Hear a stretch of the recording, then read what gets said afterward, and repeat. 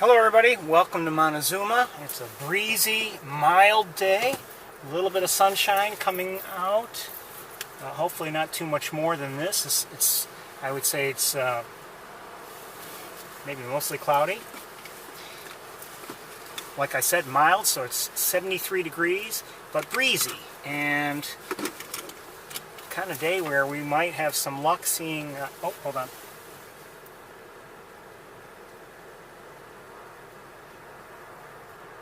Just saw some northern pintails in the air.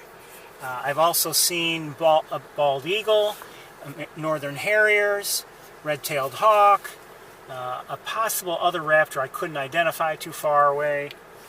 What else? Canada geese, a gull of some sort, American black ducks, and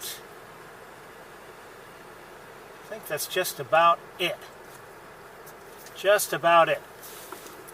Anyway, it's a beautiful day for us, at least I would say so. Hopefully it won't get too any more sunny. The sun is kind of getting a bit stronger right now. Anyway, let's get underway. I know I'm a little early. I predicted 12:15, but I made good time getting here.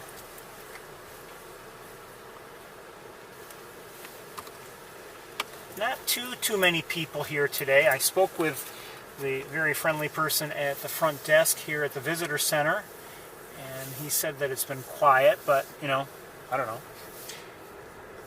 He was surprised that it was as quiet as it has been, given how nice it is and everything today. Let me see if we're all tuned in and up and running. I think we are.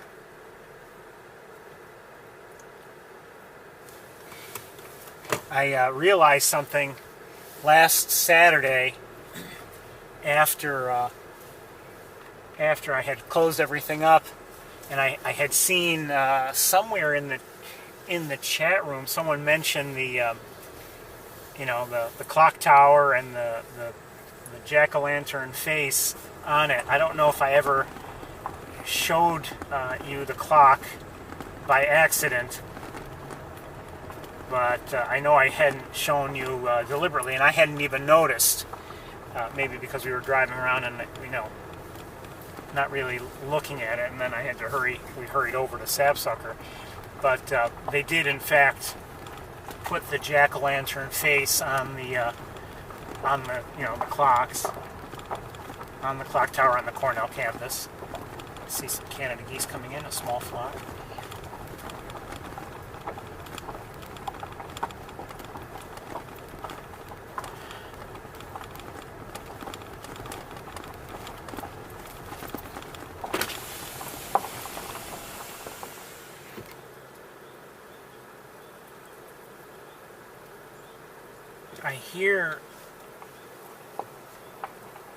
I hear bird vocalizations, but I just can't. I'm not sure what they are.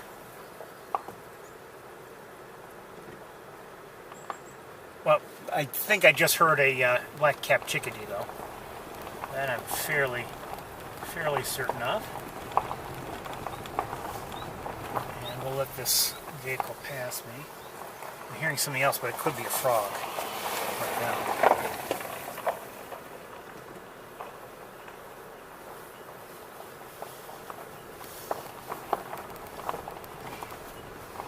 I realized as I drove here, I drove by a river, and there were some areas near it that normally are covered with water, and they were not. It was just mud. Things are cooler, obviously, than they had been in July and August, but we still need some rain. We're still dry. Things had recovered a bit, and I mentioned how water levels had receded, for instance, at, in Knox Marcellus. That's what we see from East Road. I mentioned that last week. Oh, what did I just hear? I think I just heard a white-throated sparrow.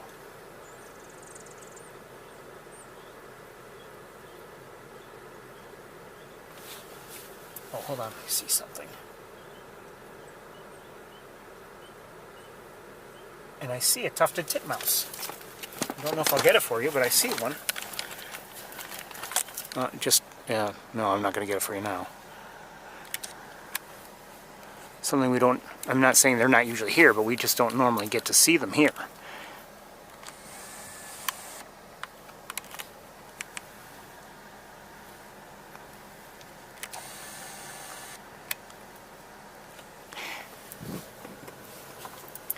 The other thing I've seen today, and here's just another reminder to bird every bird. I was at home, and I've told you about the bit of water that I have in my view. It's really a small stream, and in the winter it is usually frozen over and stuck in this season there. But lately it's just been mallards, strictly mallards. Today I looked down, and yes, it seemed like they were all mallards, but then a closer look at one of them indicated it was actually a northern pintail. And not quite yet in full breeding colors. It was a male, but getting there. But given the light and given the plumage, if you didn't take a close look, it looked like it could have been another mallard. But looking more closely, it was a little smaller than the mallards, and obviously had some different coloration. And I'm not sure, but it may have been the first time I had ever seen a pintail there.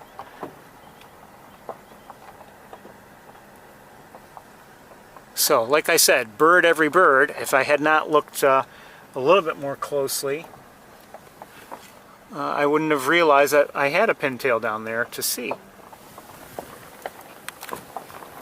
And I would have to imagine that it was, maybe had roosted somewhere with those mallards, the day before or overnight, and then maybe took off with them in the morning, and they made their way over to that stream, and it just, we're all together. Okay, I just saw a sparrow of some sort.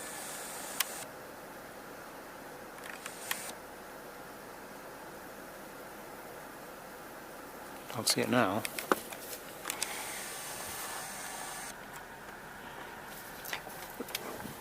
Bird every bird. It's not a saying that I came up with, but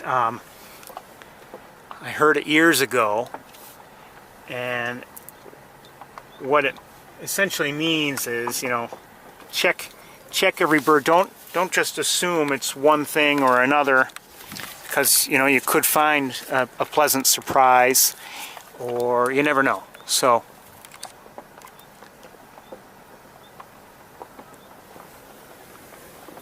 some Canada geese.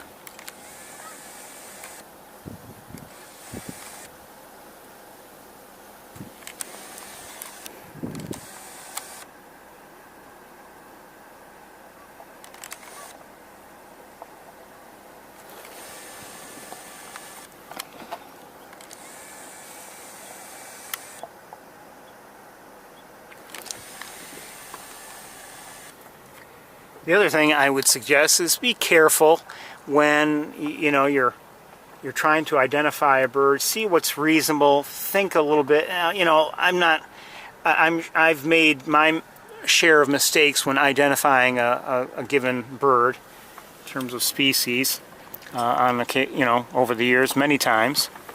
But for instance, I saw in the I think it was yesterday, someone had posted in the Montezuma area, had posted seeing a hybrid Canada goose and snow goose, and included several photos, and even wrote a description and everything. And I can appreciate someone's enthusiasm, but you know, again, I could be wrong, but I don't believe it was a hybrid Canada goose and snow goose. Actually, it looked more like a dark morph or blue morph snow goose. And if you may recall, they have darker feathers but a white head, and that's what the photos indicated. Not some kind of a hybrid. So someone's out of her car taking photos. I don't know what she's taking photos of. And she's getting close, and she shouldn't be there. Stay in your vehicle there. Maybe she sees something really special. I don't know.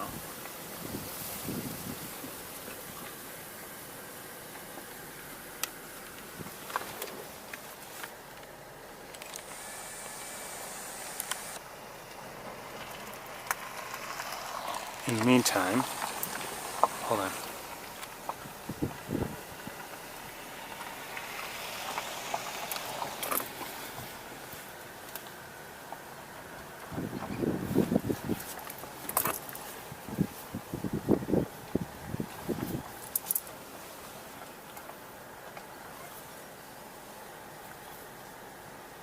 I should go tell her to get back in her vehicle. She shouldn't be there. Let's take a quick look at, oh, there's some shorebirds and some ducks. Look like greater yellowlegs to me. Mallard, but who's that? Green-winged teal. Another one.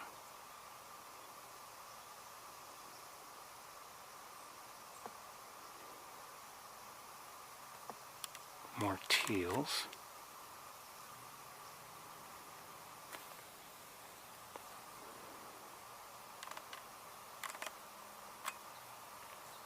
Do we have pintails there?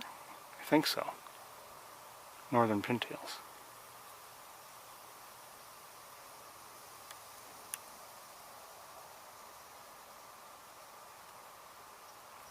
And, oh, we have gadwalls there. And is that what I think it is? Is that a near the gadwall? I think so, yes. Near the gadwalls, that looks like, yes, an American widgeon. So a nice variety of ducks here.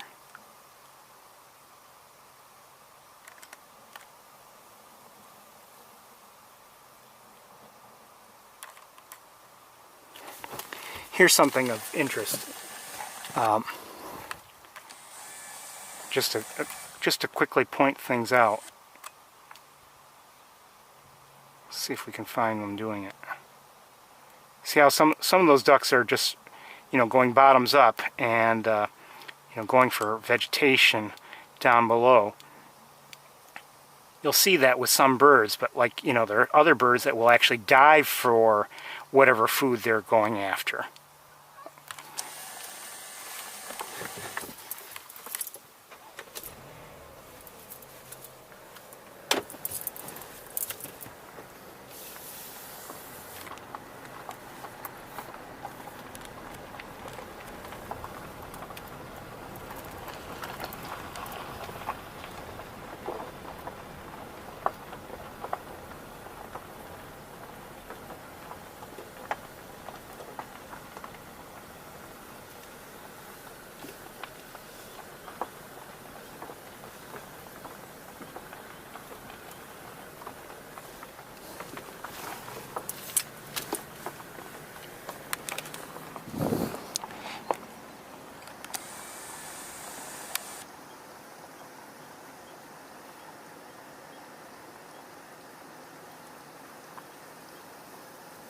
Oh, who's that? That's a green-winged teal there, but was that a... I think it's a green-winged teal.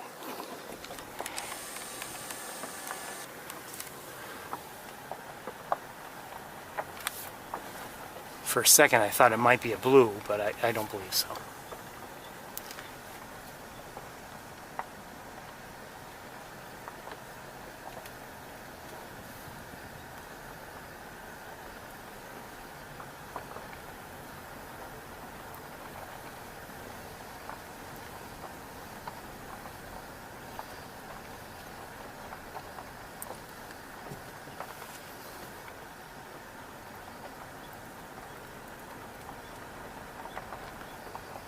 So let's stop here for a moment.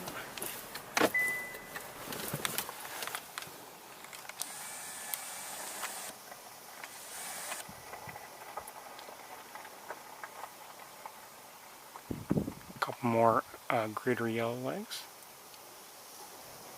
By the looks of things. And then we have some gulls here. Who are they? They, to my untrained eye, they look like ring-billed gulls. And then farther back,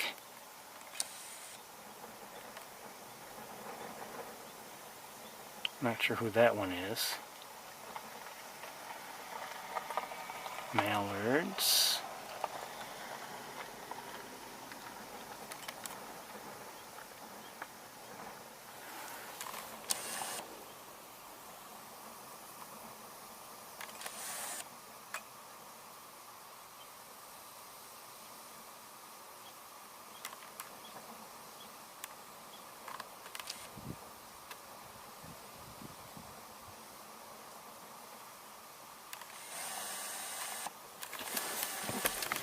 Okay, let's keep going.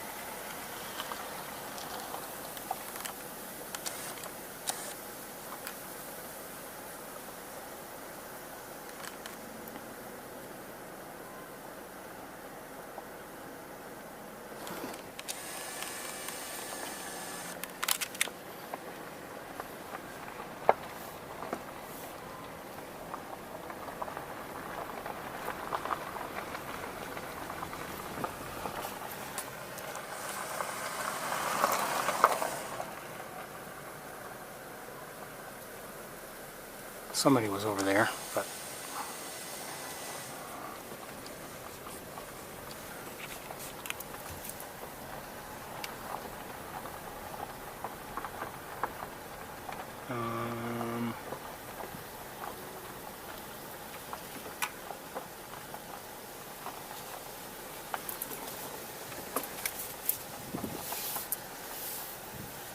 hold on a second.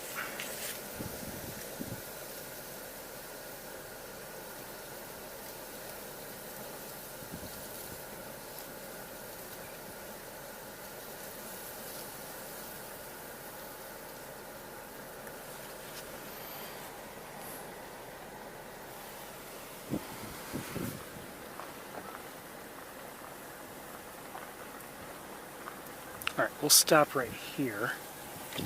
And this is as bad or as good a place as any. And we'll switch cameras and we'll see if we can take a look. I think it's mostly Canada geese. Oh, hold on.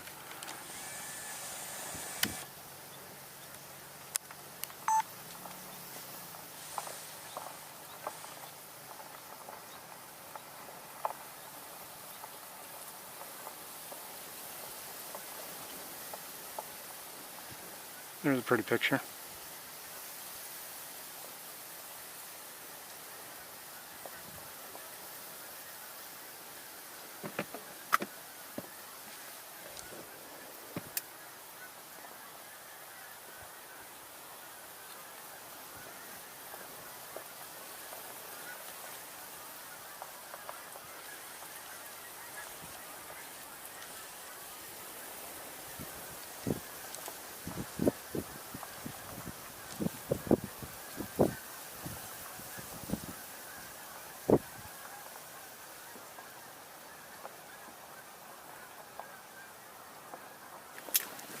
You can see there are Canada geese and northern pintails out there, and things are settling down by the looks of things.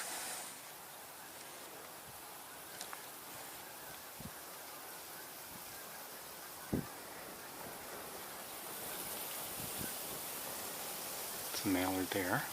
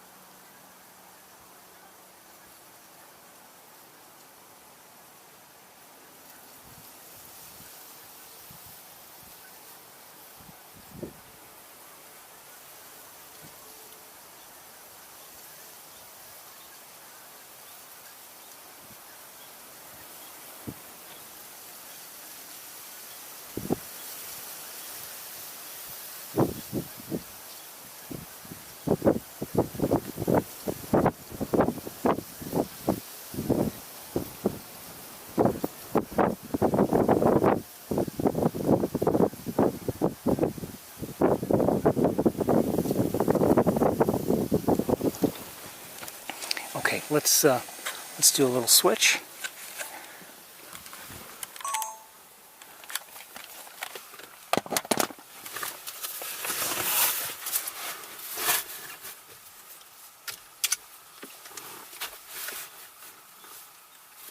Uh-oh, hold on, got a problem. That's not good.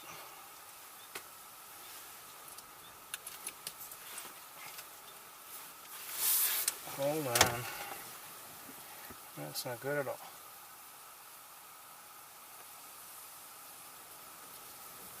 Oh great, that just broke.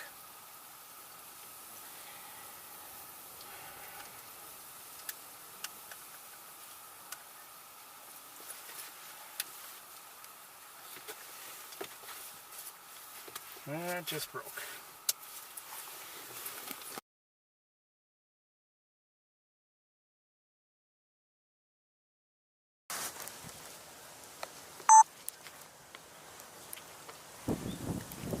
Okay, so we've seen mostly Canada geese and northern pintails, but there may be some other things out there. We did see also a mallard in flight, for instance.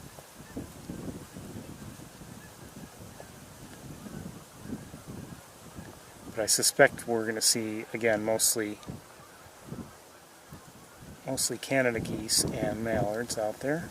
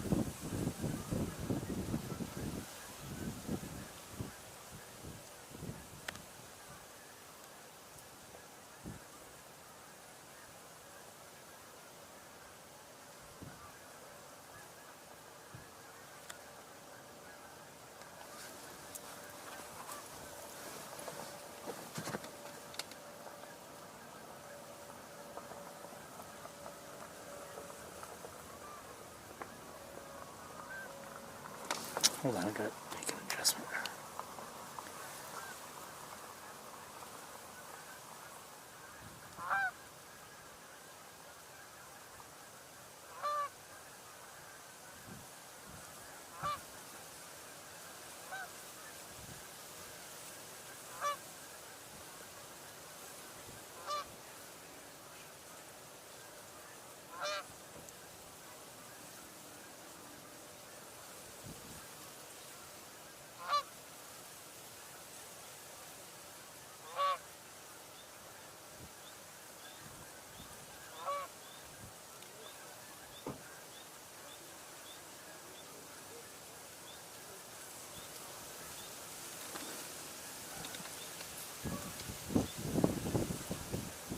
Hold on a second. Some people are out of their cars and they're looking at something. Not sure what they might be looking at. I don't see anything.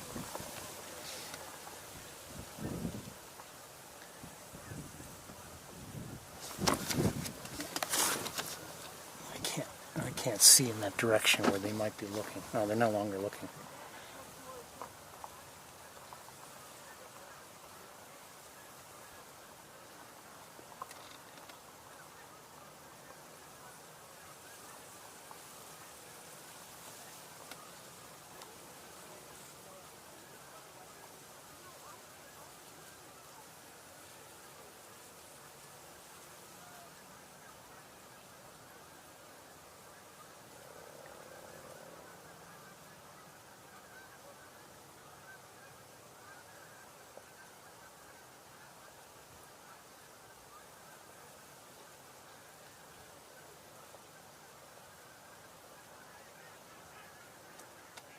Just heard a mallard.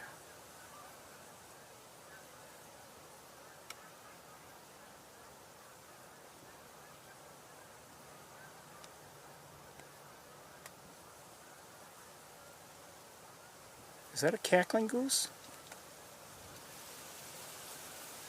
Are these cackling geese? Look how small their bills are. I think they are.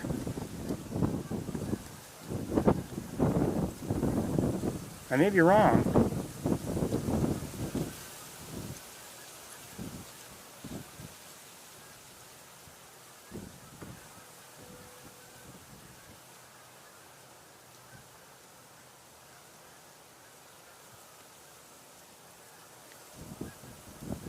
Their head shape is a little different.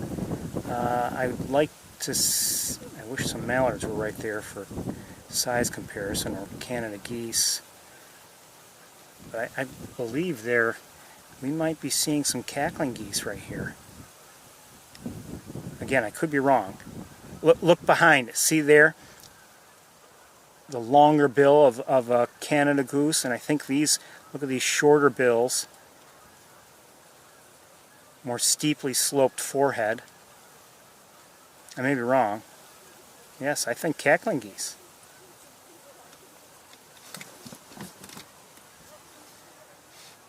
If I'm not mistaken. I've been mistaken before.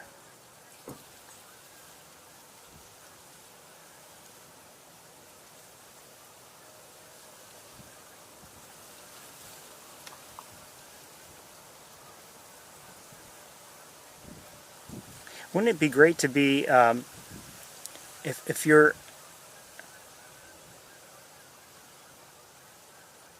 can you imagine being a teacher, a female teacher, with the last name taken, and having your students all call you mistaken? Sorry.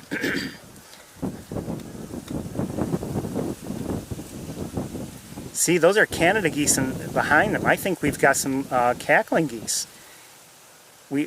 Yeah, and look, I think one thing. Look at these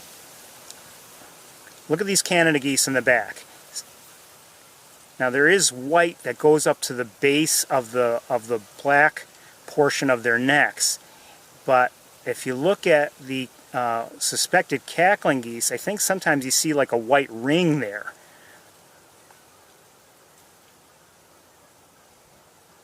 At least on one of them, I saw that.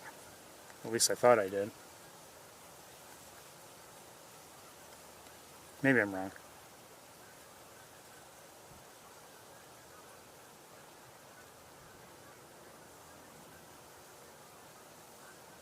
Of course, everyone has to put their heads down so we can't see them.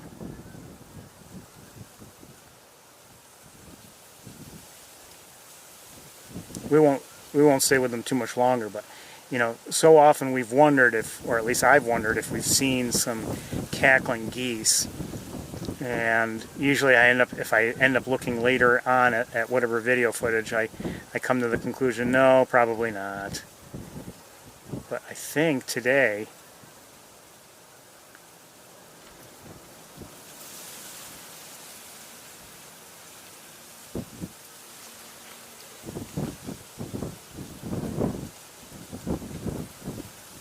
I think we're almost certainly seeing some cackling geese. See how the slopes of those Canada geese, the slopes of their foreheads, they're almost right, you know, a little bit more in line with their longer bills. These have, well, I don't know about the slope of the head, but these seem to have smaller, more dainty bills. I would say almost guaranteed that we're looking at cackling geese here. I could be wrong.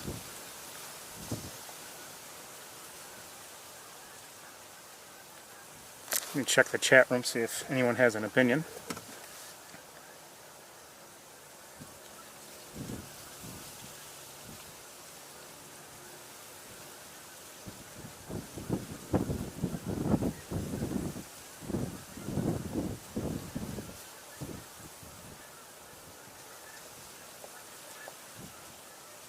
I think I see some agreement there in the chat room. Nice to see. Look at how, look at that one also. Now there is some variation with Canada geese in terms of their coloring. They're not all perfectly colored all the same exact way, but you look at these geese that I suspect are cackling geese. Look how some of them, it's almost like the white cheeks go and cover, that white covers even more of that neck right below the head. At least on one or two of them anyway.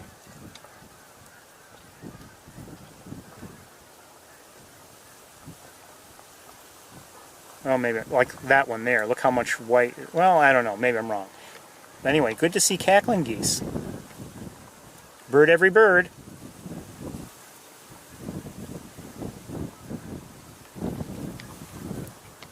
Well, we can't bird every bird here. There are just too many. But the point is, it's good to look a little bit more carefully sometimes.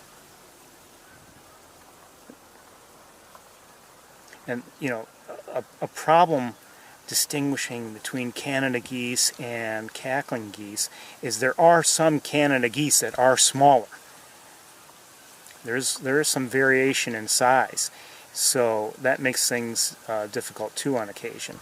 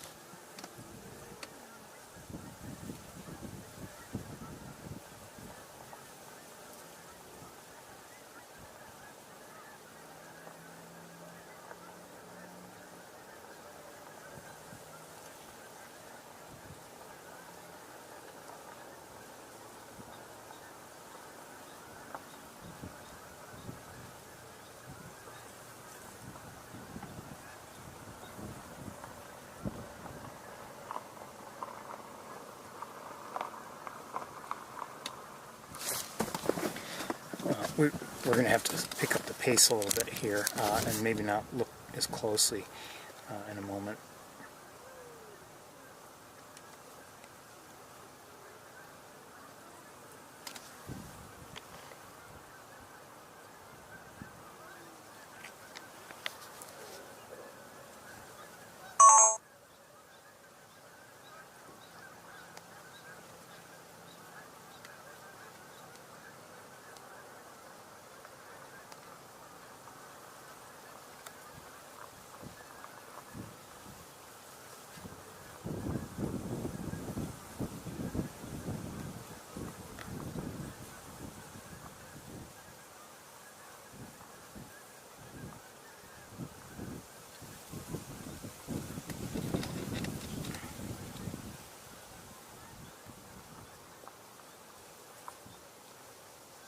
There's an American widgeon there with them. A couple of them actually, male and female. There they are again near center screen.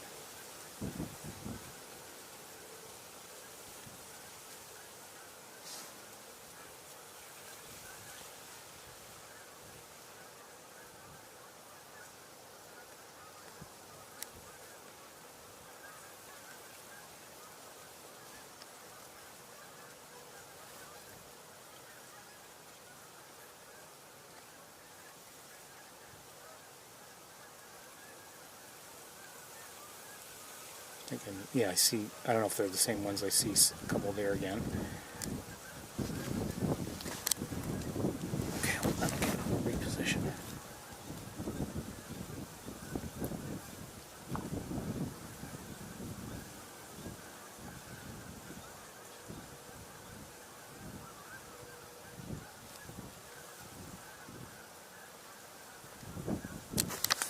Okay, let me. I'm going to back up for a moment. I want to look out. Granted, I'll probably miss some things, but I would have missed the cackling geese, for instance. I want to look with binoculars, just see if we should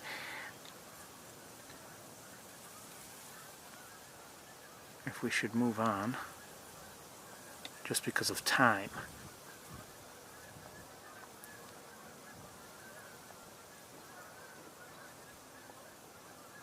Okay, I think we will. Let's see if we can.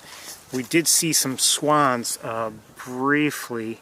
Let me see if I can find them. And granted, they're far away, but let's take a look as best we can at them.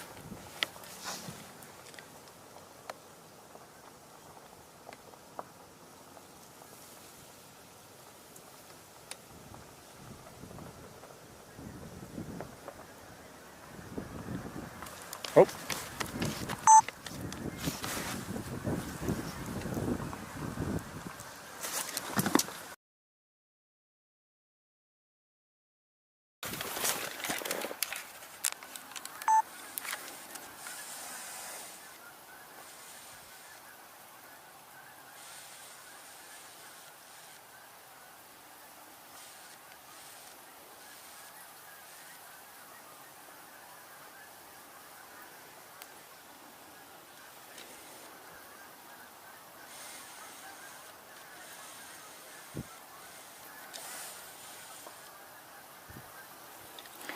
I'm not sure what might have prompted that.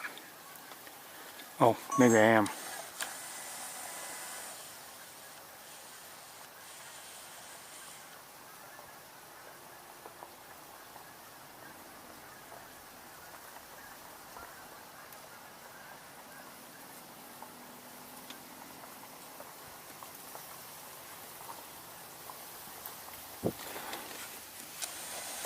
Hold on.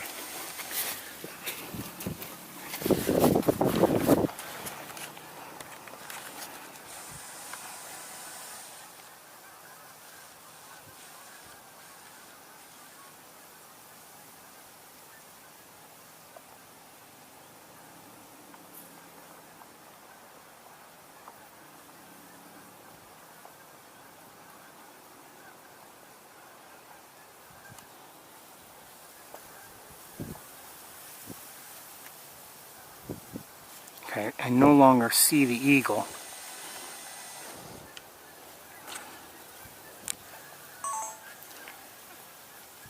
We're gonna move on.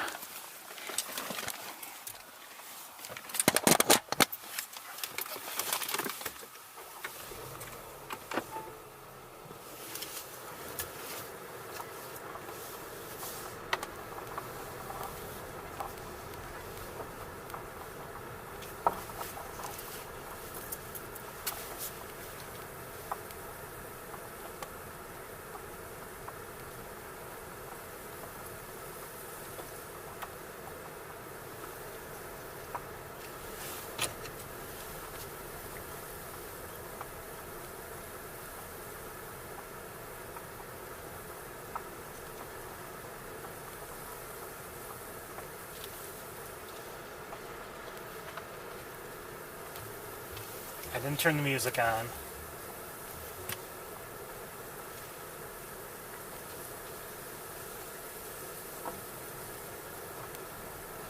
I didn't turn the music on.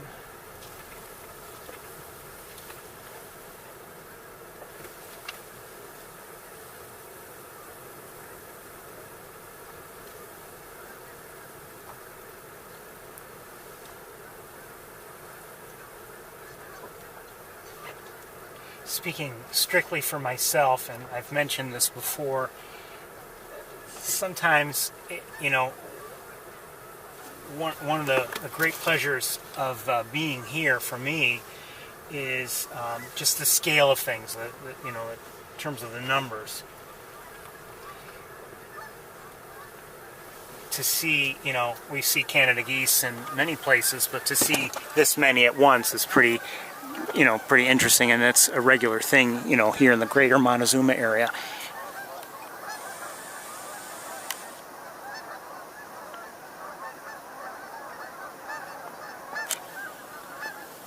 Let's just take a listen. Hold on.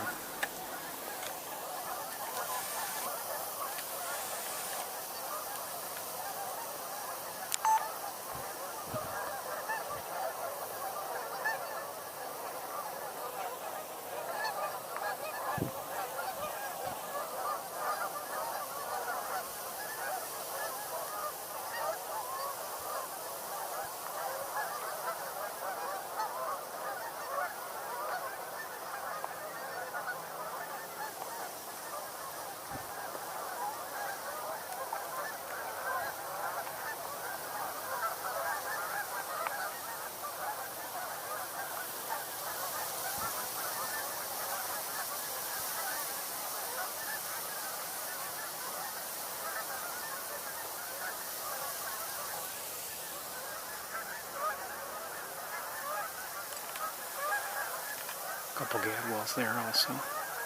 3, 4.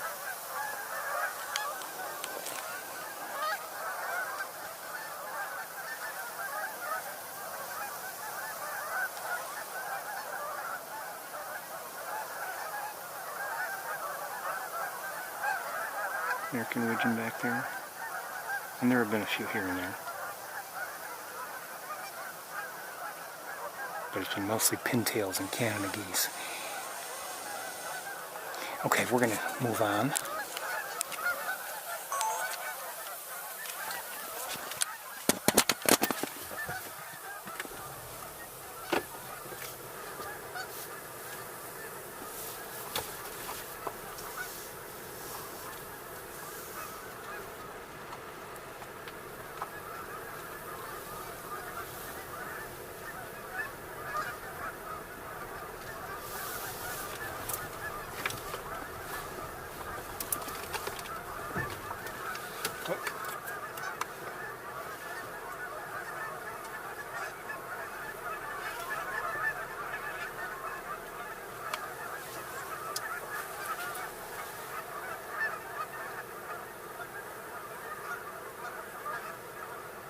I'm not going to be able to show them to you really because there's too much vegetation, but I just saw 2 American coots.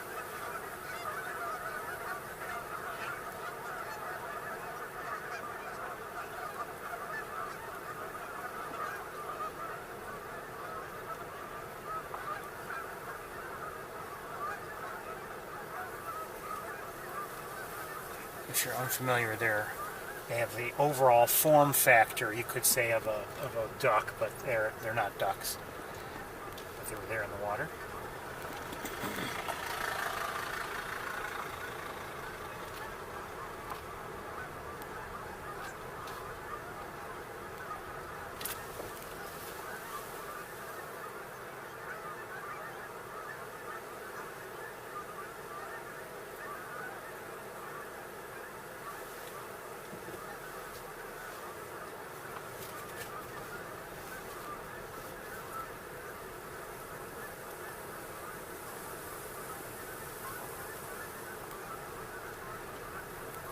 I see an eagle, I believe, maybe in that same spot where we saw the eagle last week. Same tree.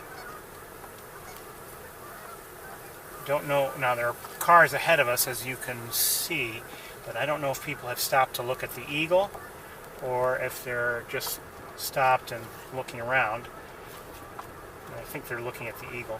We'll see if we can take a look at the eagle too. If we can. I don't want to spend too long looking at it, but and quite honestly, I kind of considered putting some of the footage from last week on YouTube. I just never got around to it. Yes, people are looking at the eagle.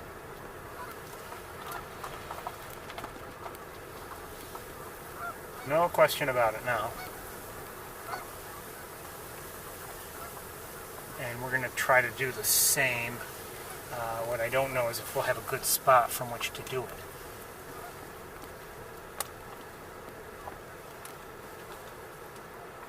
Might be on the same branch.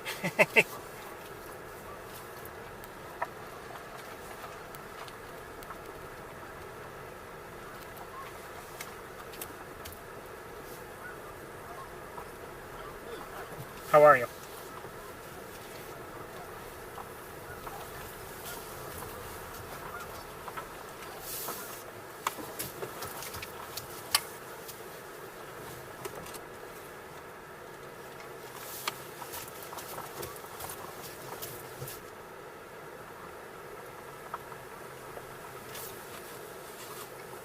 Let me look at the binoculars for a second.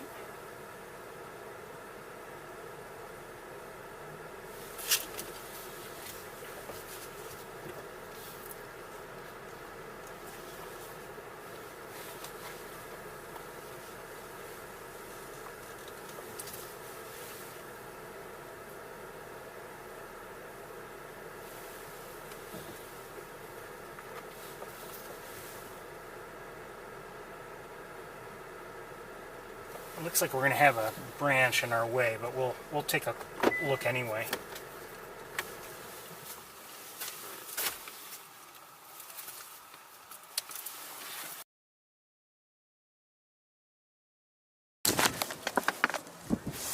Uh-oh.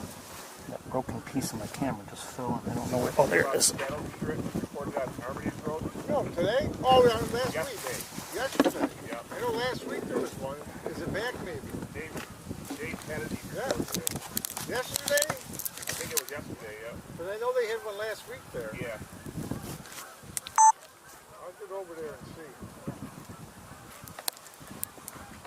Last week's lighting was better. I did a flush count yesterday. A what count? Do a survey of the wildlife. Yep.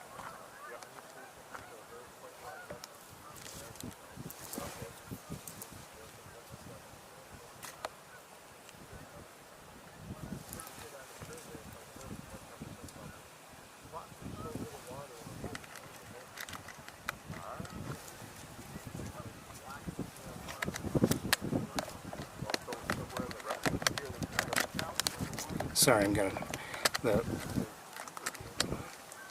memory card cover fell off. There we go.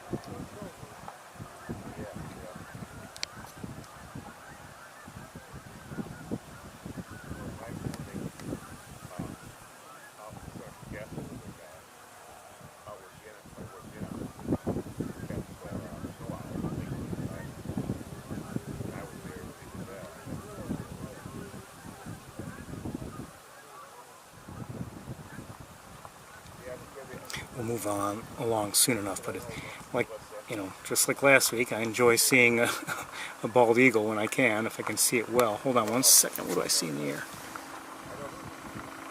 I see a turkey vulture in the air, in the distance.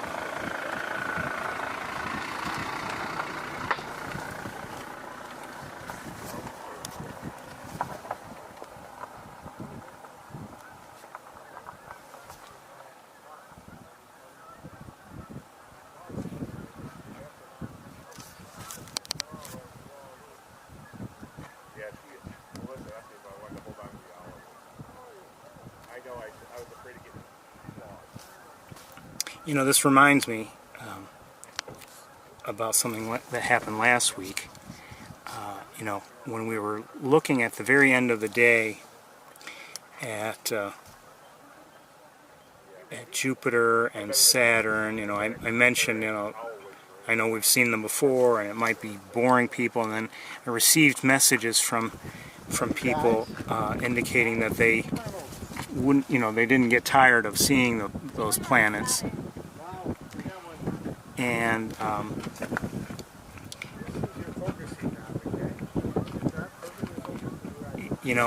quite honestly, that I was happy to hear that that people still enjoy, even though we've seen them before, the planets, that they enjoy seeing them. And I plan then on continuing to look at them. And there's always the hope. And we're going to move on now. There's always the hope whenever seeing anything. Whatever bird, even if it's a bird you've seen, if I've seen it 100 times before, that species, there's always the hope that this time will be the best viewing I've ever had. Okay, we're going to move on. Nice to see this bald eagle.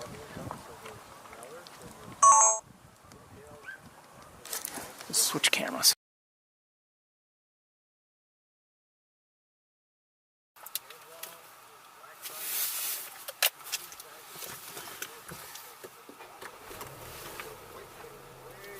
Alright, don't have much room here to turn around.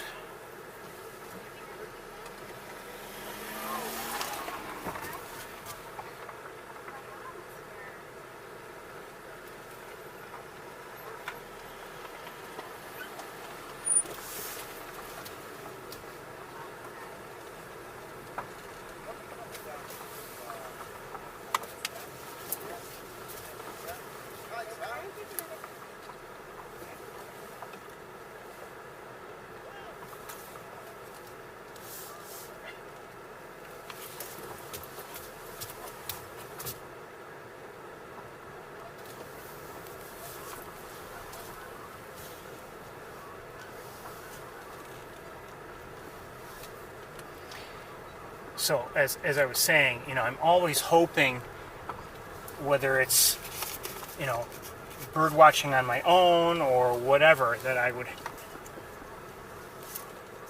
Oh, hold on. Some kind of shorebird. I'm always hoping to get a better look. Let me see if I can put this cover back on. That's better. I'm always... Again, even if it's a bird that I see every day, I'm hoping for a better look, that maybe a good close-up, or maybe just, a beautiful background, or whatever. I'm always hoping that happens.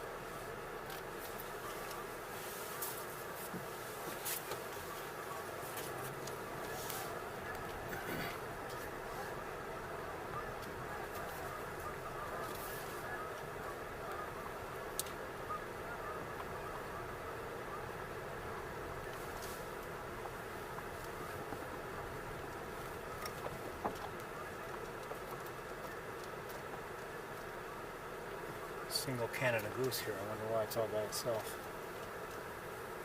Hope it's okay.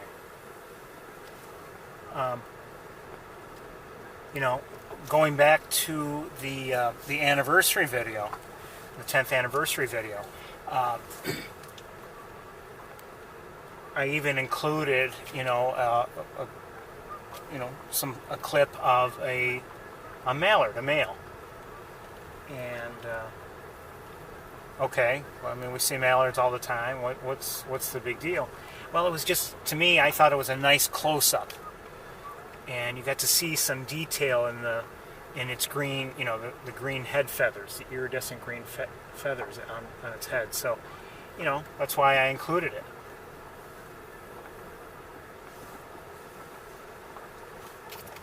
I believe, a pied-billed grebe. It was there.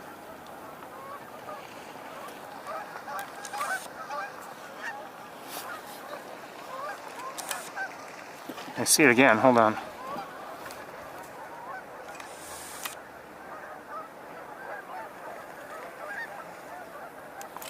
And it, another bird that has the form factor of a duck, but it's not a duck. And actually, that's a relatively small bird, the pied-billed grebe. Is it just one? Maybe just one.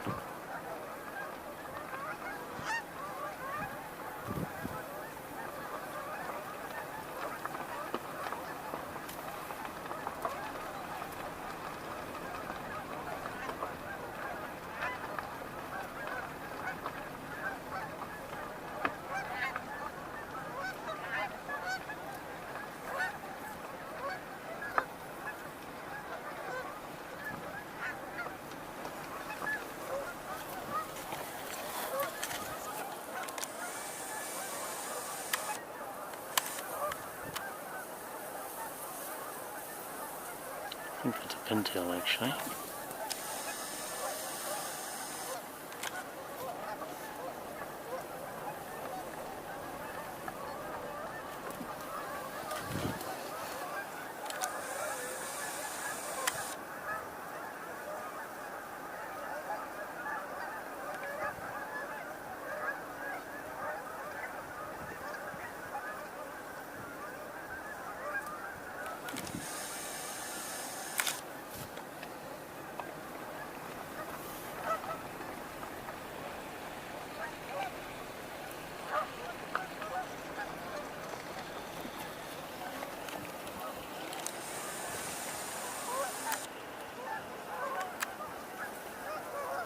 That is a northern shoveler.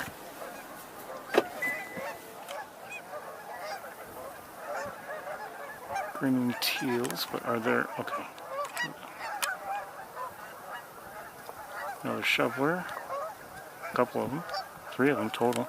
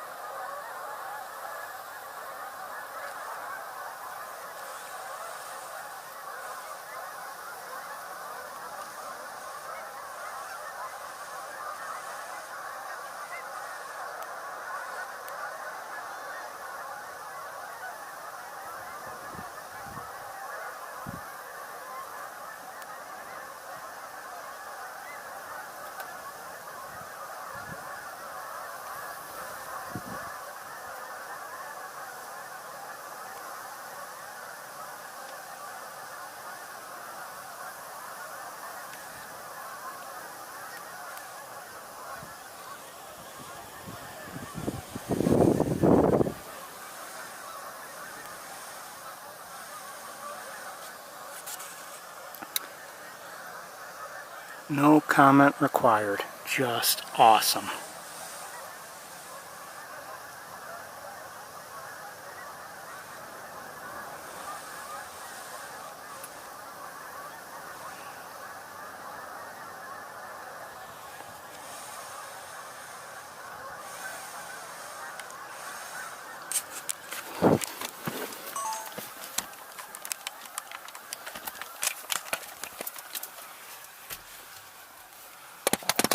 I don't know what prompted all that.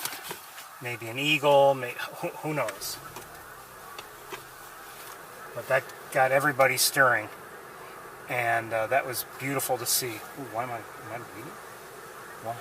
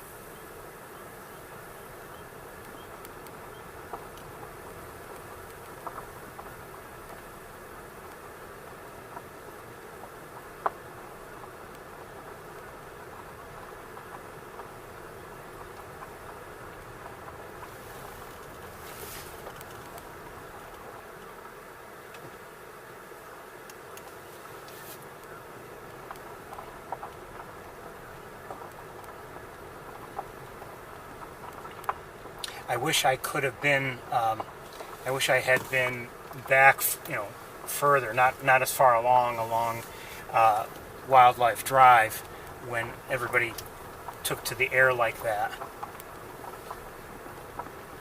But I think we saw it fairly well. And I wish I knew what caused it. Again, maybe an eagle. Who knows? But I was just saying, sometimes it's just the sheer scale of things in terms of number of birds here that make it special. Each place we go to, any place can be special in its own way, certainly.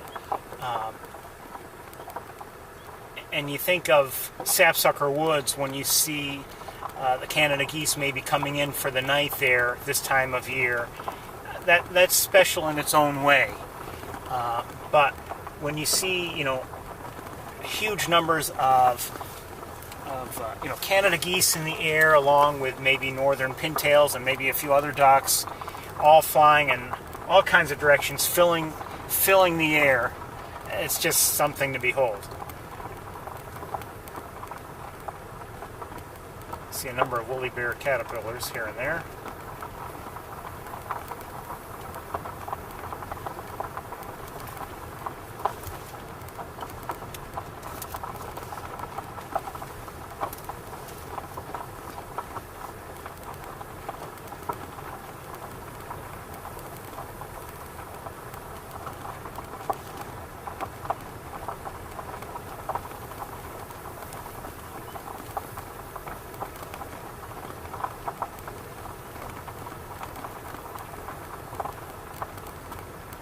if you're joining late or anything like that, it's really a mild day here. It's 73 degrees. Not bad for November 5th. I happened to be walking the other day, on my street, and a neighbor was walking in the same direction, and it was mild the other day too. And I didn't like what he had to say. We're going to pay for this nice weather later. Meaning we're going to, we'll make up for it with really nasty weather or something. And I didn't like the sound of that.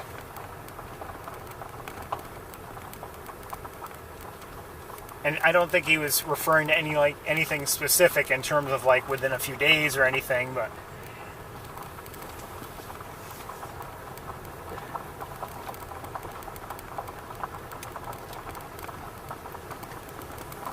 I didn't like the sound of that.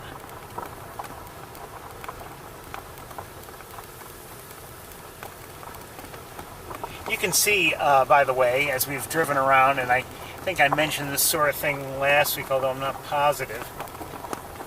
In terms of leaf coloration and everything, we are well past the peak here.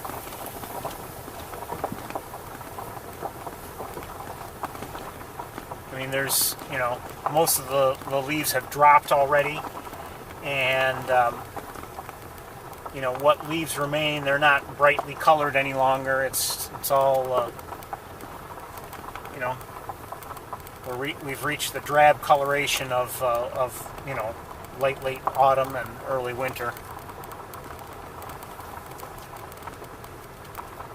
Obviously, we still have green from the grass and other vegetation here and there, but like I said, in terms of autumn colors, we're pretty much done.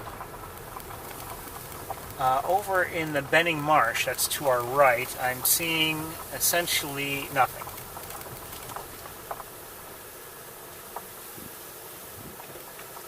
Bird-wise. I don't see.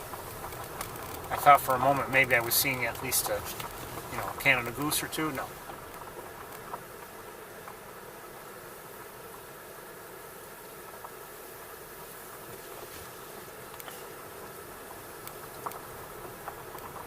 I did, while we're here, I did post something on MeWe yesterday of slight interest, and it just involved the usage of some footage that I recorded years ago in some promotional videos for a line of skis and snowboards and outdoor apparel. So if you're on MeWe, you might want to consider looking at it.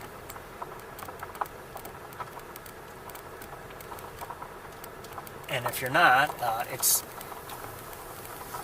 I think basically you would look for the artist who was inspired by red-tailed hawks in terms of the design, the graphics for these items. He was inspired by red-tailed hawks. Anyway, his name is Vernon, Vernan, Kee, Kee.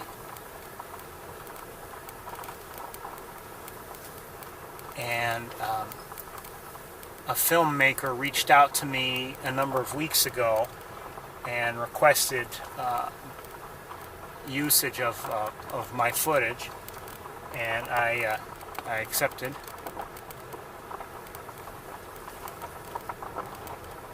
And just in the last few days, I believe some of the videos became available.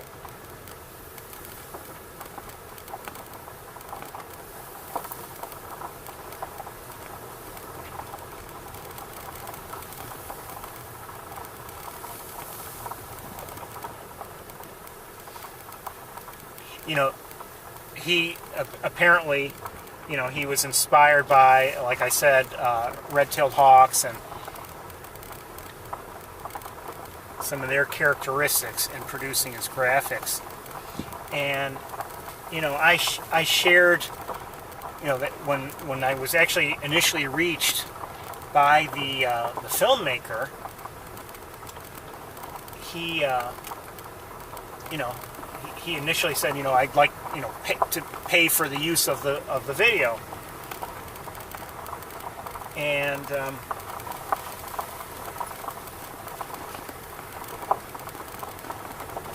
you know, for me, I'm not looking for payment so much,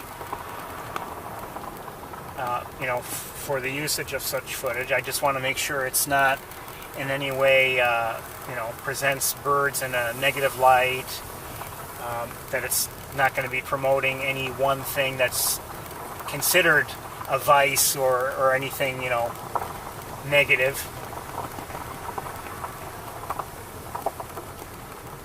And, you know, so I was happy enough to lend the footage. But for me, it's always been about, you know, I'm happy to have one of the hawks that I've seen appear in either a video or a movie or whatever.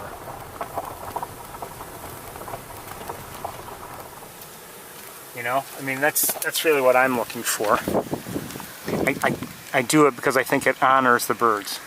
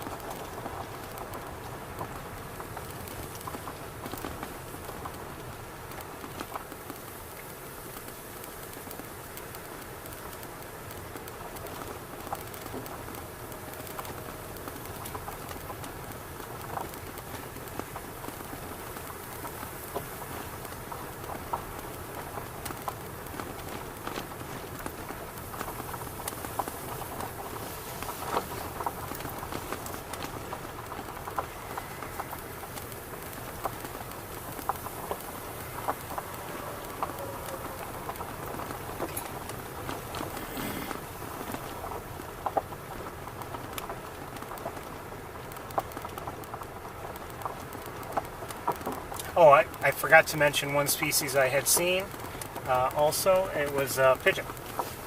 I had seen pigeons. Before I started everything up, I had seen pigeons, a bald eagle, northern harriers, red-tailed hawk, a gull of some sort, American crows, Canada geese, American black duck, and that was about it. That was before I started up.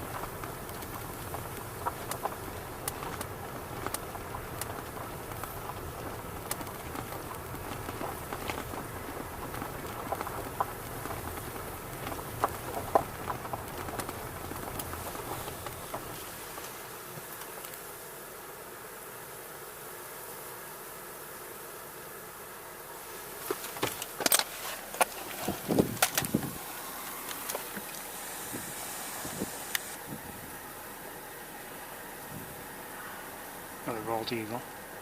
It's through the windshield. And there's something else up there. I think it was a crow.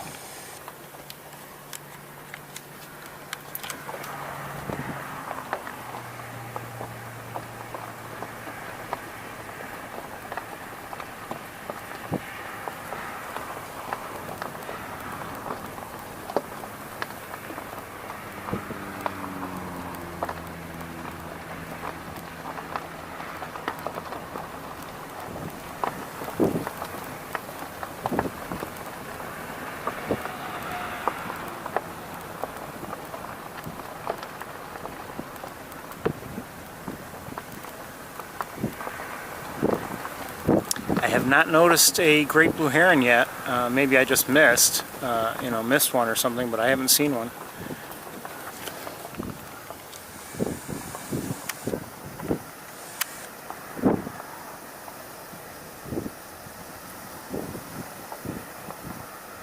greater yellowlegs by their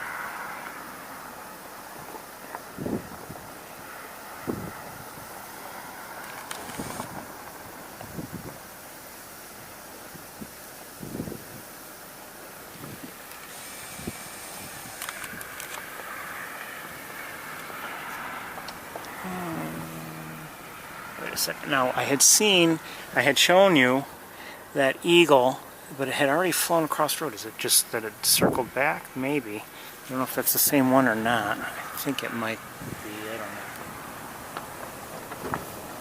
know.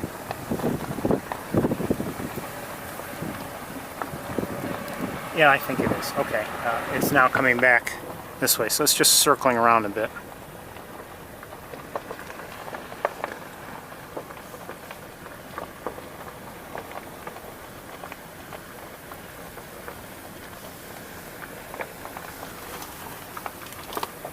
It's now above the highway, so it's flying around. You know, this kind of breezy weather, sure, it can present some problems, but as I've noted before, sometimes it can lead to you know, some good flight activity by the larger birds.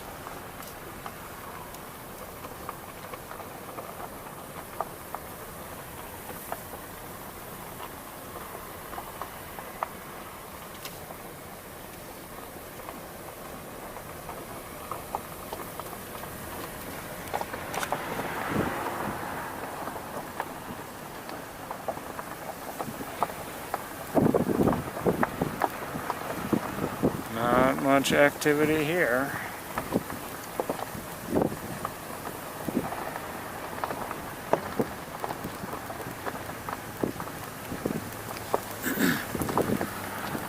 By the way, if you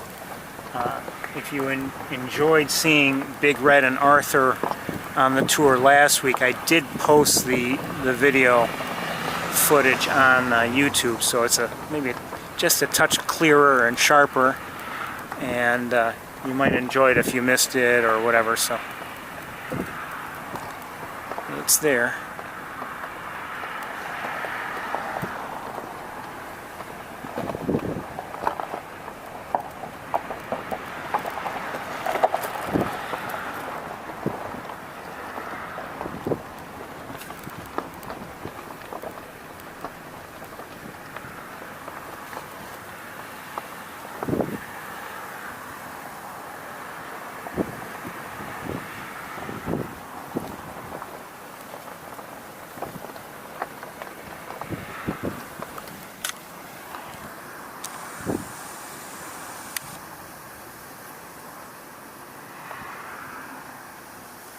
Canada geese out there.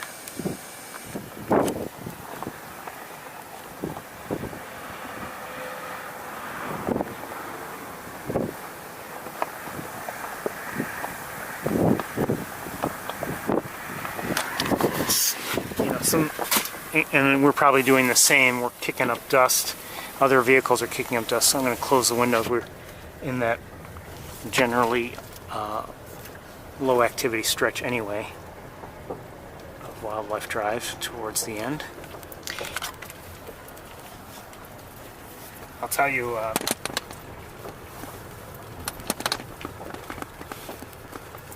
last few days I've been going to a local area for me, and there's been a rare bird there, and you know, someone noticed that it appeared that one of its wings was damaged, and I agreed. I mean, I could see something wasn't quite right. Didn't know if it could fly or not, and it was a duck. It was a surf scoter, and wasn't sure it could fly. I suspected it could just because it was there, you know, where it was, so it found its way there somehow, but it could have been, you know, that it just swam there. I don't know. But so it was there at least a couple days, and for all I know, it's there today as well. But I went there yesterday a couple of times. I see a number of crows, by the way. 5 of them. No. 8. Make it 8. 9. Anyway, I went there at a couple of different times yesterday, and I never saw it. And I was only there briefly early in the day, but later in the day I spent, not a huge amount of time, but a fair amount of time looking for it and not seeing it. And I realized, I think as I was driving to that location, I thought, you know what, I don't want to see it. I hope it's not there. And the reason why is because, my thinking was, okay, if it's not there, maybe it flew on. Now, it could have just, decided to swim along and go to an area where I couldn't see it, or I simply missed it. I don't know, but I found myself glad not to see it.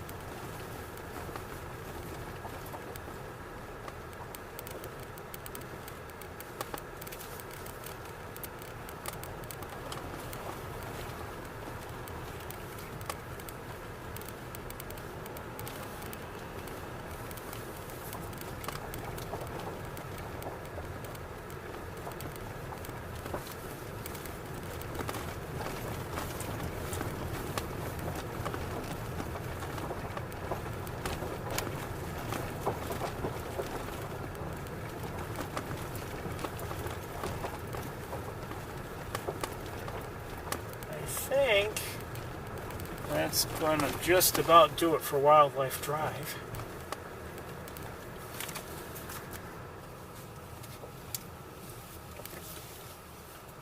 Yep, it's official. Not too bad though.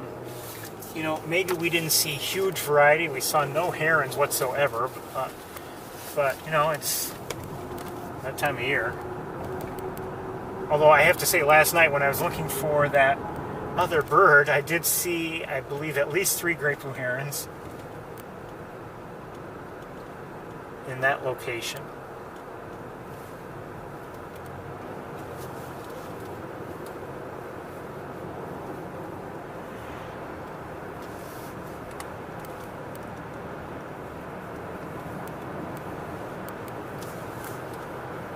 As I drive around, I indicated this earlier, we're well past the peak of autumn. Looking around, the trees are mostly bare.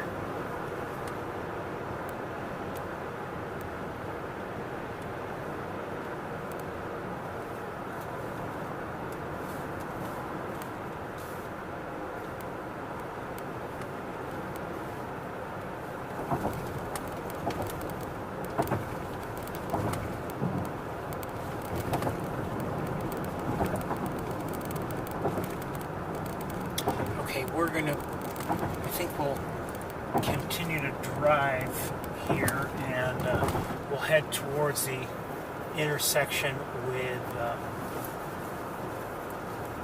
we'll eventually get onto Armitage Road, I think.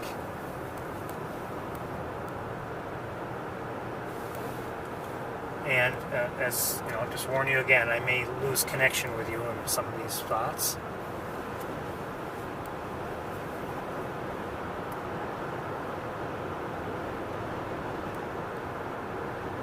To our right, it looks like they're harvesting the cornfield here. Let's see a couple vehicles at work. Pigeons to our left. Probably about to land on those wires. But often it seems to spike up when we're here on this road. But it's certainly a mild day. All right, we're going to take a left turn here. I may lose you if I haven't lost you already.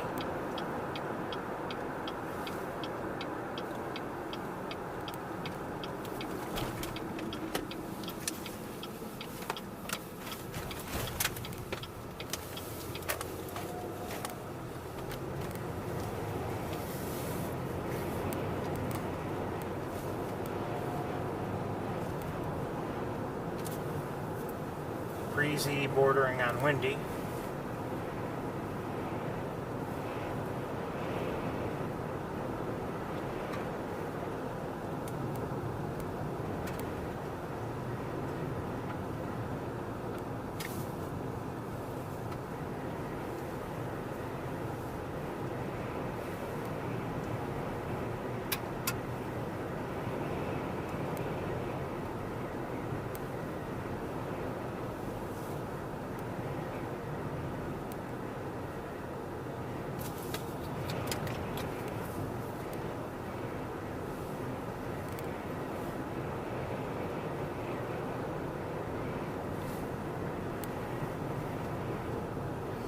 I don't see any cars up ahead, so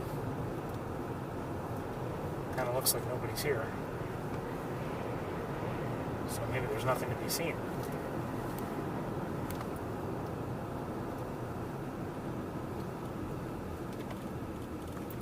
Just take a quick look with binoculars, 1 second.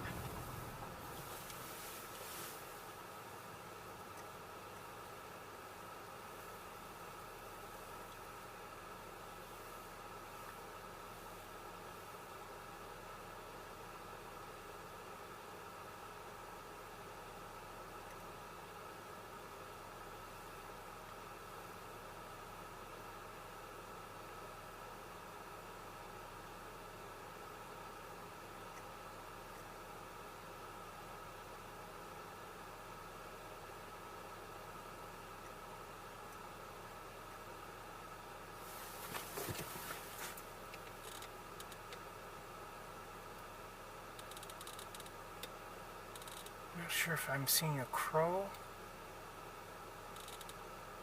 It's a black bird, constant flapping.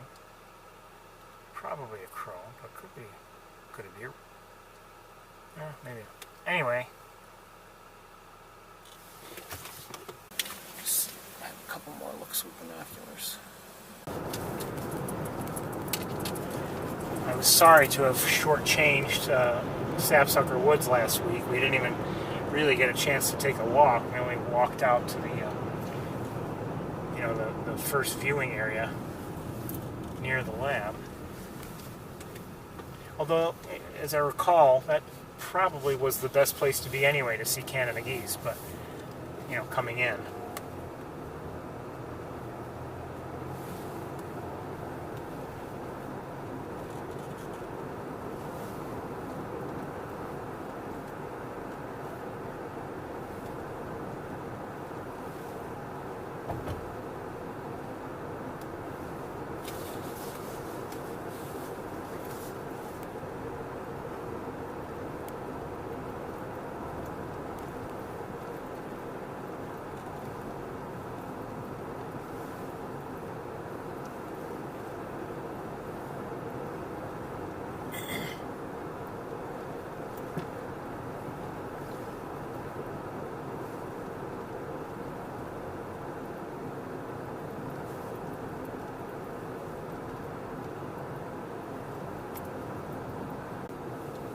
Sorry, I happened to see that I had become disconnected. Anyway, I was just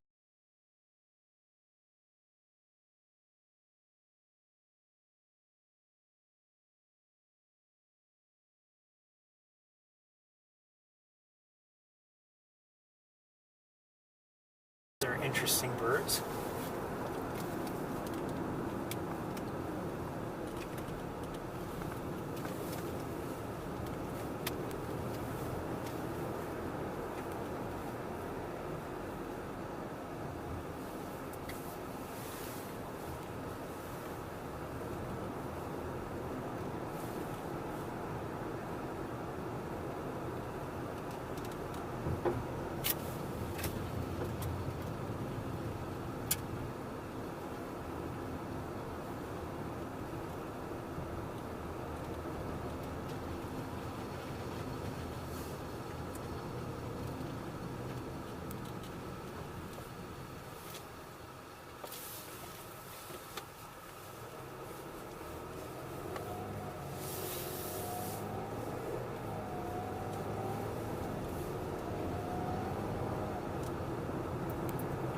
connections along these roads are a little sketchy at times. Apologize for that.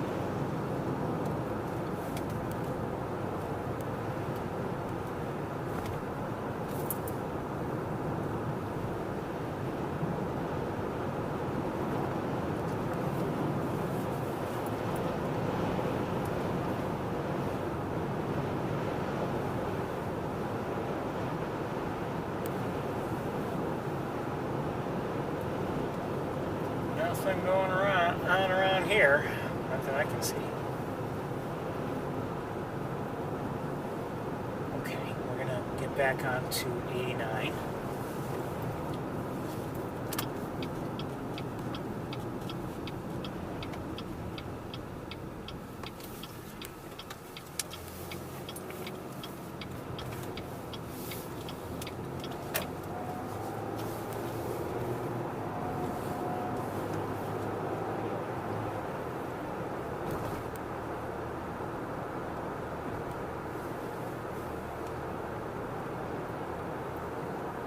It's really just a beautiful day. Maybe not perfect for long distance viewing, but it's just a gorgeous day to be out and about. Maybe take a walk. Some Canada geese to our left, by the way.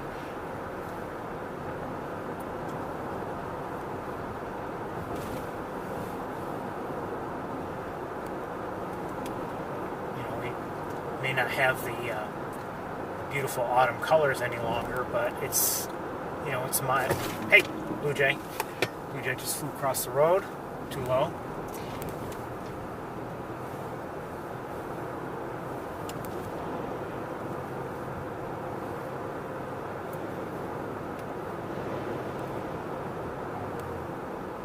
What's that up in the air? Pull over, I just want to see if I can figure it out. Probably a crow. Oh, I don't know. I don't think so.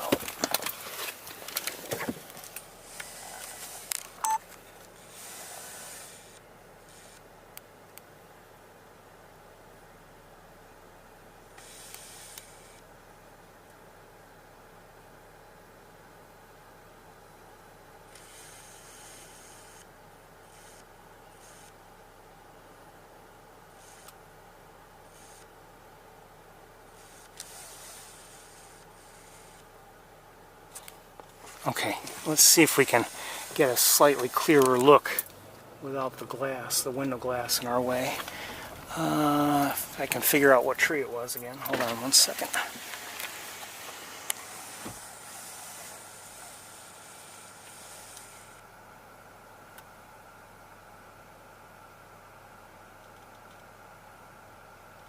I'm thinking red-tailed hawk.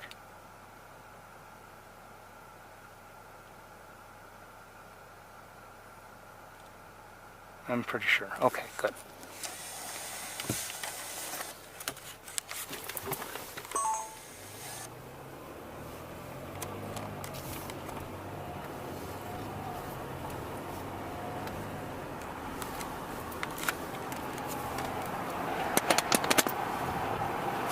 wasn't very close, so we're not going to try to study it.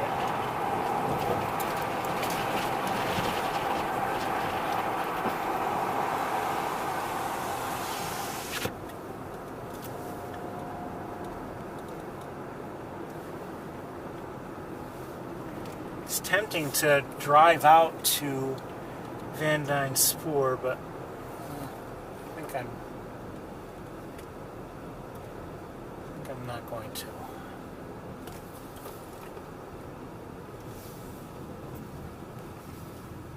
See some pigeons.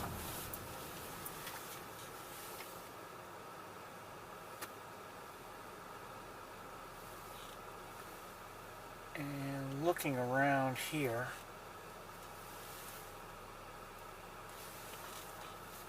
no large flocks of anything.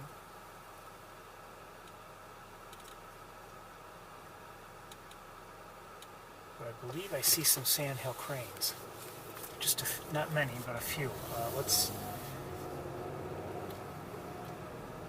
go see if we can maybe possibly get a better look at them. I'm not even sure they were cranes, but that's my thinking.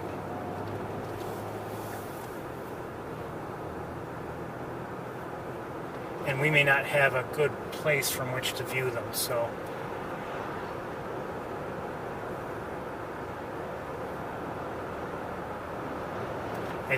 well, I don't know if you can see it or not, but the fields have been harvested.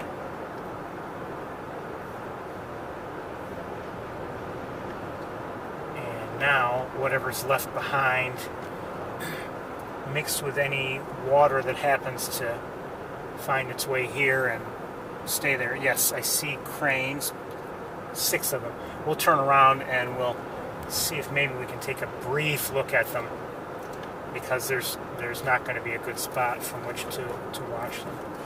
Let's turn around in here. You know, maybe we can look at them from here. Won't be a great view, but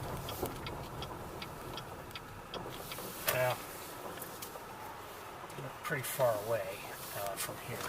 All right, let me get things ready so we don't have to spend any extra time setting up.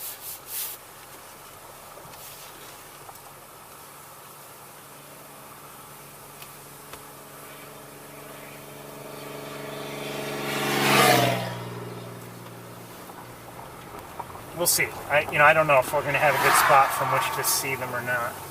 Probably not. I'm just going to stick with this camera. The camera we're looking through right now, just for a quick look.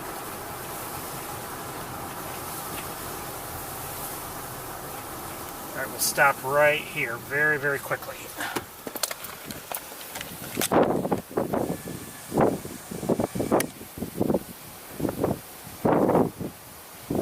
It's too bad, though. Well, you know what? We are going to stop. Let's see if we can get away with it.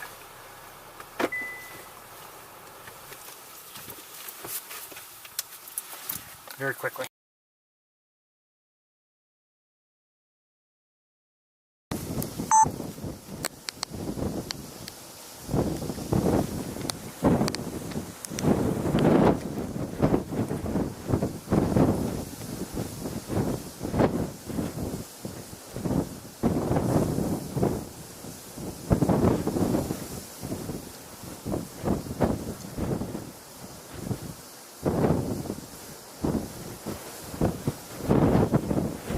Just a quick look, because we really shouldn't be here.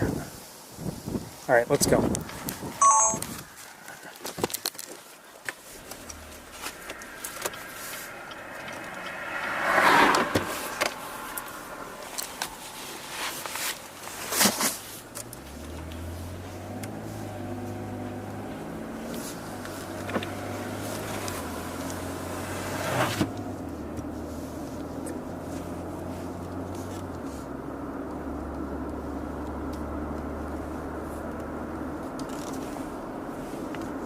Maybe we'll see more elsewhere, but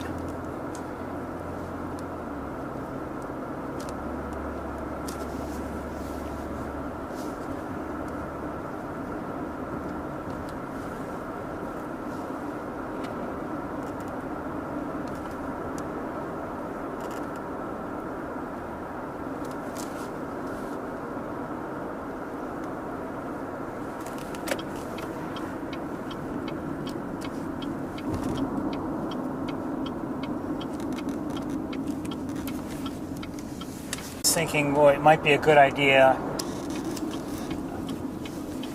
Okay, welcome to East Road. I may lose you here, I often do.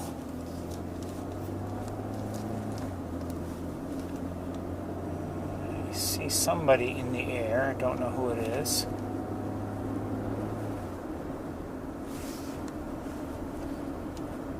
Looks like a raptor of some sort.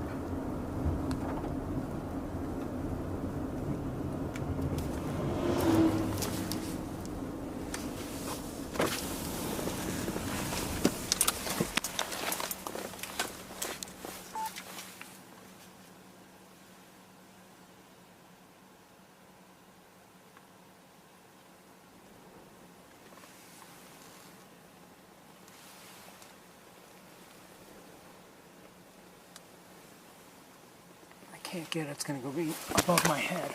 And yeah, on the other side of me.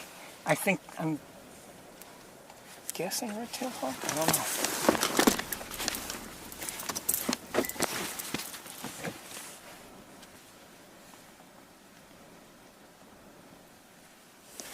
know. And now I can't see it.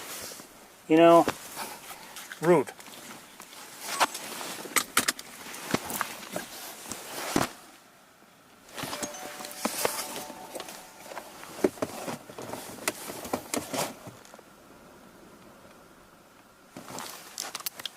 Black screen with sound. Black screen with sound. Oh. Oh, no. Sorry. Sorry. You don't have a black screen. You had a dark screen. You were facing the just the door. Sorry. I didn't realize I hadn't switched back.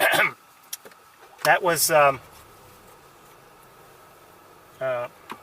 don't know. I can't blame, there's nobody around. I can't blame somebody else. Anyway, I saw, it looked like a red-tailed hawk in the air, but I'm not sure. It was some kind of a raptor. I think it was a red-tailed hawk, but I'm not positive. Sorry. You know what happened is when we looked at the sandhill cranes, I brought the camera back in the car, and I never switched cameras. So, well, we will be...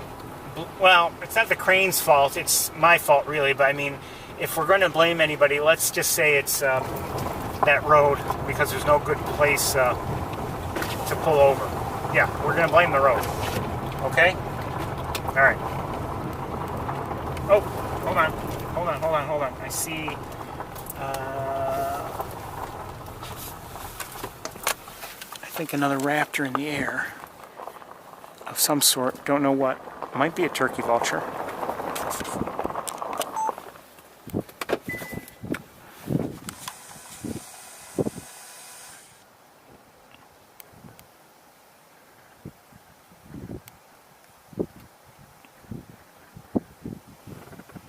I think it's a hawk.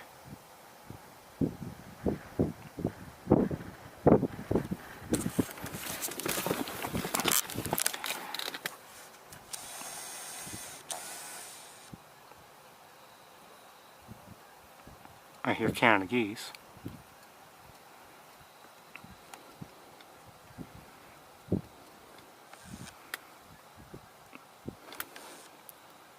Okay, we're going to let that one go. It's behind me.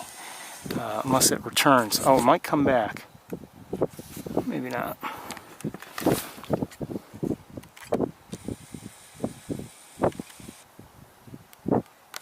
Okay, it's out of sight now.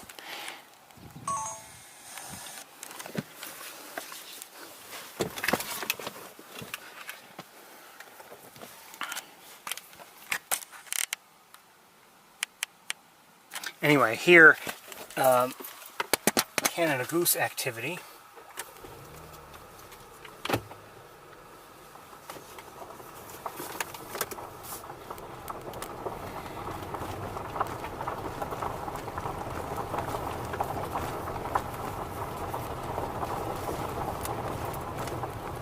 Looks like they worked on this stretch of the road. It looks like something happened to it anyway. I didn't think they really needed it. I thought they had done, maybe it's just been used a lot and it's turned up the rocks a bit. That's possible too.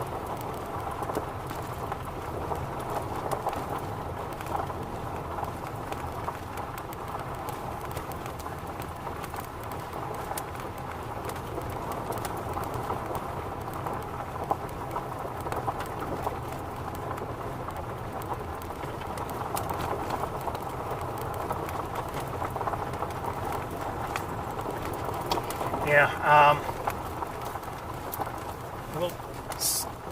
let's pause here, and there are a lot of Canada geese down there. Let's take a quick look with this camera and see what we're up against.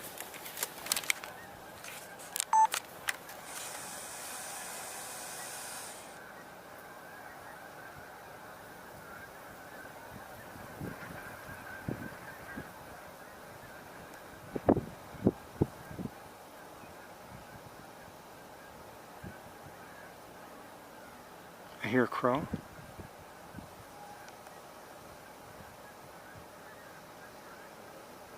Are those cranes? Or swans? I don't know. Those are cranes. So, oh, lots of cranes.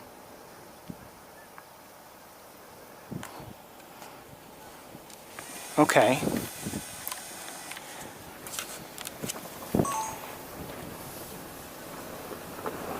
Now I'm starting to wonder what equipment we should use and what we should do.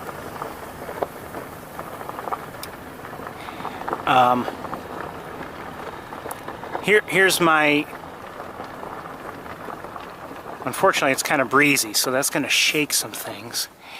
But my thinking is this will be our last stop in the Montezuma area today. And I think we'll skip Shockey Pool and we'll skip Shockey Pool and you know, Mays Point, and I think we'll just take a look here as best we can. And I'm trying to think what equipment I want to use. I think we'll just stick with the other camera and scope. I was thinking we might go with the more powerful scope, but in case there's a takeoff, that would be a narrow field of view, and I don't know if we'd want that.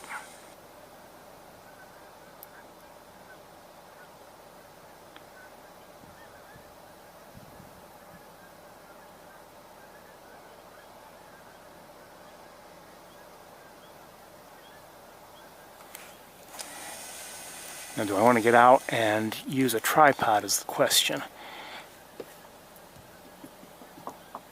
I think we will.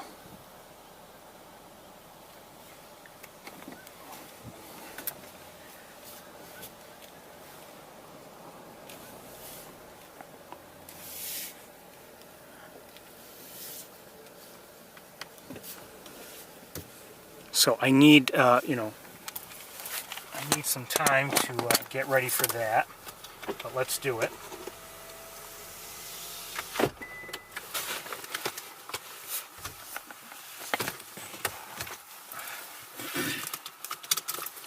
Like I said, this will probably be our last stop of the day for Montezuma. And we're going to skip those other areas, I think, just because we've had... Hold on, I see a number of crows in the air. We haven't had the best of luck of late in terms of seeing birds at those other locations, so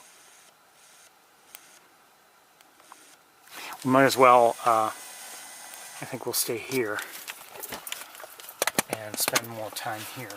And then, you know, it's almost 10 after 2 right now, so, you know, just want to be, again, mindful of the time. That doesn't seem late, but remember, I have to drive back to Ithaca, and, you know, it takes time to set up and all that, so, you know, we don't have that much time.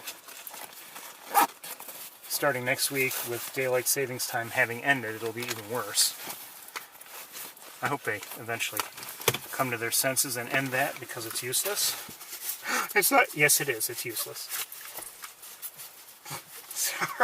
Sorry if you don't feel the same way, but it doesn't accomplish anything. And actually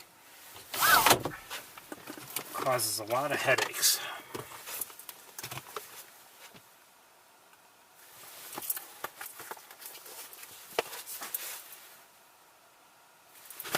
Alright, let me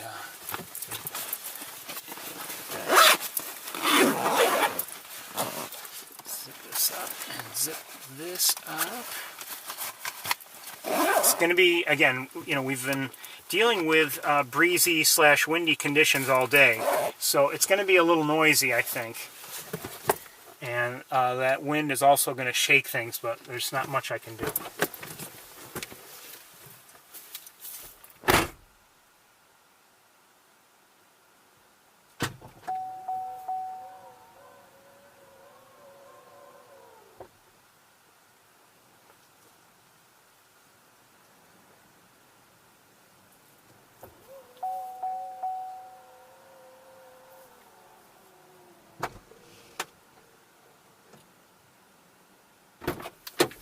Hold on, slight change of plans. I just want to adjust something here.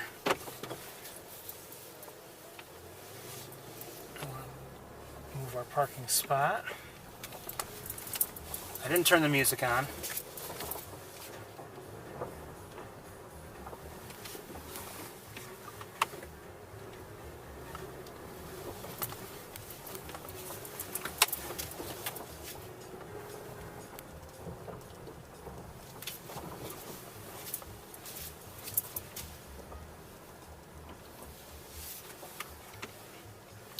The car there. I've got to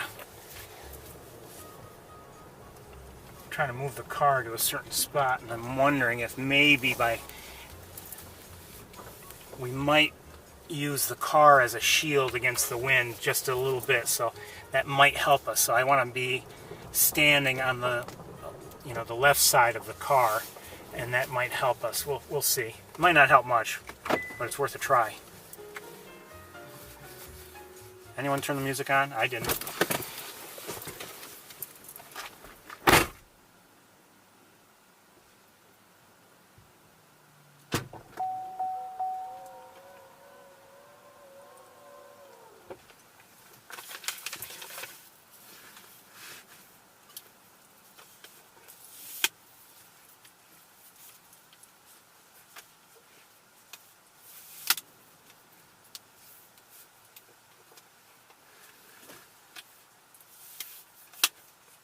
That wind, as it blows on me, I mean, here it is November, and it just feels nice. It's a little cool maybe, but not at all bothersome in terms of temperature.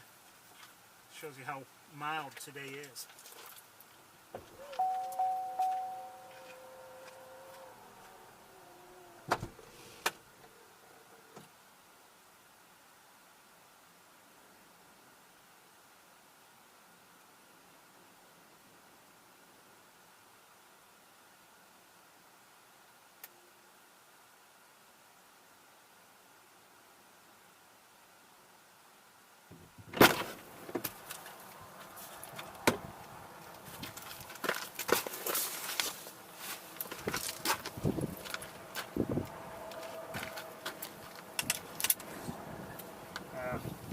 I think the wind is going to be a bother no matter what we do, but I guess I could have stayed in the car.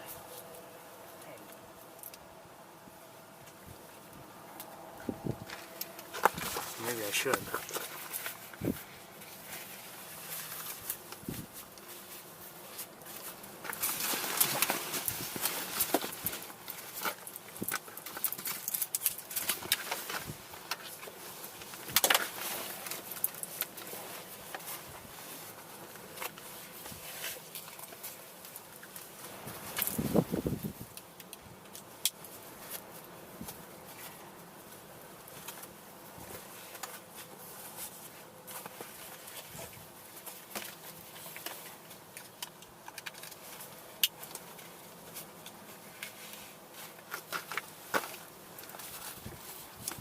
Oh, shoot.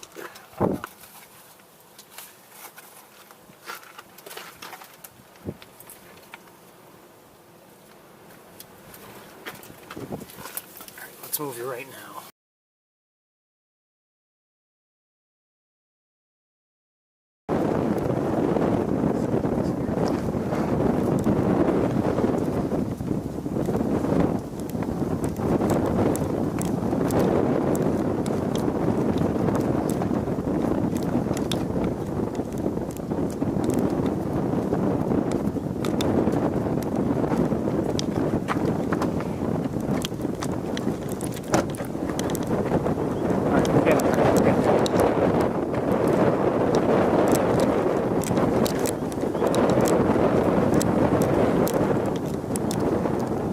By the wind.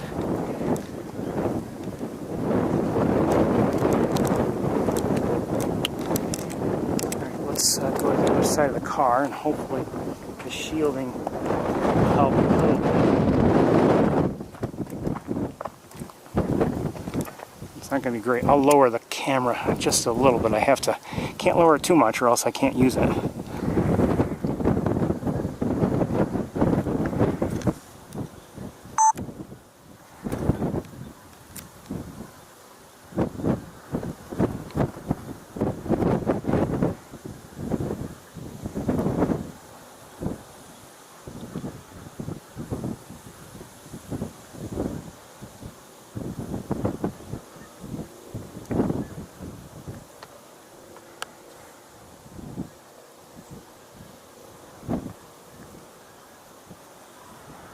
Oh, I just heard a crane.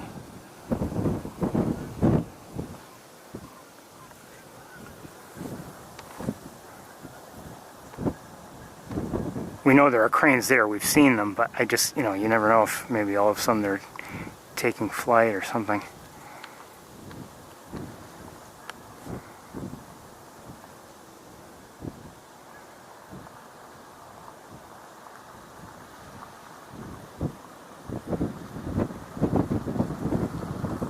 You wonder if they're heading to the field where those other 6 that we saw earlier are feeding.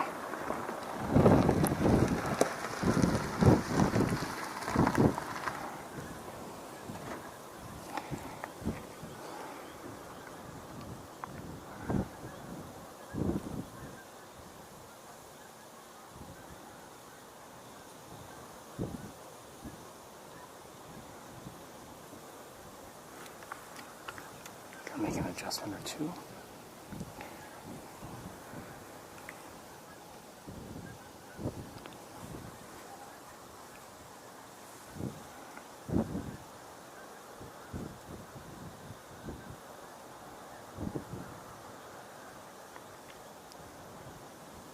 I'm guessing, everybody's just standing around crane-wise. Doesn't look like too many have their heads to the ground feeding. Some do, but I have a feeling we're going to see some takeoffs.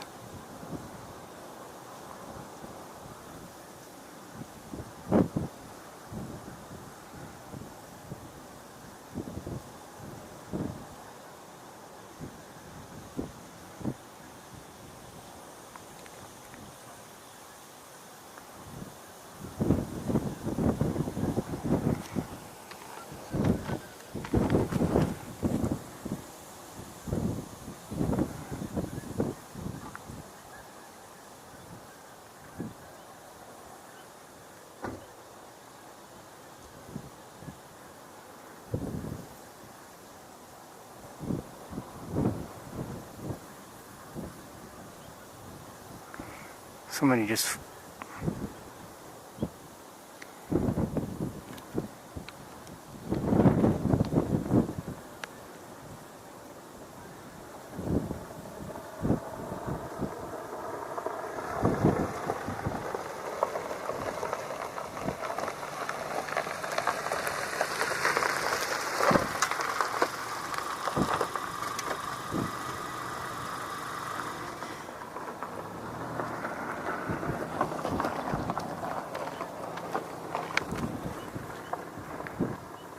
more cranes in the air, I think. There they are.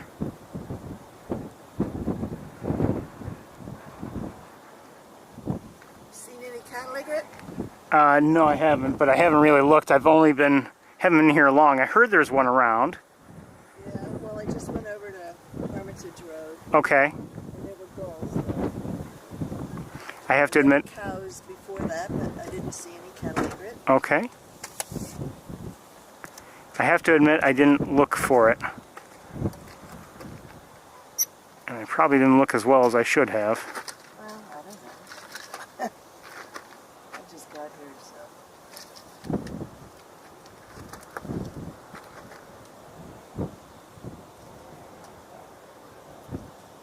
Dave Kennedy does not have an RBA, so he doesn't do RBA. What's RBA? I'm sorry. Rare bird alert. Oh. He doesn't.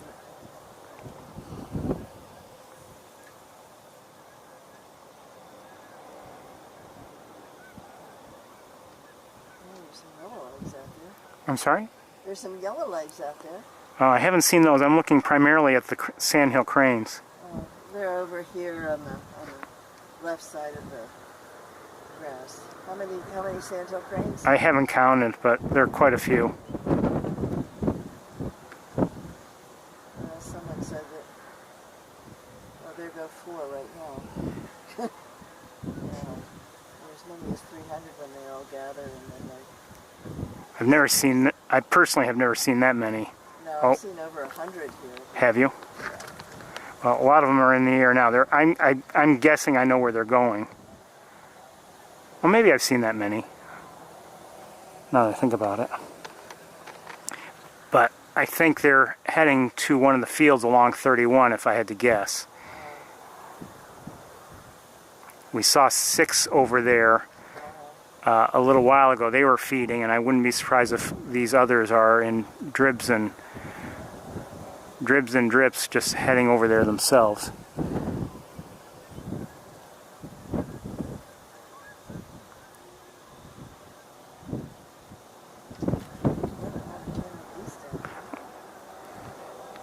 There certainly are.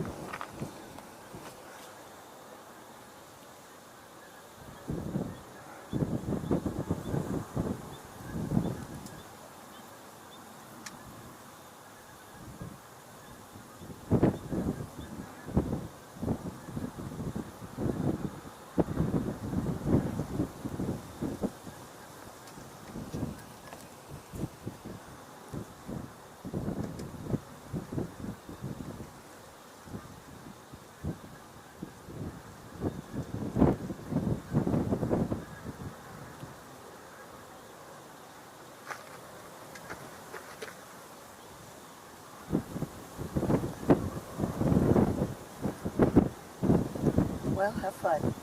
You do the same? Enjoy? I counted 51. Cranes? Yeah, but that's not counting the ones that flew. Ah. I'm not a counter. Oh, I am.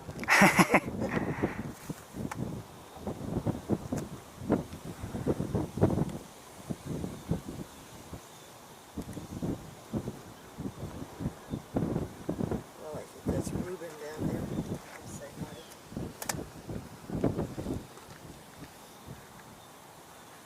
I hear blue jays. I'm not sure what these are. Are they mergansers, maybe?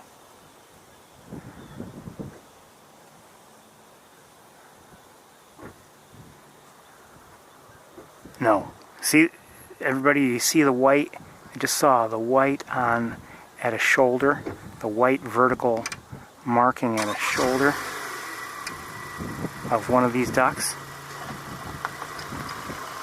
So at least for that one, I'm thinking they're green-winged teals.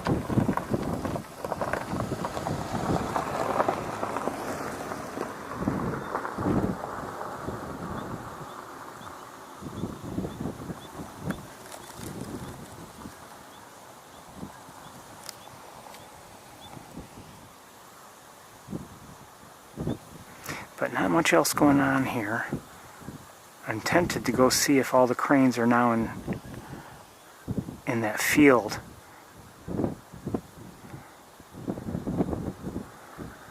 On Route 31, where we saw the 6 earlier. I'm guessing that's where they are.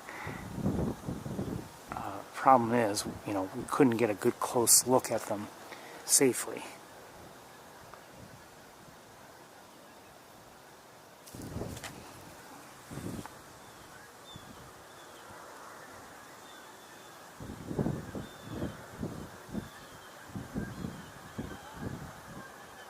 A lot of blue jay vocalizations. I wonder if something else is going on.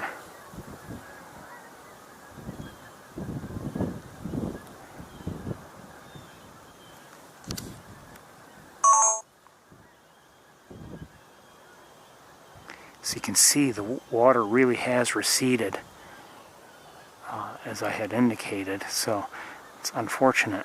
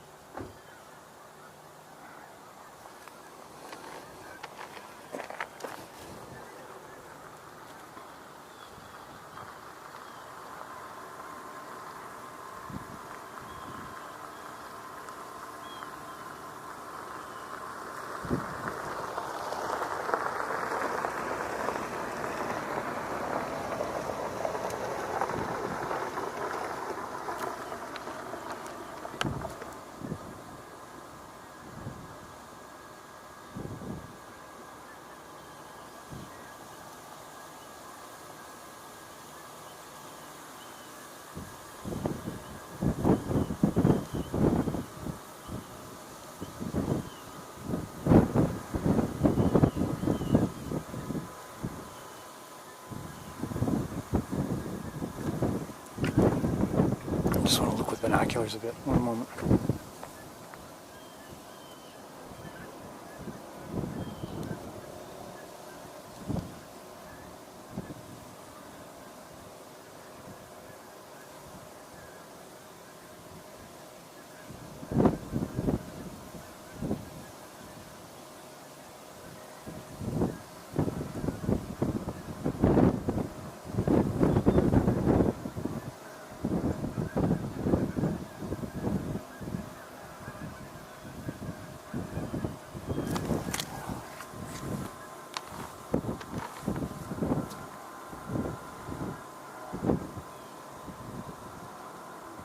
I don't know if those were those smaller birds. I'm not sure what they were.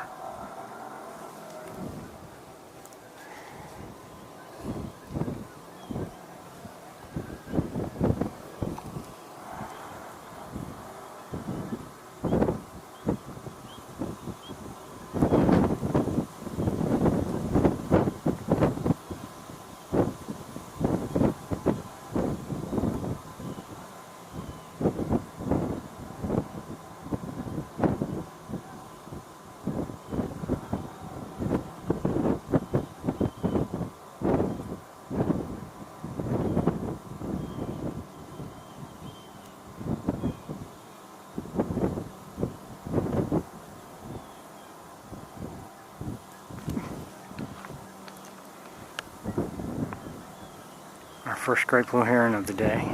At least we're seeing one. Hold on.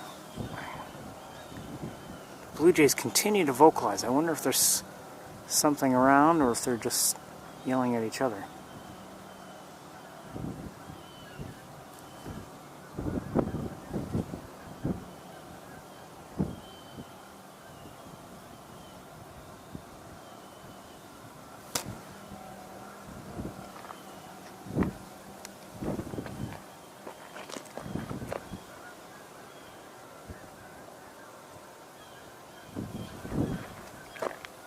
I think I've been mishearing them. Like they're behind me.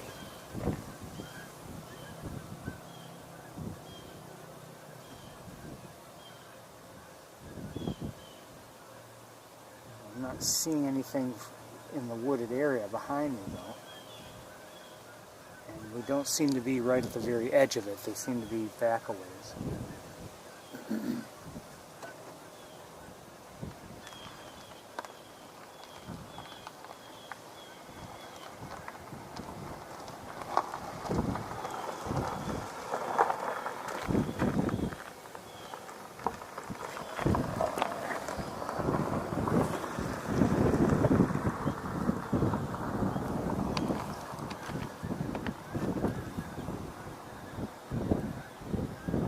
I hear a northern flicker.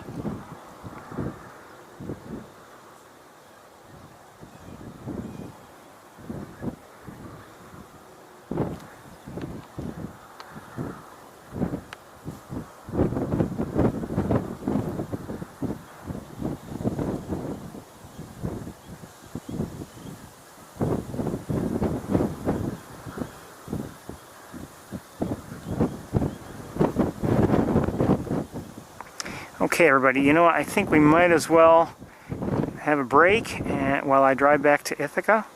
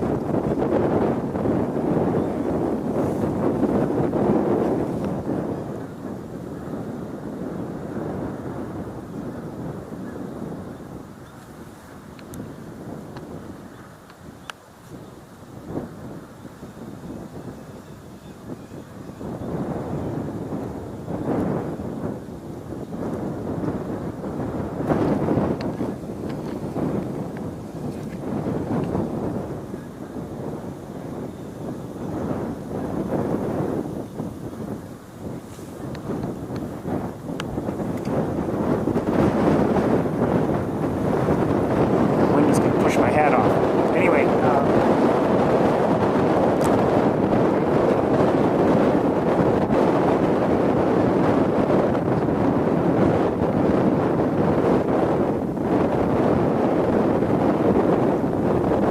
let's say around 4 to 4:15, somewhere around there. I hope to restart in Ithaca.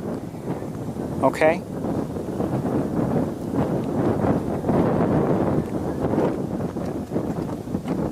Some time to pack up here and then head back. Not a lot of variety here today, but a lot of birds. Here at, looking from East Road. Let me see if you received the message. Okay, you got the message. All right, everybody, we'll see you as soon as possible. Bye-bye.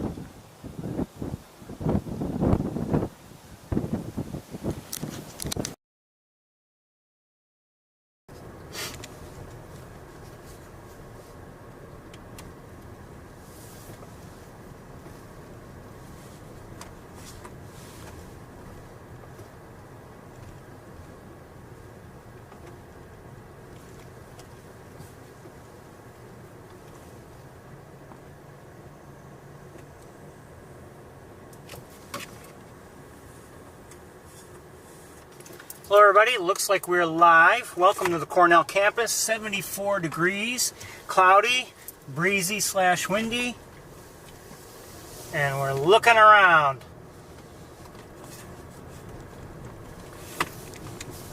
Not much exciting on my drive back from Montezuma. You know, we're reaching the point in the year when, you know, I start to, or at least I hope to see various migrating birds, or wintering birds, I should say, on Cayuga Lake. And I really didn't see anything. Then again, with these windy conditions, the lake was choppy, and you know, just as I driving by, you know, it was with those choppy waters, it was difficult to you know, to see if anything was out there. It's much easier if you're driving by, and if the water is nice and smooth, it's much easier to see anything that might be floating on the surface that way. And you might even think, well, if only you were to, you know, pull over and take a more thorough look.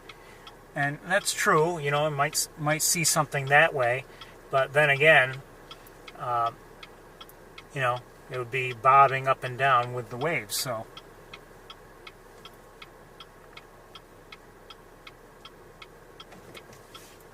Not the ideal situation.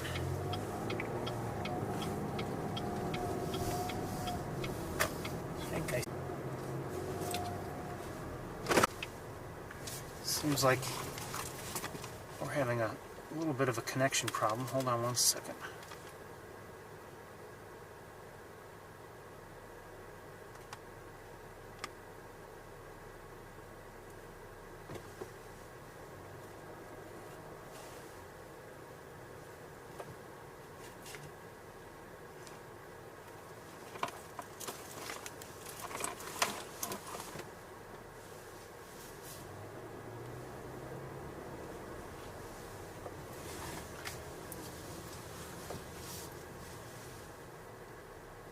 See some starlings.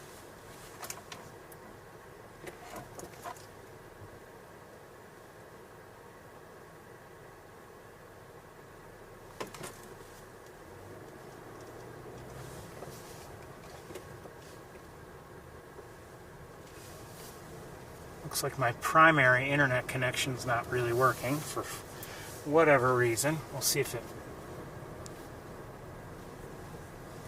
fixes itself. Hope it does.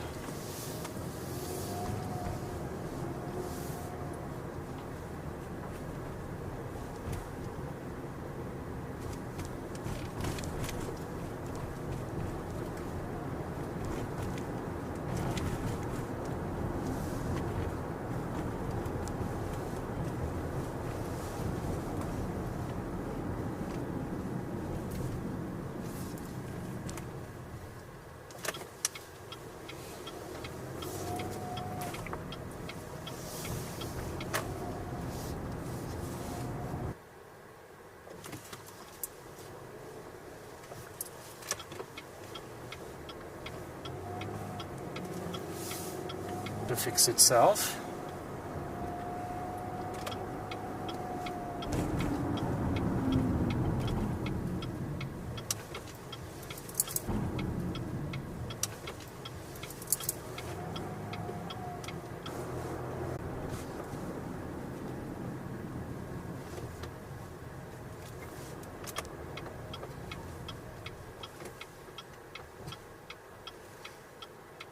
Come on. Come on. A little faster. There you go.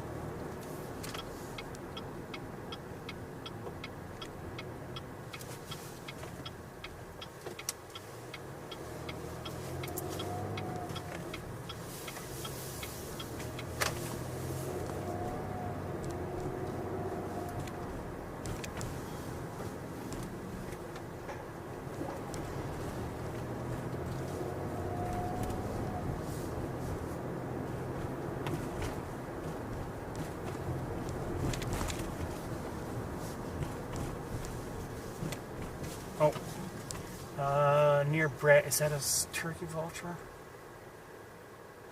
Yeah, near Bradfield there's a turkey vulture. May very well be the same one I've already seen.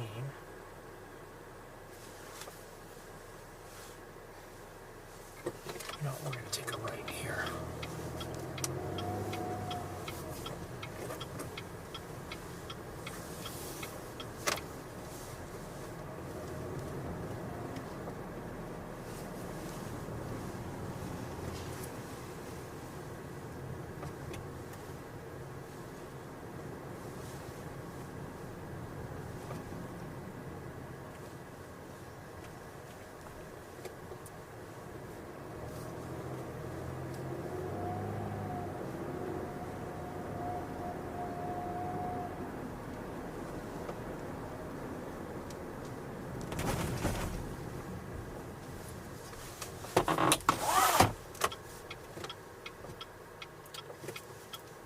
I think I see that same turkey vulture and another one up there in the sky.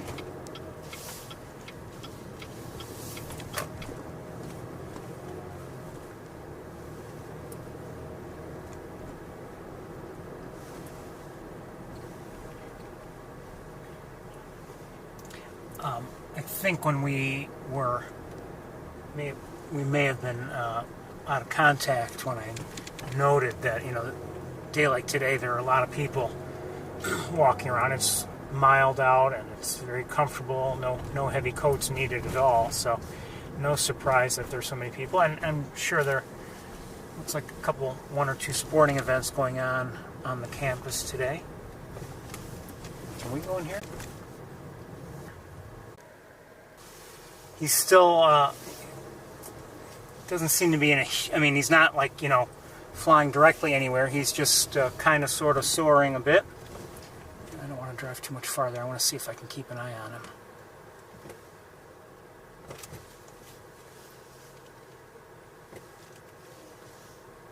And I want to round the turn here and get the building out of my way.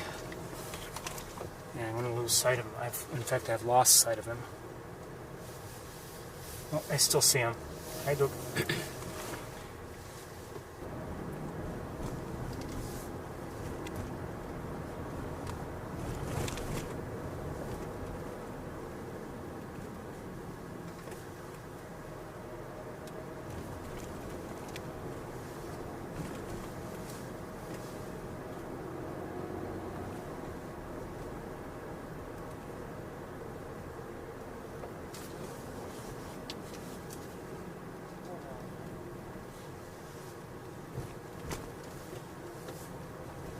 Do I possibly see him?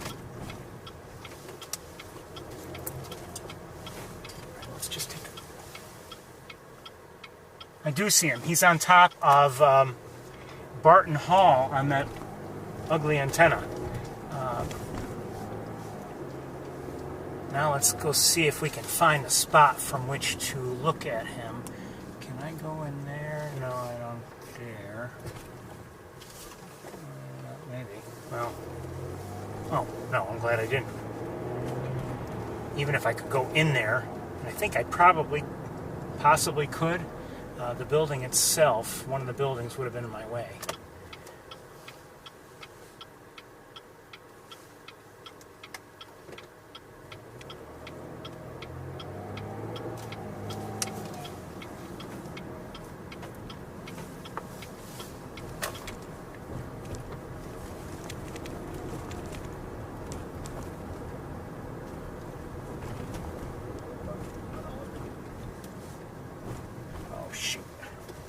Okay, hold on, let's see. I think I'll get a line of sight here.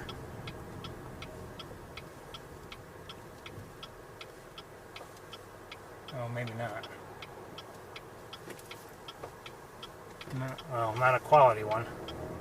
Oh, wait, maybe. Oh, yeah, okay. Let's try from here.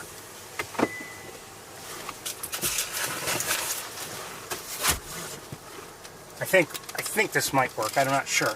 I'm not even sure he's still there.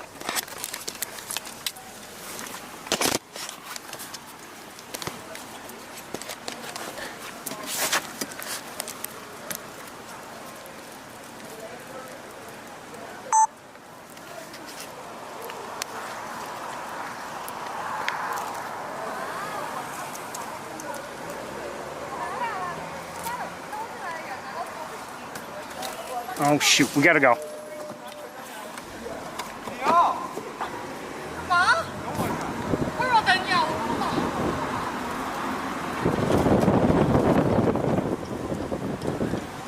Got a bus.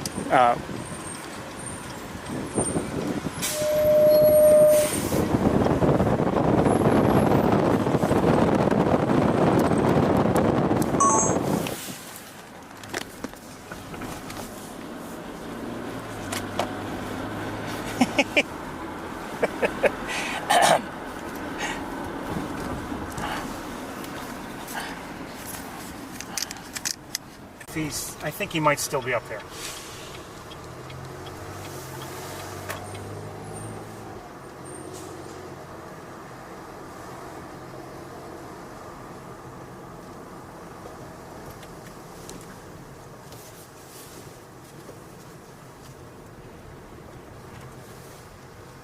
Okay, this will do. We can't really stay here long, but let's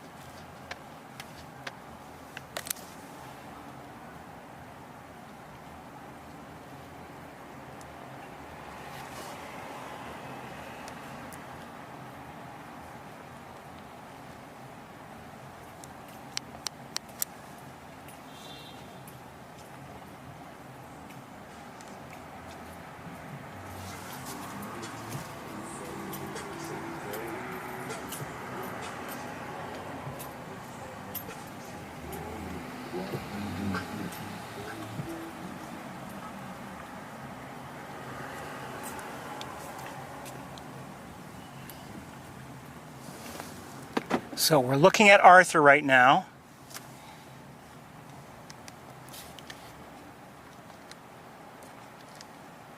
He looks like he is looking downward, but he may also be dealing just with the constant wind up there. So he's maybe positioned so that it's less likely to push on him.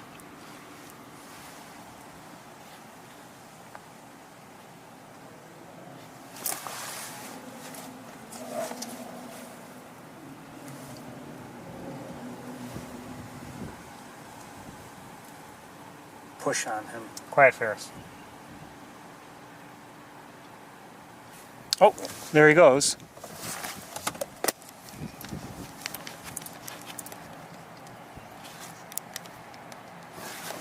I've lost sight of him. Okay, hold on.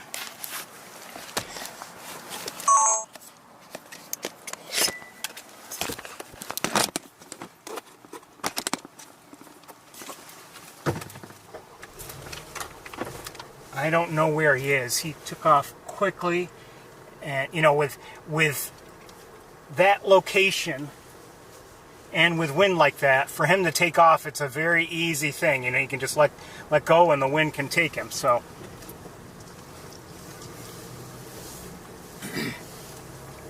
I don't know where he is. Oh, he's behind us.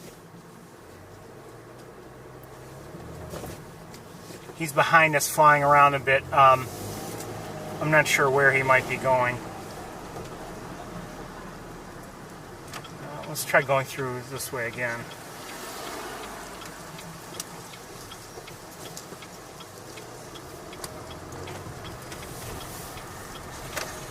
I can guess, but...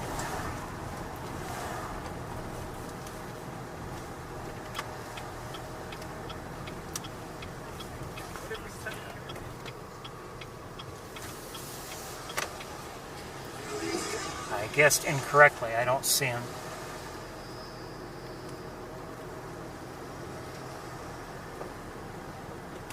Or do I? No, I don't.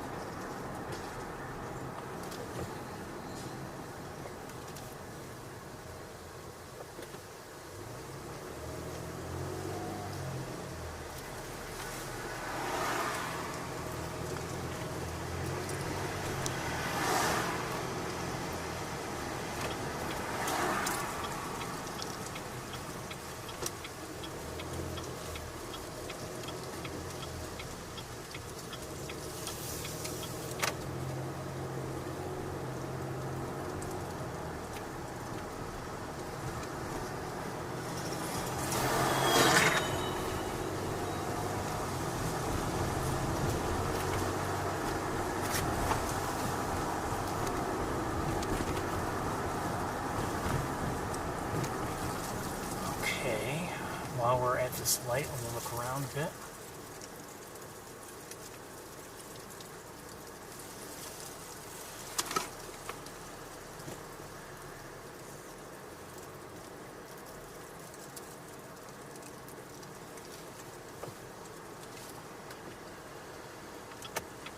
I'm going to take a left.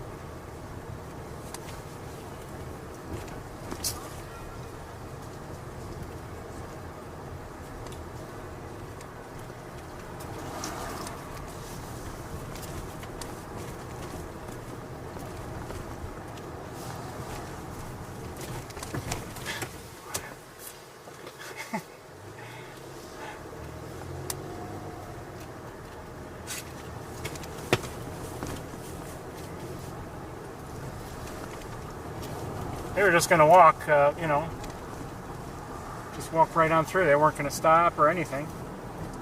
Okay?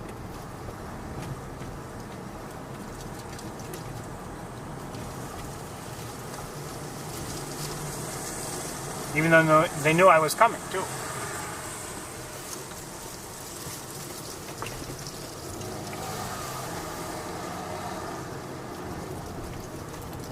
I don't see Arthur anywhere around here.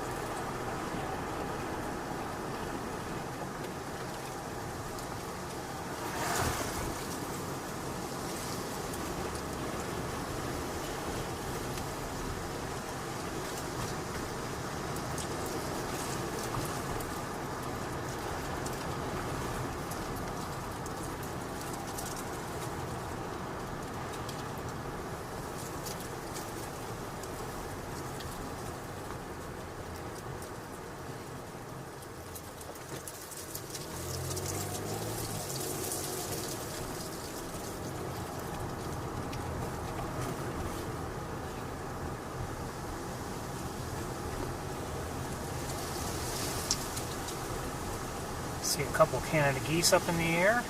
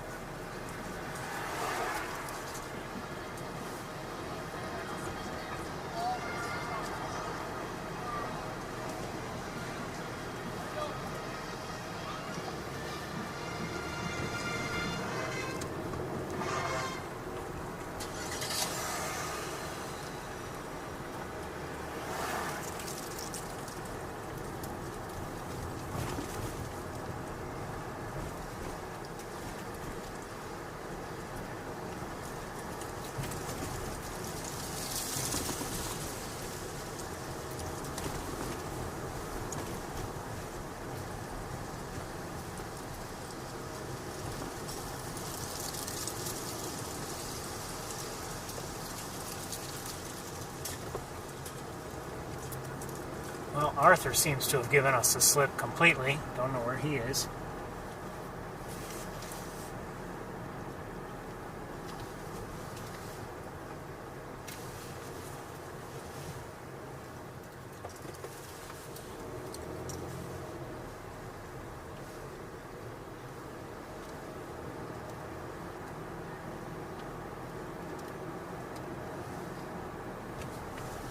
Let's see a few small sprinkles on the windshield.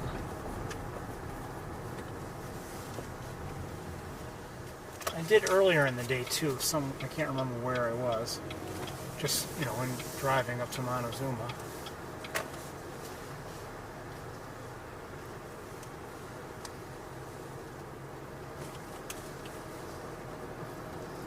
Wow, didn't take long. Those drops are almost dry off the windshield.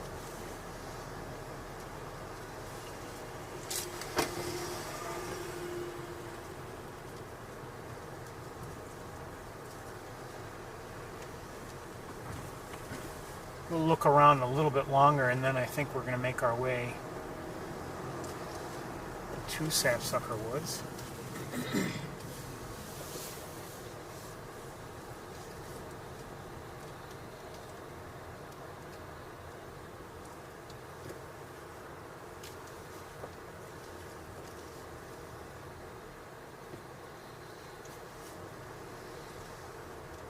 Personally, when I'm in the car looking for hawks, I'd rather there be fewer people out and about, just to worry about as I drive.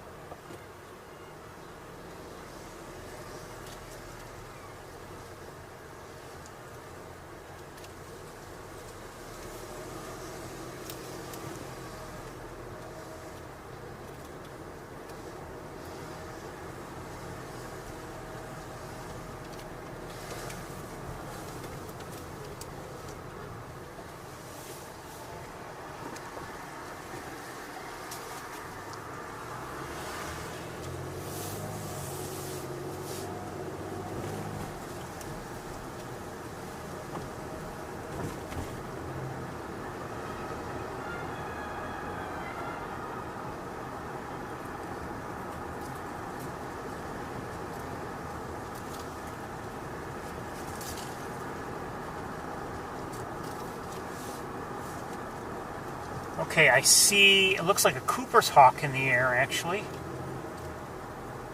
Above the road now, and essentially above us.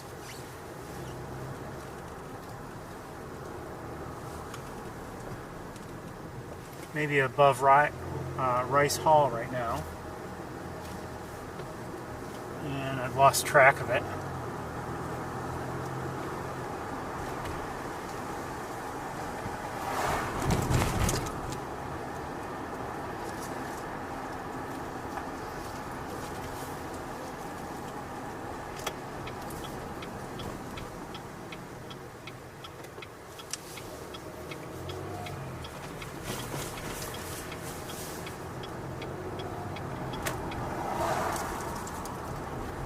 So compared to a red-tailed hawk, seemed to be smaller, given how far away it was, to me. And sometimes, it can be difficult to determine relative size if you don't have two birds right next to each other.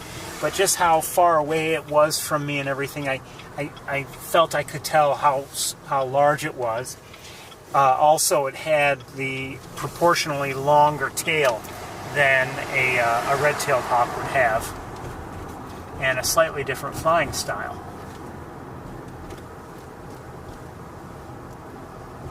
So, I was thinking, Cooper's Hawk. And do I see something else?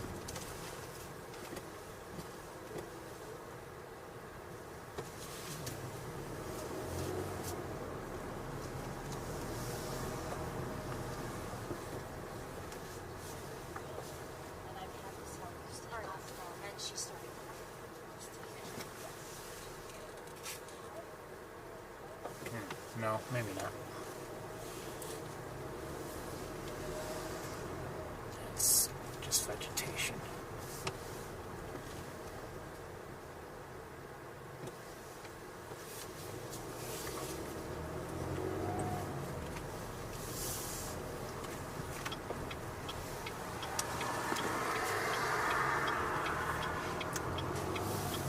Again, I'm no ID expert, but sometimes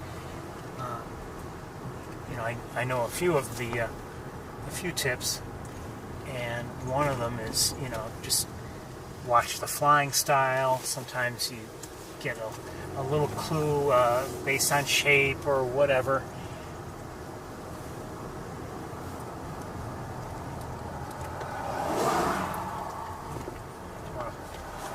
Take a look out on BB Lake. Not that I expect a hawk there, but I do see some Canada geese and some more Canada geese, and I thought I saw something else, maybe not.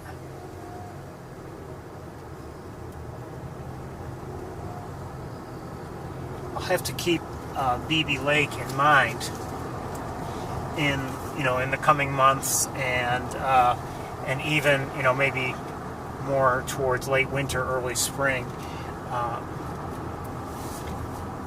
I remember our visit there last, I think it was March, and we just saw, common mergansers, hooded mergansers, and it was just a beautiful, beautiful scene, really. I think we're going to make our way towards Sapsucker since we're here. We might as well. Give us a little bit more time there. Wish would have been nice to have seen Big Red, but at least we saw Arthur.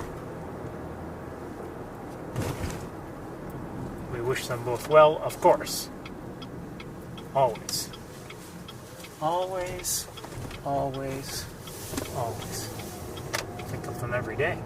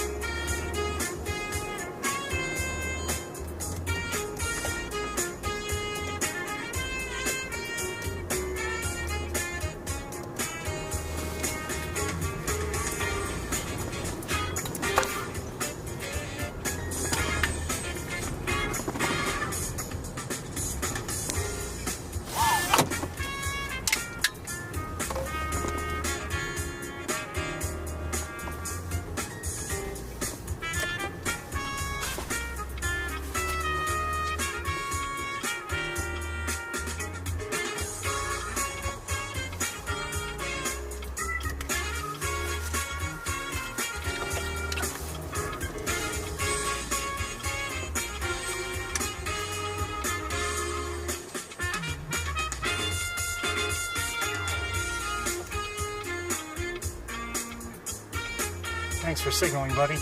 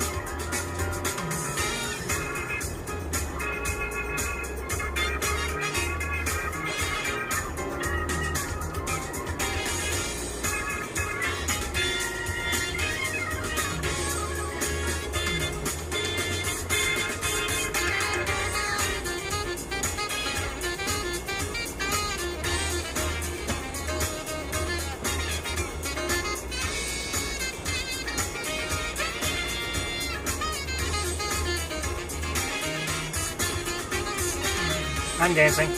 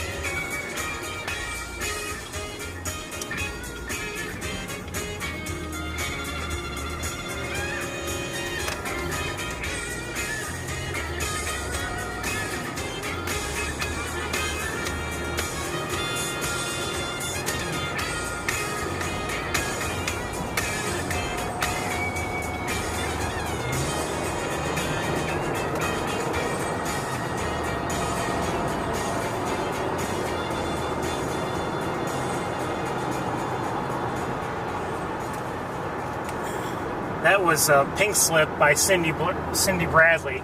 And, you know, I'm sure it took a lot of work to put that song together. You know, get it just right, do all the mixing, editing, all that.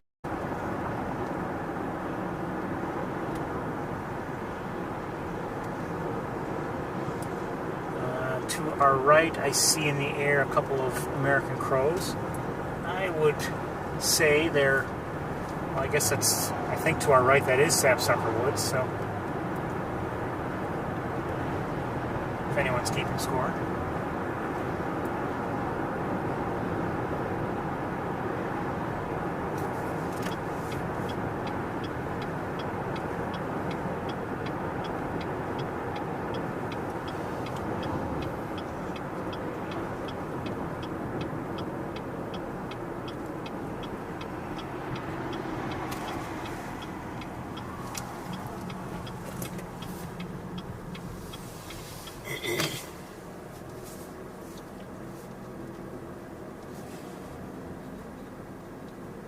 Let's kind of listen as we drive in, just in case.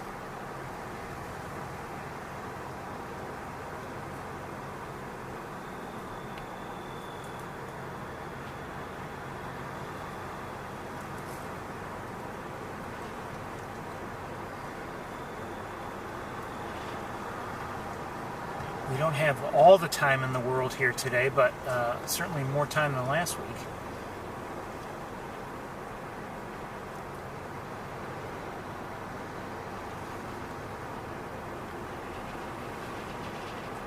I believe I see some starlings.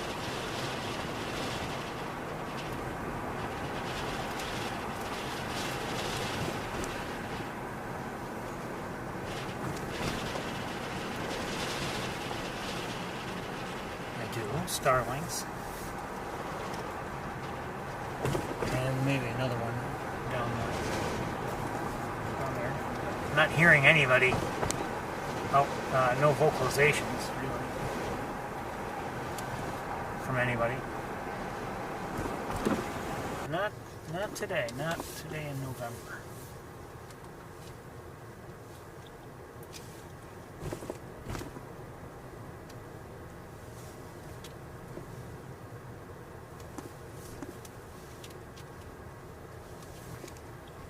And go ahead. Come on. Alright, well, we'll drive in. I was willing to let it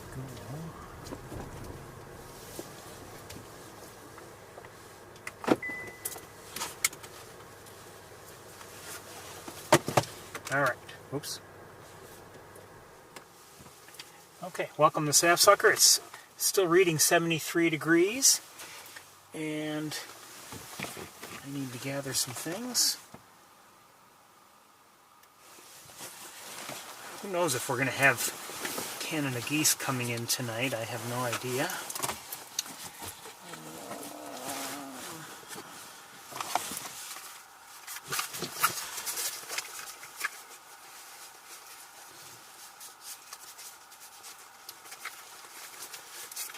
Breezy.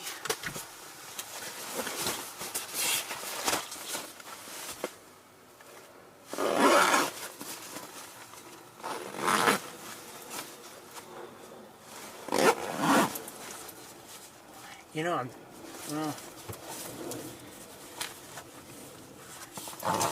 just tempted to do something really different, but I don't think we're going to do that.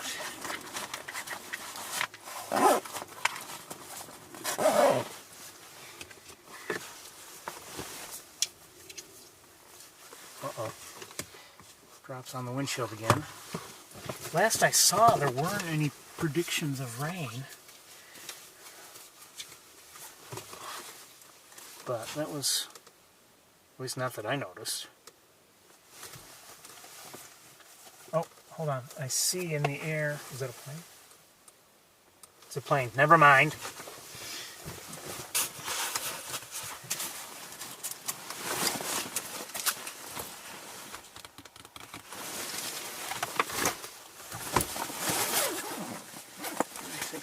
I don't know if this is a good idea or not.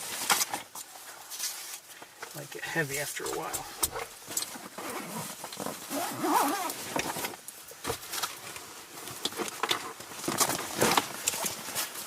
We'll see. We're going to give it a try. What I'm going to do is I'm going to carry another camera with me. And maybe it's the wrong one to carry, but I'm going to try it. Might not like it, I don't know.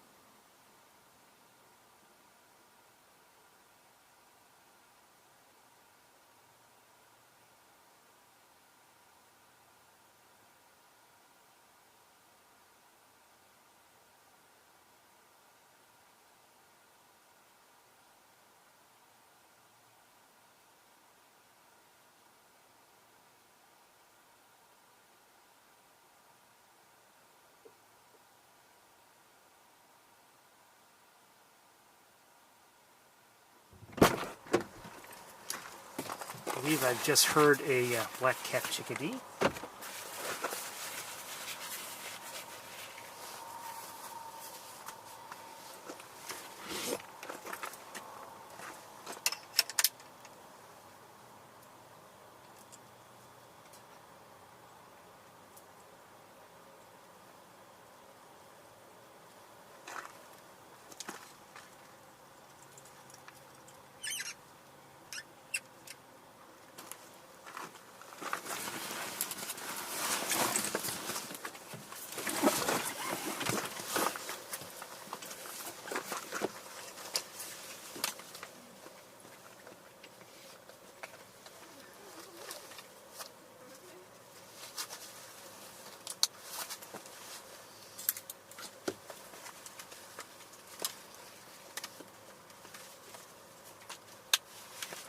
Okay.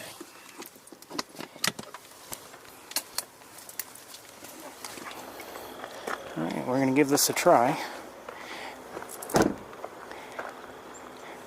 To you right now, things should look pretty much normal, but I'm carrying an additional camera. I just don't know if it's going to be awfully clumsy to carry it.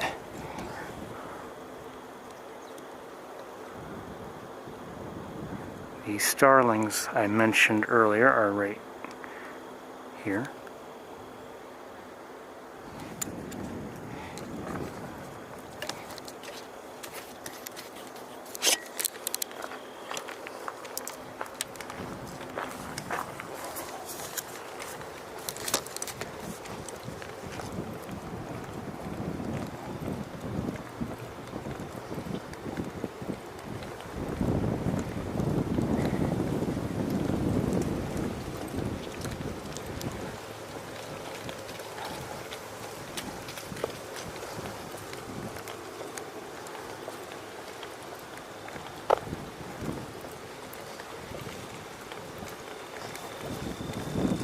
My goal with the other camera is potentially, if we're seeing Canada geese come in, potentially doing a better job of showing them to you.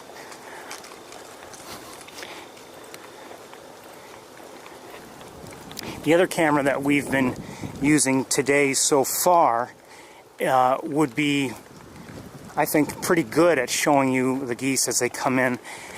And maybe I should have stuck with that, I don't know. But this one, the other one that I'm carrying now, is not that camera that we were using, but a different one that's better in low light. And, you know, maybe it doesn't matter so much because, you know, once the geese have dropped down below the tree line. Is that a robin? Looks like one. Yes, hi robin.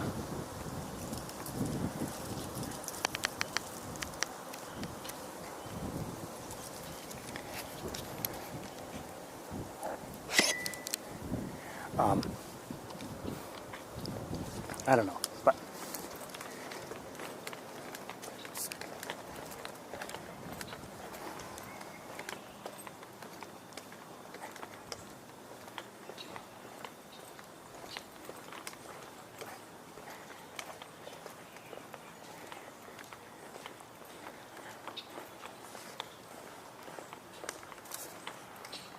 okay, I think we're hearing red-winged blackbirds, if I'm not mistaken.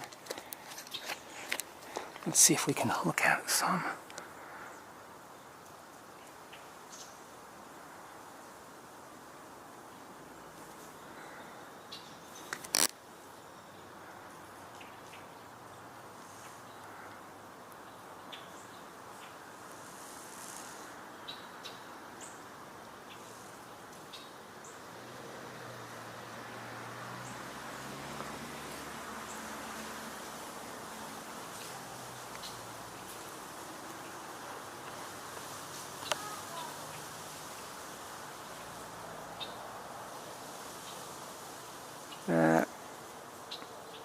No, that's one.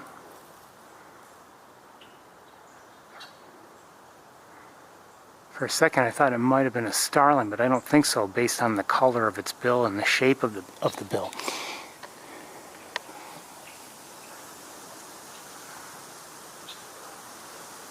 Everything's backlit, so I've brightened things up quite a bit. Hold on, I'm going to look with binoculars. 1 second.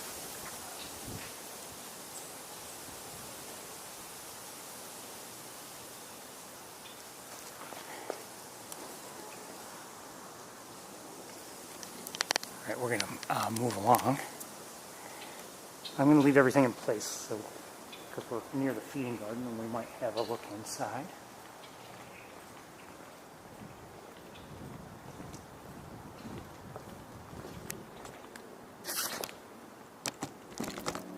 Somebody just flew within the garden.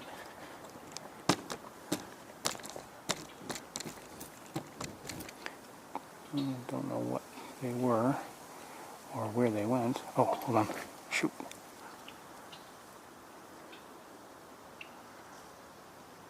It's a white-breasted nuthatch. Oh, shoot. Something else was there.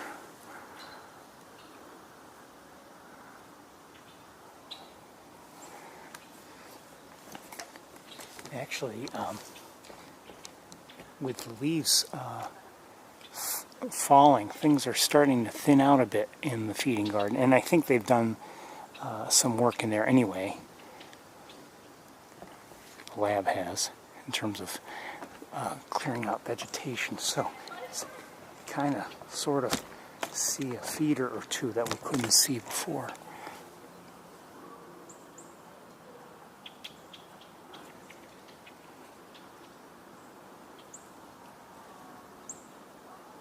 Gray squirrel.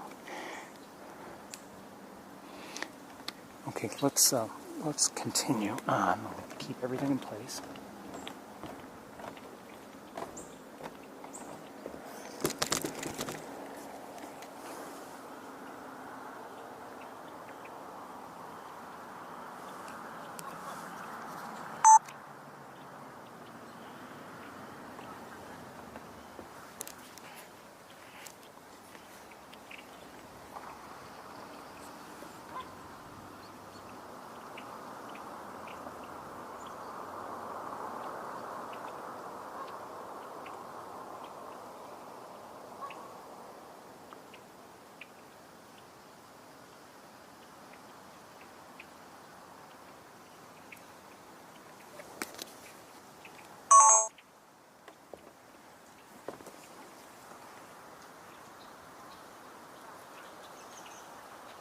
think I'm hearing additional robins.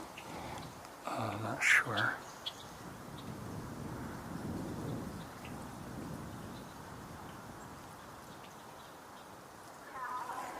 Okay.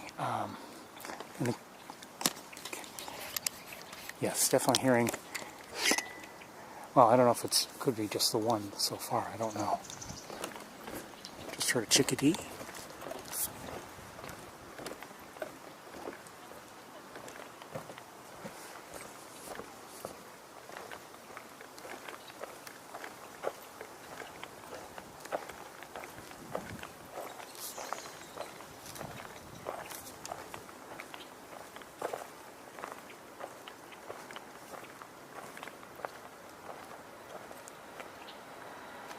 Oh, more geese.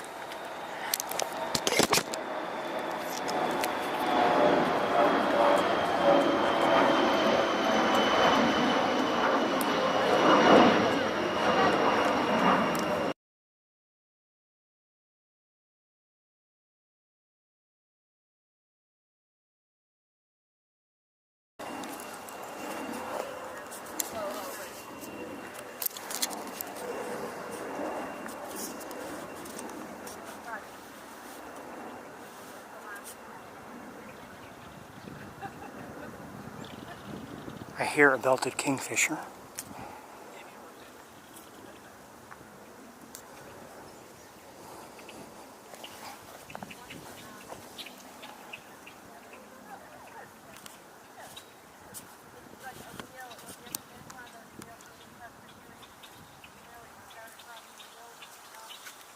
Oh, sorry. There we go.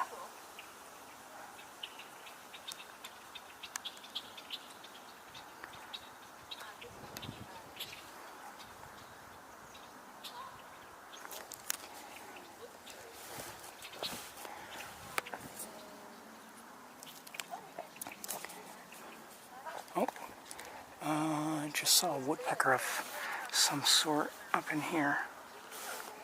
I think it was a red-bellied, but I'm not sure, and it took off already.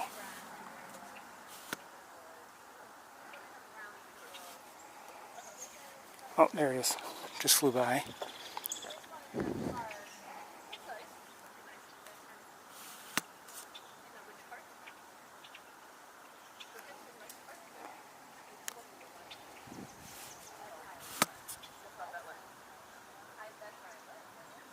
Hold on. This makes this a little easier for me.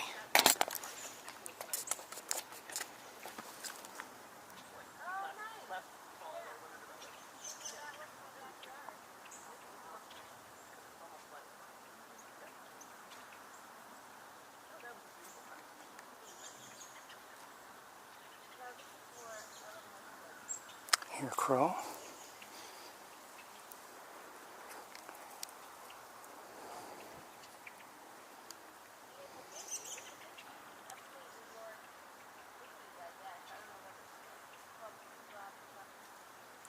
So there are a number of Canada geese here, obviously.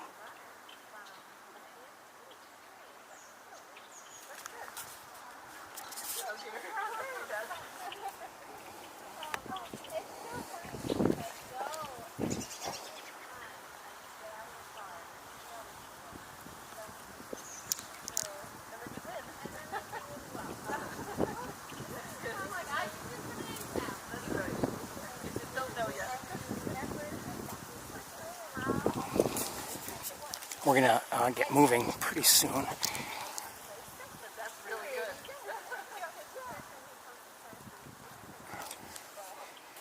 Okay, we're going to switch back to the other camera. Hopefully, oh wait, hold on.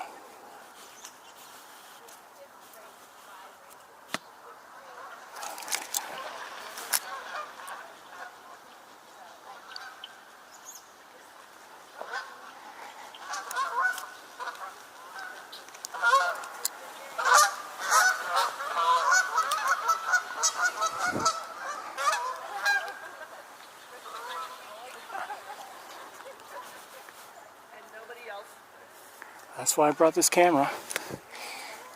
Okay. All right. let's switch back to the other.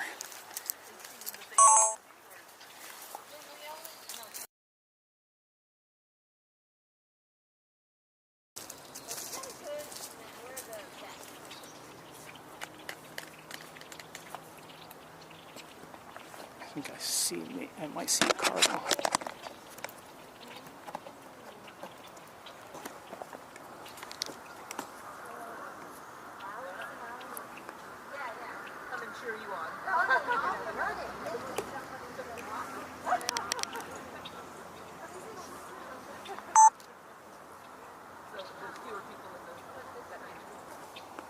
I'm not sure where it went.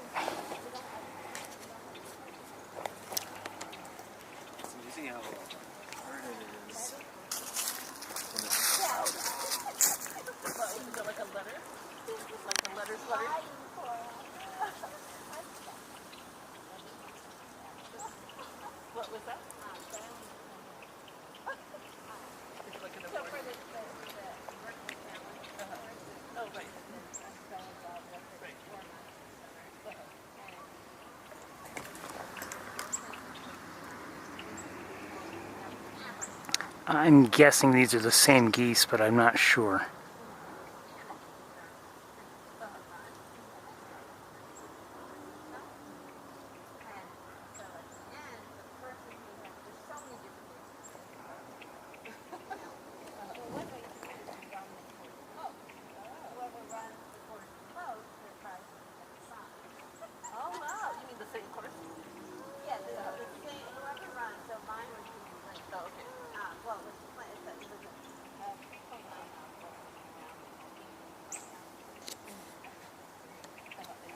Okay, I'm going to have one more look around. Let me, with binoculars, 1 second.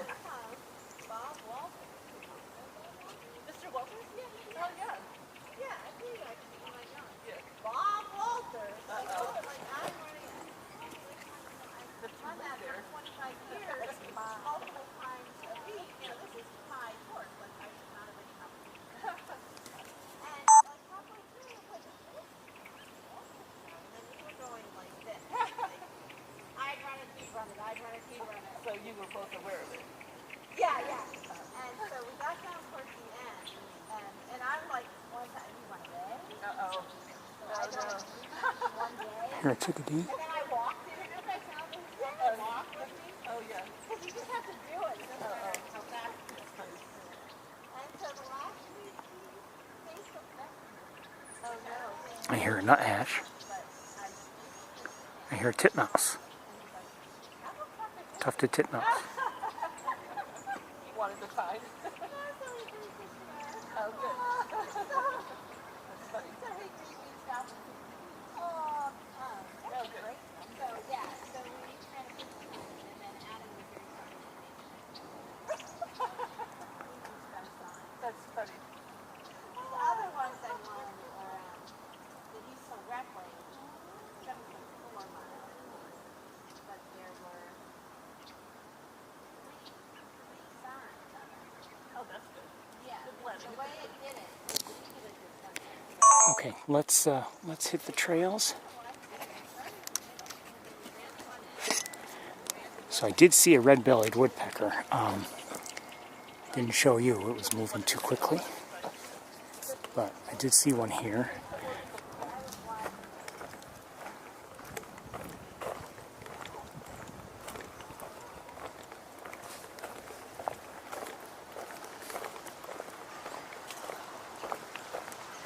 Hearing a couple robins. Always wonder, are they wintering here? Are they, and if they are wintering here, the robins, that is, the American robins, is it that they've come from farther north? Or are they just remaining here? What's the story?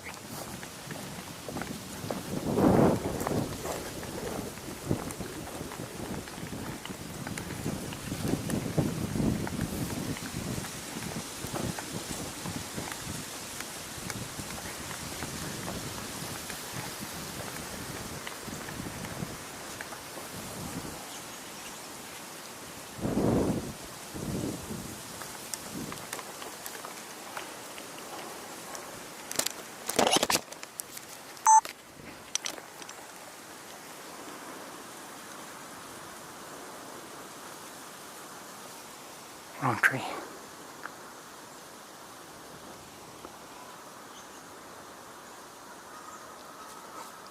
Hairy woodpecker.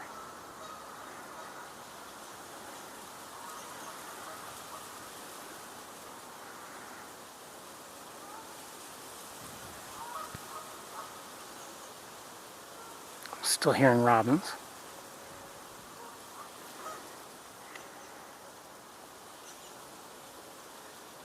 I think I hear somebody else tapping also on a tree.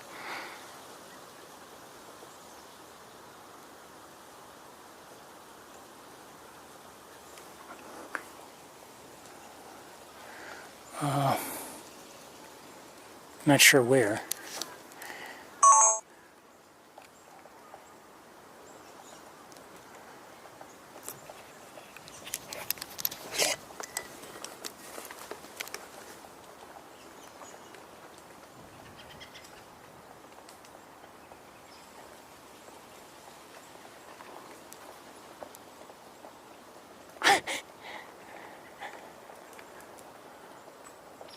Oh, okay, hold on.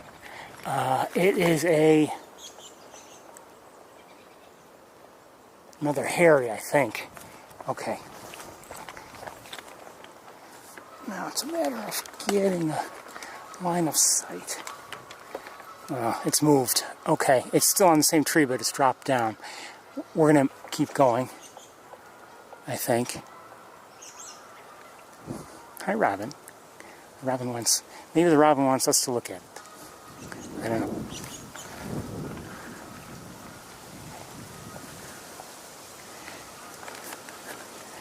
Okay, we're gonna keep going though. We have some time, but it's gonna get dark soon.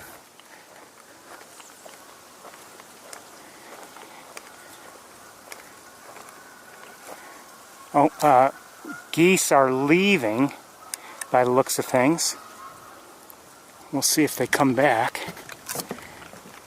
You know, the water wasn't too rough, so not that they won't come and land on rough water, but you know, it's better if it's smooth, and it wasn't too bad as I recall. I was really looking more at the birds than at the water, but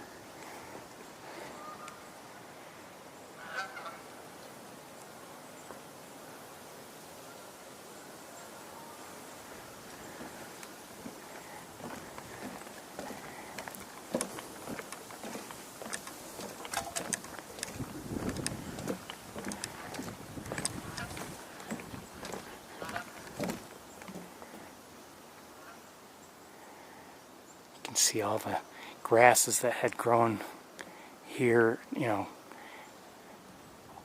during the spring and summer. Most of them have dried out, browned out.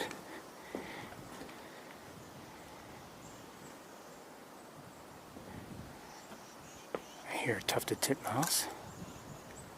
Yep, yep, yep, yep, yep.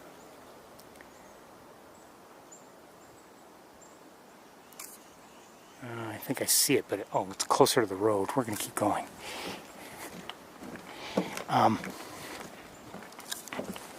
Oops, hold on. Bumping my hat off, and if I bump it a little further and a little wind gust comes along, it might blow it right off my head.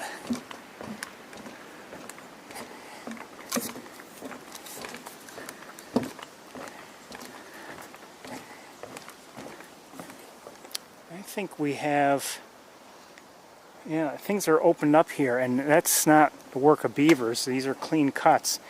They must have cut some of these trees.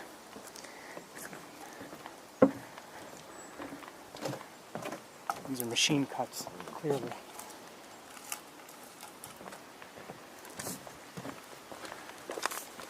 Hold on, I gotta set things down for a second. That's better.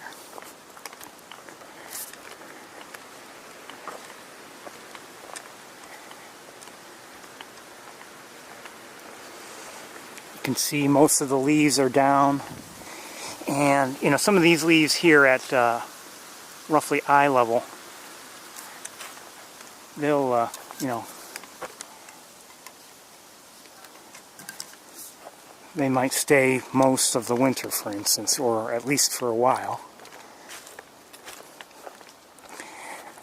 I say winter, we still have some of autumn left to go. I mean, it's only November 5th. And temperature-wise, it feels like, you know, maybe a cool summer day. It's probably close to 70 right now. It was 73 at the car when we drove in.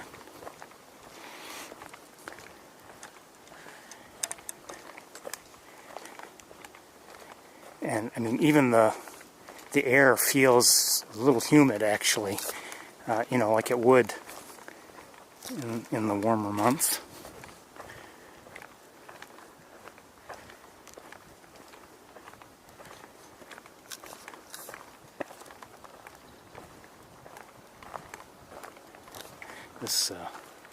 This section of the trail really does need some mulch.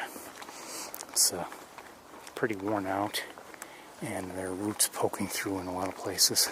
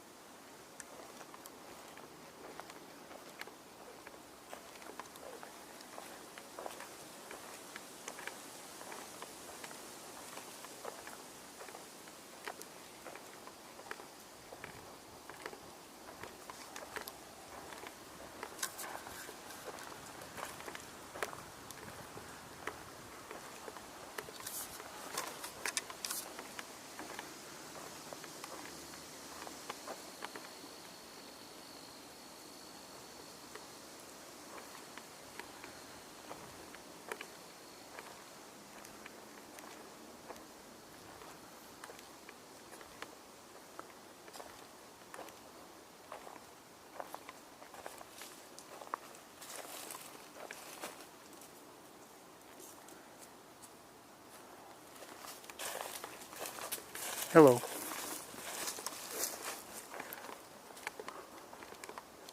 We're not going to walk too much farther. We'll get back to the regular trail in a moment.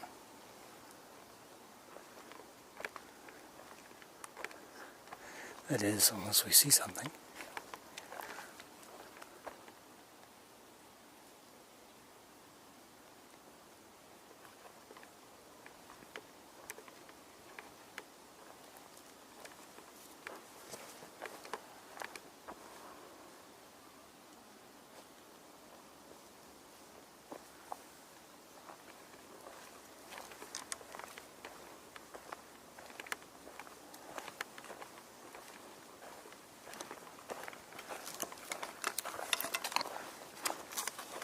One second, I should do something here, just in case.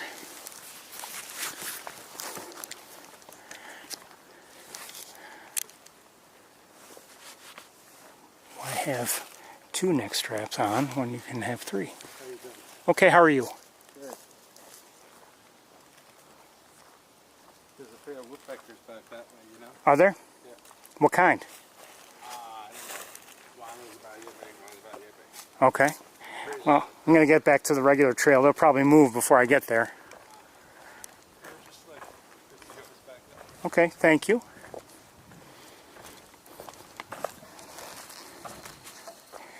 That's the thing, you know, so often, you know, you hear of a bird in a given space, whatever kind, and people tell you about it. And yeah, sure, it's great, but I'm not going to be there for several hours, or I'm not going to be there until tomorrow. And it can only be so helpful.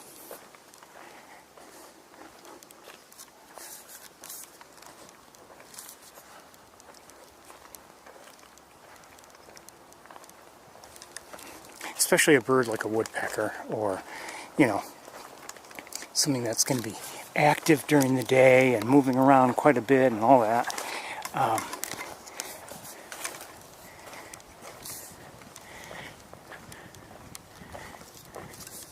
During the day, for instance, if you were to see, let's say, a barred owl, you know, maybe it's going to be in that one spot for a while. Not hours on end, maybe, but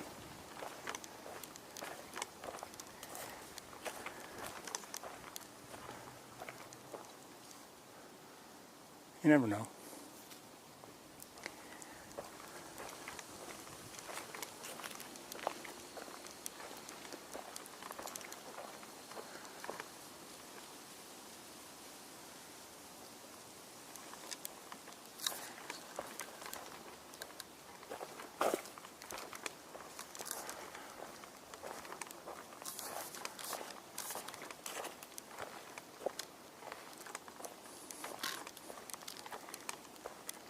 It's quiet here in the woods.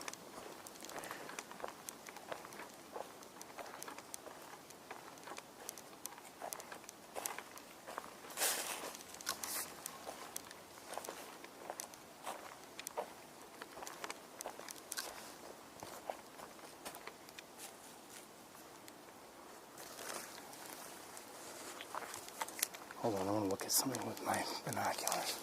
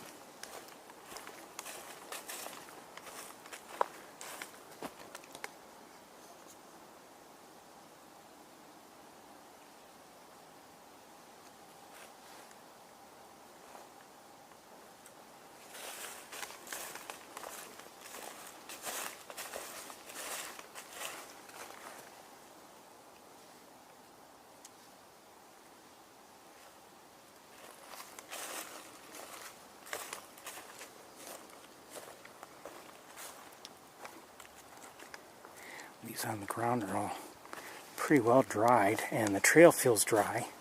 As I mentioned before, we need rain. We need some real rain. Water levels at, you know, various bodies of water are low or dried up completely.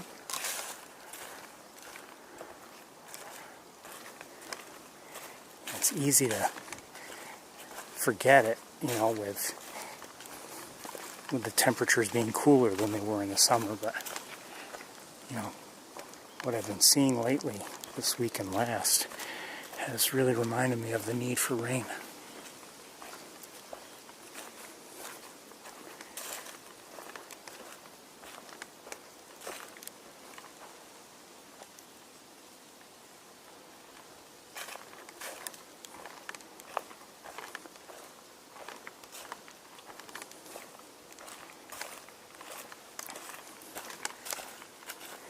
And I may be wrong, but it just seems like with the agricultural fields that I pass by on a regular basis, year after year, it just seems like maybe things have been harvested a little earlier this year than in some of the prior years. 2 or 3 years ago, I remember thinking it was really late, maybe, I don't know if it was December. But it seemed like they were taking forever to harvest some of the cornfields. And I mean, it had me kind of scratching my head. What's going on?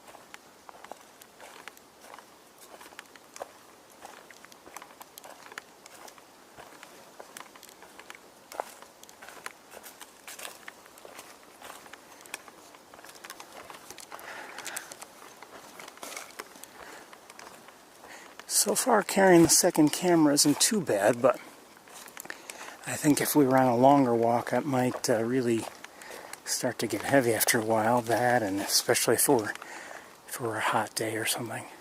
Or carrying it with you know, a thick layer of snow on the ground. That might not be fun either.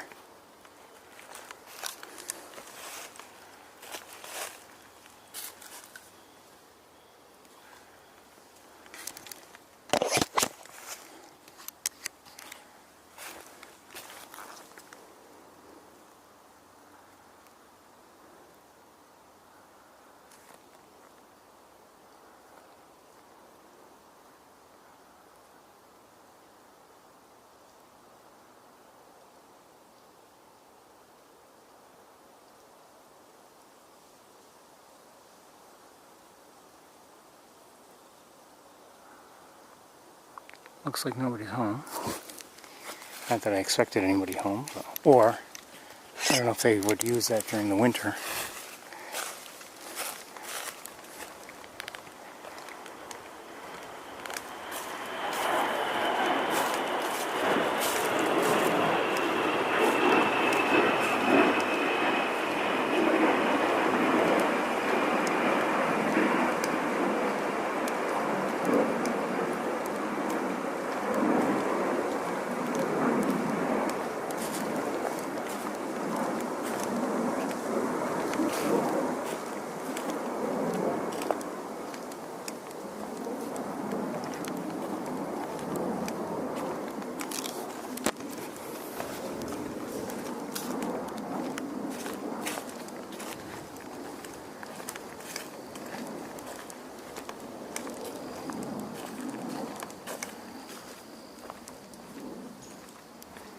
Here a woodpecker. I'm not sure if it's a hairy or a downy.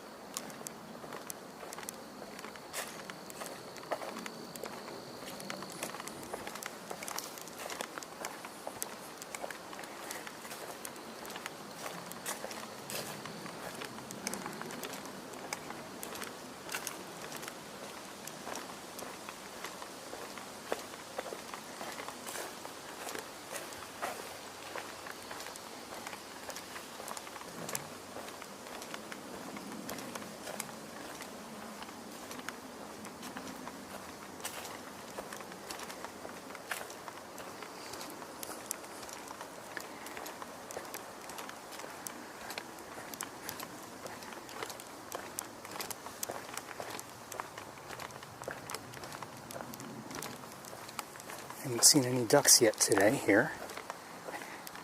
And again, we haven't been seeing all that many ducks here. But I've, you know, maybe when it's been dark and we've been looking for Canada geese coming in or out, I've seen, you know, I hear chickadee. I've seen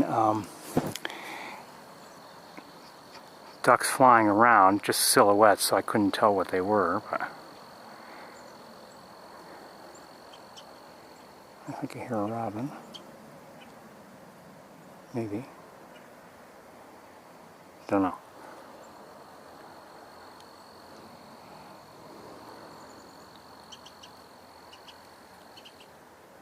That's not a robin. What is it? Is it?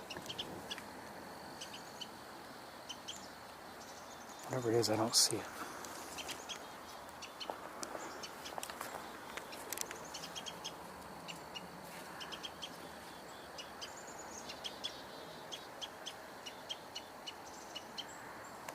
Waiting for it to maybe hopefully pop up, but I don't see it.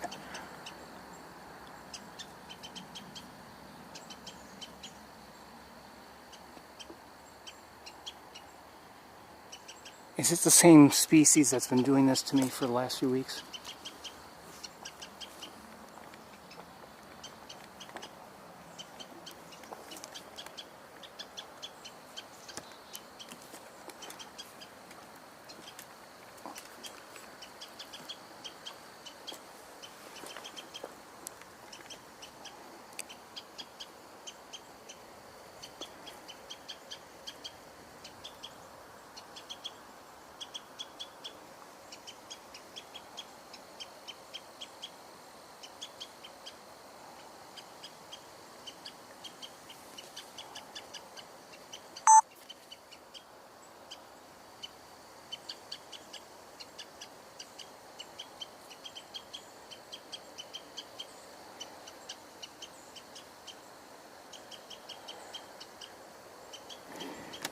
No sign of it.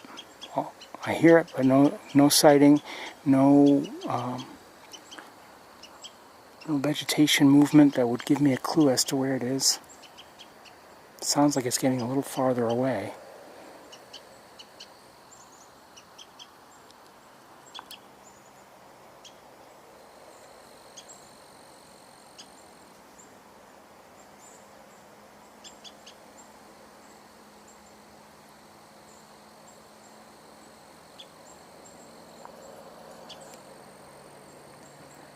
I really don't know what it is.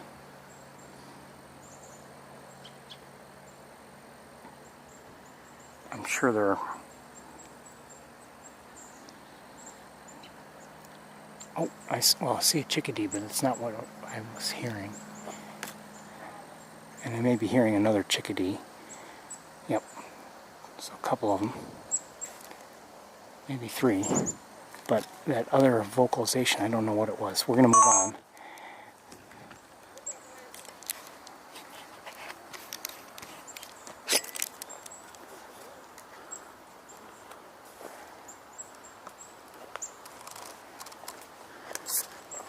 Hello. Pardon me? See anything interesting? Just the geese coming in and out, you know. Definitely. They might come back. In fact, have you ever been here like this time of year in the evening? You know, if you go back towards where, you know, everything starts at the lab, Right. there's a good chance that the geese will return. Yeah. And it's just nice to see them come in. It depends on how they come in and how many decide. As we drove into the parking lot, about 30 of them were flying in formation. And they were leaving, but they may come back. So that's often their pattern. Yeah. Thank you. Good night. You too. Good luck.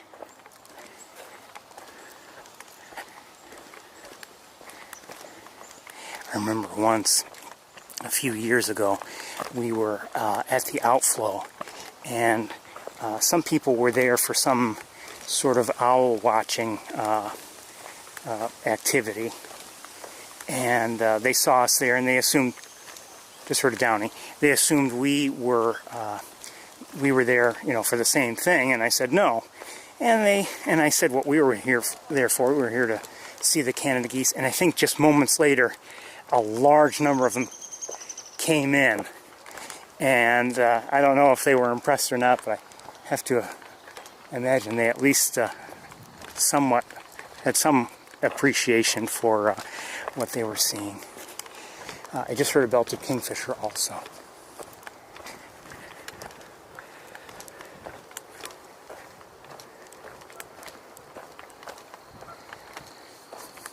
Now, one thing, as I've indicated, you never know where is the best place to be for the Canada geese if they do decide to come in. Well, it matters where they're coming from.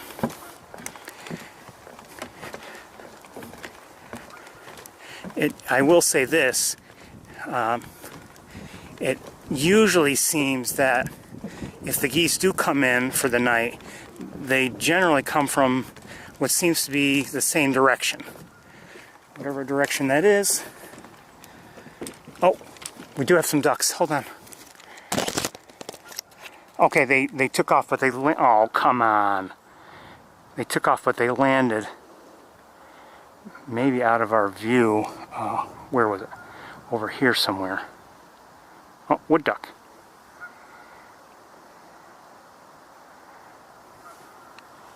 Couple males there. And I hear the belted kingfisher.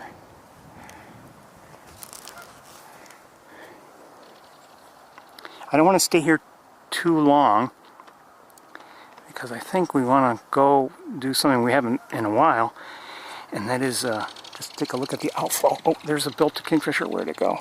It was in the air. Moving fast. And I don't know where it is, but I think it's probably in one of these trees here somewhere. Let me look with binoculars, 1 second.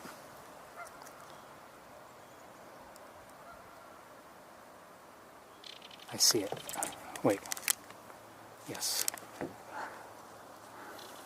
I saw one from home yesterday. Actually, I was happy to see it. Looks like a female. Hello?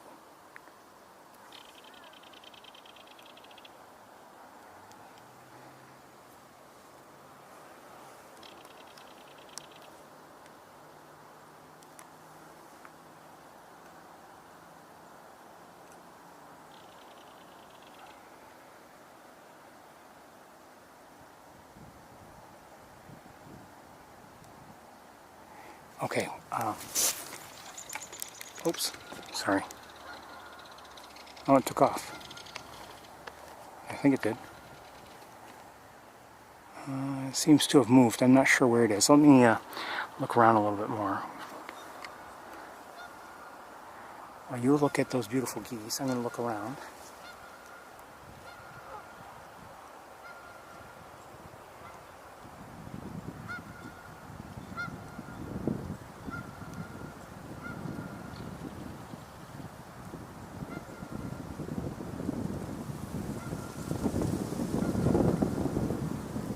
It's picked up a bit.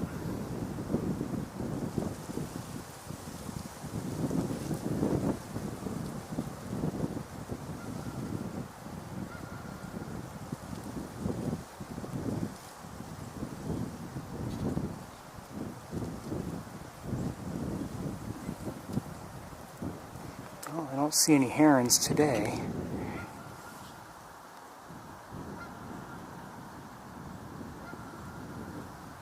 Alright, we're going to get moving. I'm going to get to the outflow before it gets too dark. Or, you never know, if the geese start coming in, we'll probably end up staying put wherever we are. Or if we're at a viewing area, that is.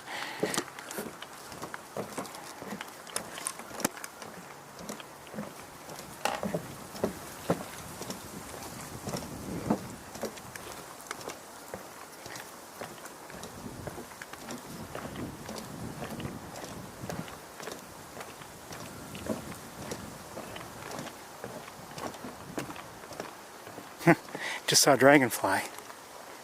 At least I think I did. Don't see too many of those now, although I think I was seeing them at Montezuma last week. I didn't mention it, but I remember seeing one.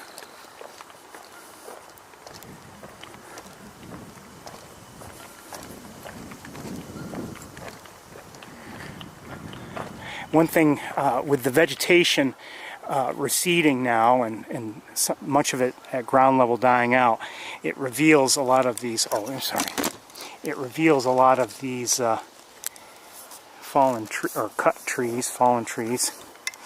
and things aren't looking as beautiful as they should here, but that's because of the emerald ash borer. It's been devastating. It's an invasive insect, damages ash trees, and so they've cut down a lot of trees, I think because they were dead and maybe they were considered unsafe, and I think they wanted to cut them down before they fell on their own and potentially hurt someone or something or whatever. I think that's the thinking, I'm not sure.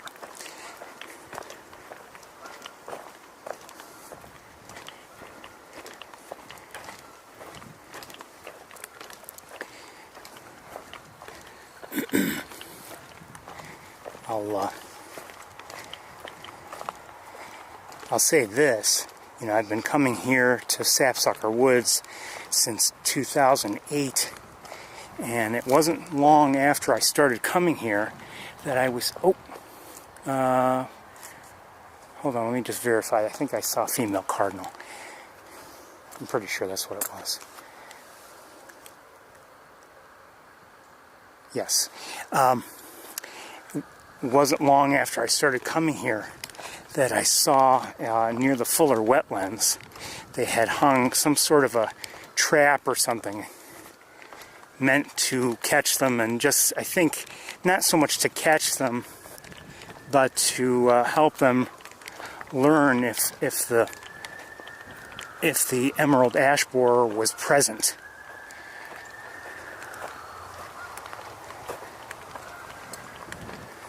and they had it hanging, or at least they, I don't know if they kept them up year-round, I don't remember, but they did keep them up for at least a couple years.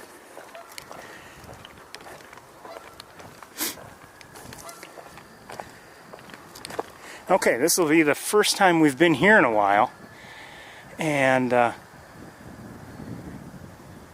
things are looking a little bit cleaned up in some ways. They've taken out, looks like a lot of vegetation that was maybe bushes and things that were here. I don't know why they did that. Probably had to get there and do some work. You know, water levels seem to be a little higher here. And certainly things have been cleaned up. One moment.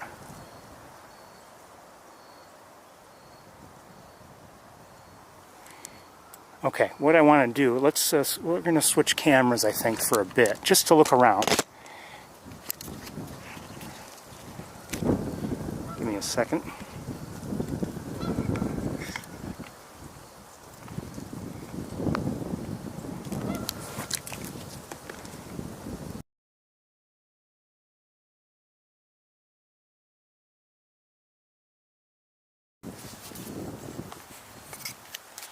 Yes, no one cares. Okay.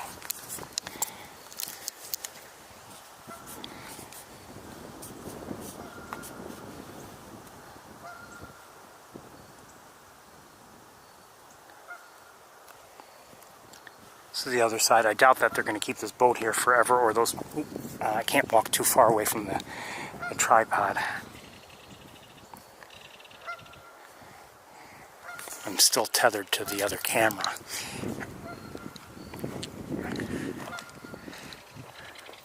Oh, hold on.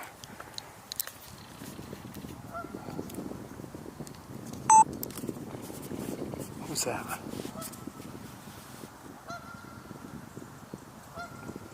Took off? Took off.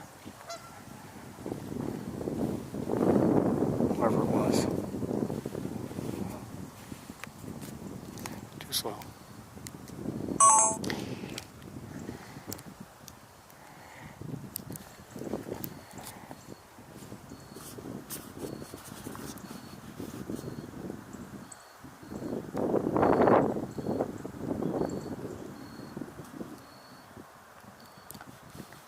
So this looks quite a bit different, I would say.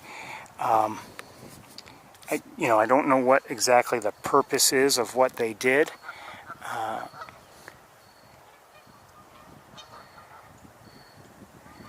But it seems, maybe I'm wrong, and it could be just how things are working today and how much water there is. It just seems like there's more water immediately around the outflow. Certainly less of a buildup of mud and other stuff, and branches and other things that were there before.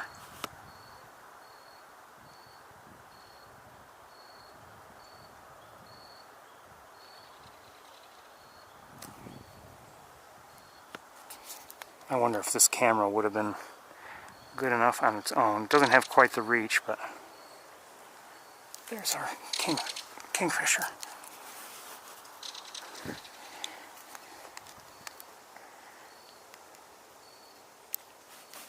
Okay.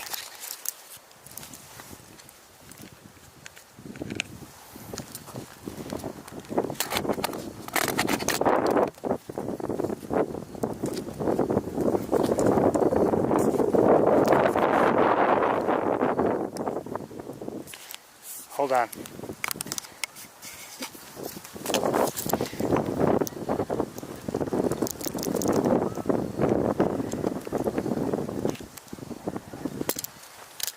Hold on, I want to disconnect from the other camera completely. Don't do that.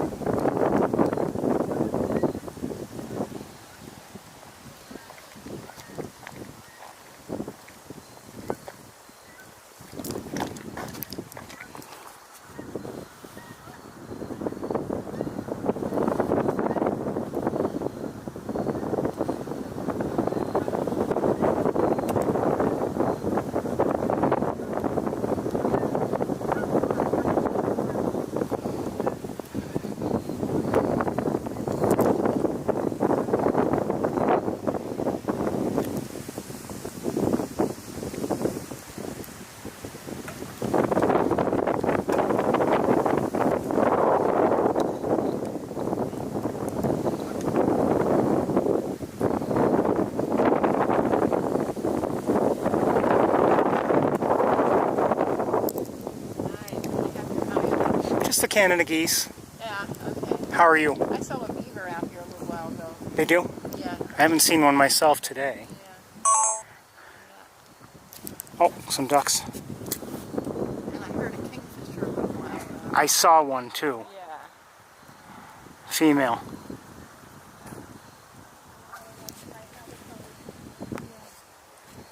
Take care.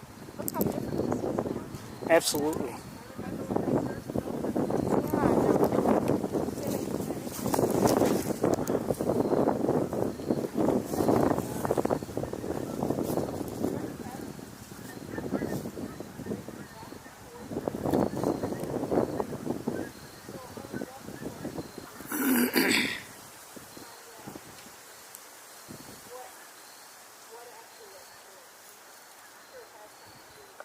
I heard Canada geese from that direction, or at least I thought I did.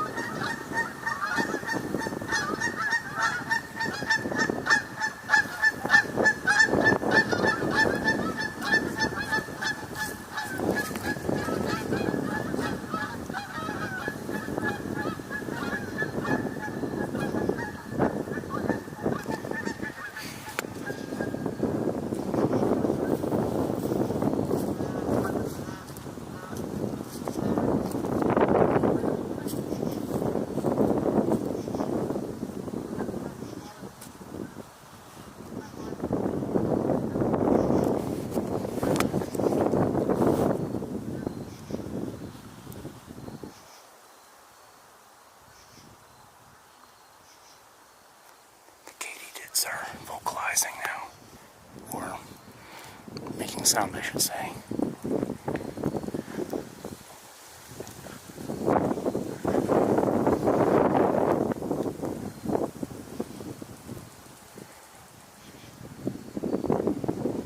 Seems like we've had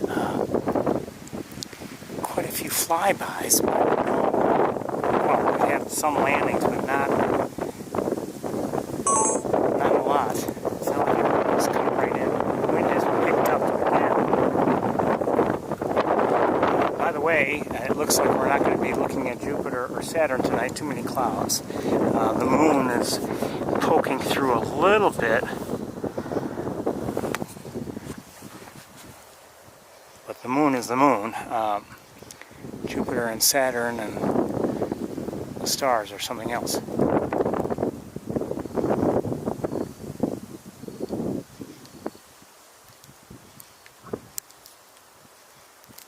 I don't know if you've enjoyed seeing the Canada geese like we have tonight with this camera. In a way, I say it's overall it's better. You get to see, you get to see the numbers that are coming in and how they come in and everything. So I like it better. I don't know about you. Although it's nice to see a close-up as one comes to the, finds its way to the water.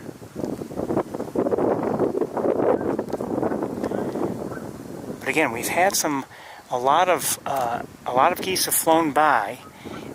Some have landed. I don't know if I would say most have not, but many have not. Maybe 50-50. And are we in the right spot for them? No, I think might have been better to be near the lab.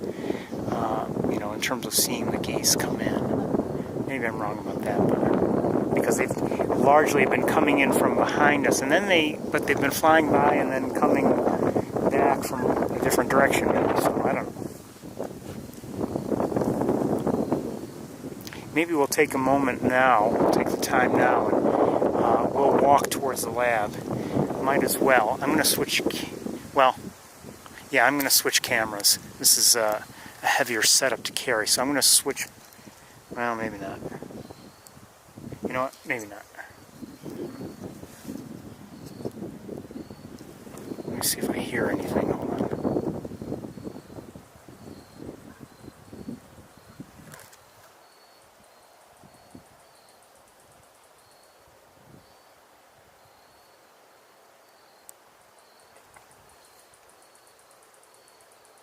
Okay, let's see if I can get the other camera going.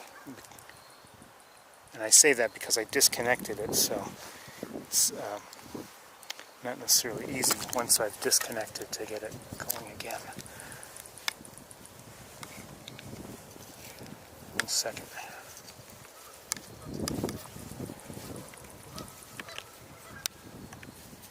Oh, do I hear somebody?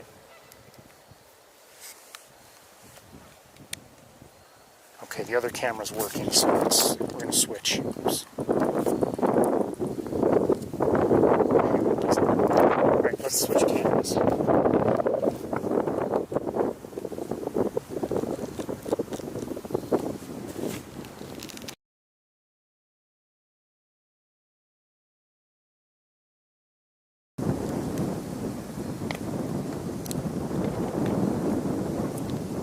I'm working on it, I'm working on it.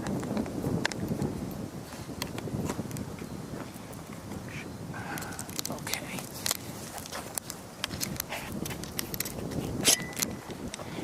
Alright, let's go.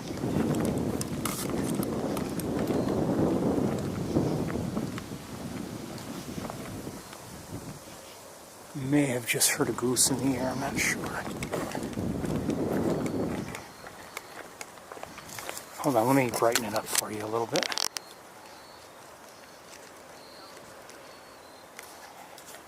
Or a lot.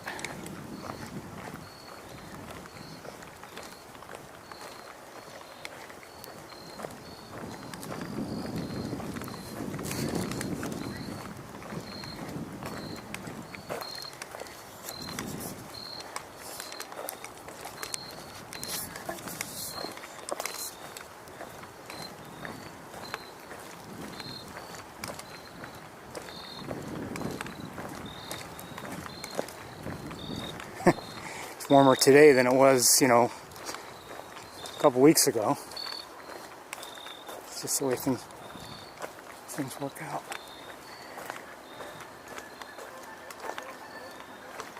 Those sound like they're at ground level. Those geese.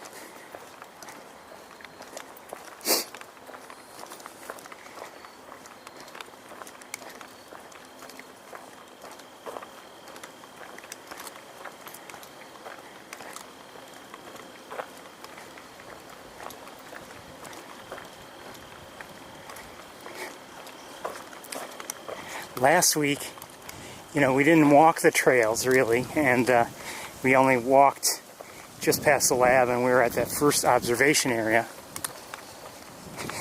And I kind of felt,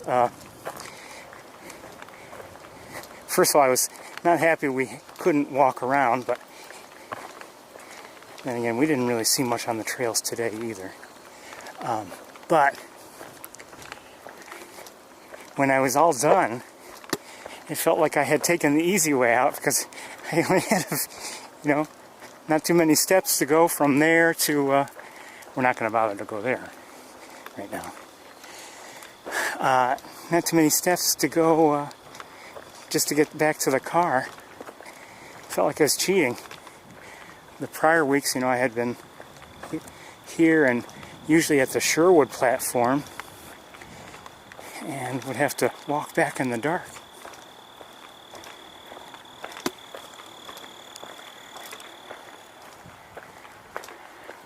Now we could have walked out on that platform there, here at the Fuller Wetlands.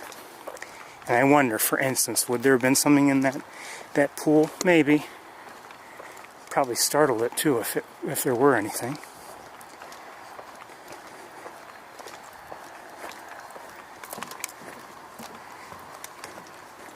Given how dark it is and everything.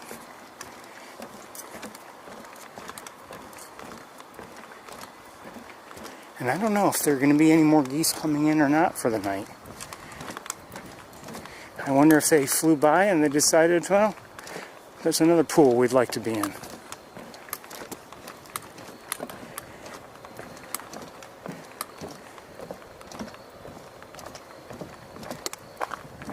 We'll walk this way, I guess.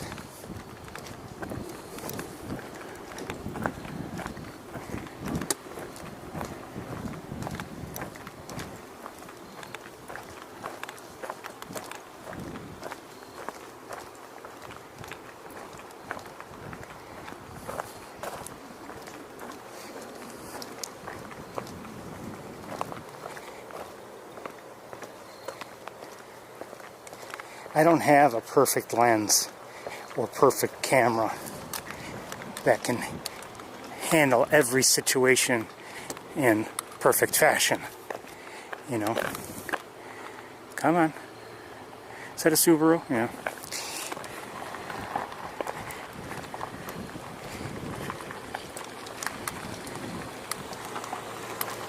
I don't believe there is such a thing as any one perfect lens or camera that can work for everything we do during the tour.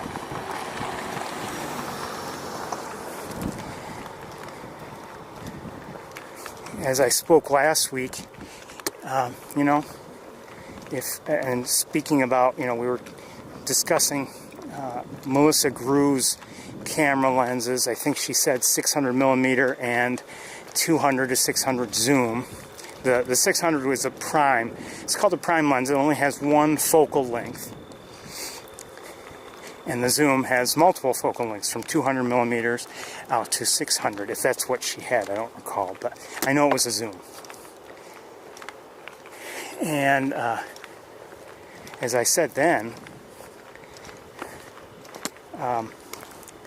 you know, that would be good if we were looking at things that were far away, or maybe not terribly far away, but you know, we wouldn't mind getting, let's say, a close-up, but we wouldn't be able to get a wide field of view. And the other camera that we're using here today, here at Sapsucker, has the benefit of a wider field of view than what I'm able to do with the current camera and scope combination.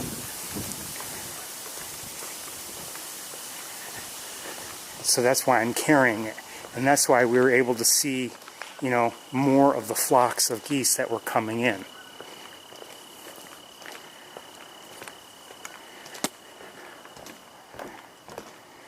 Now, ideally, it would be great to have, you know, one camera and lens combination that could do it all. And there are some nice lenses that can cover a great range, but usually they fall short on one end or the other of the range. Maybe they don't go widely, you know, go wide enough. Maybe they have some reach, but they can't reach far enough.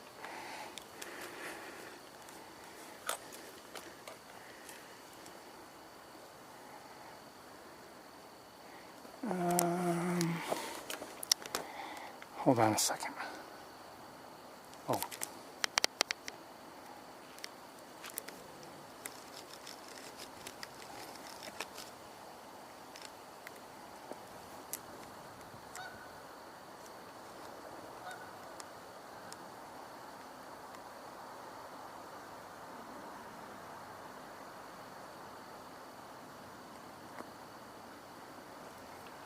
The camera is brightening things up now a bit, but even to the naked eye I can see those clouds, and they're somewhat lit by the sun.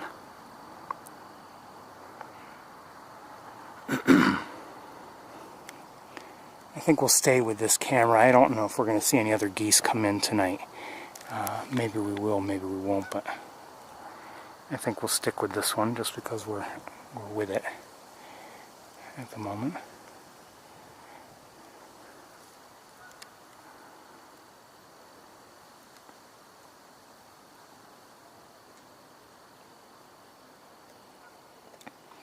It's been, in some ways, you know, I wish we would have seen more today. Didn't see maybe as much variety as I kind of, well, I should take that back. We did see several varieties of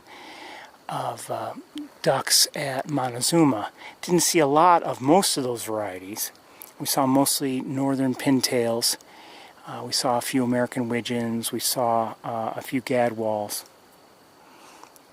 But we also did see green-winged teal. Well, saw a few numbers of those. And we saw a few northern shovelers, some mallards, But no, I didn't notice any. Maybe we saw some and I didn't realize. I didn't see ring-necked ducks. I didn't see redheads. I didn't see canvasbacks. Nothing like that. But, you know, there's still maybe some time for that.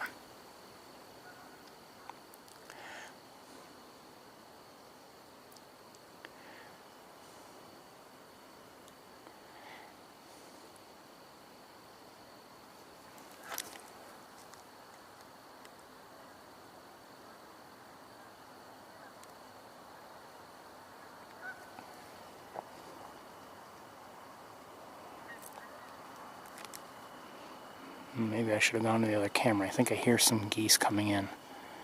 Maybe not many, though.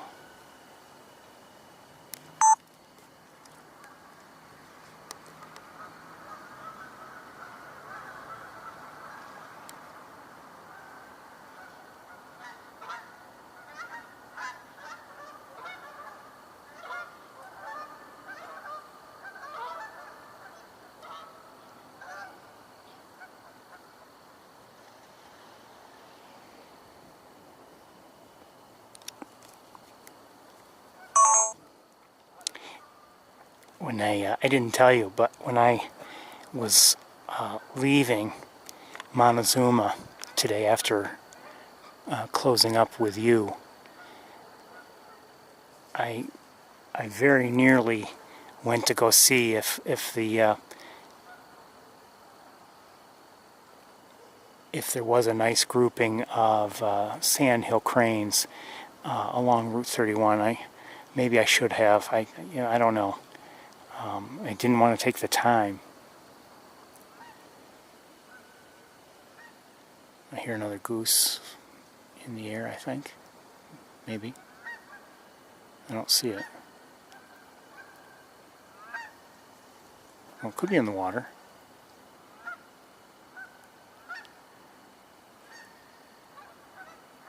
I'm not sure.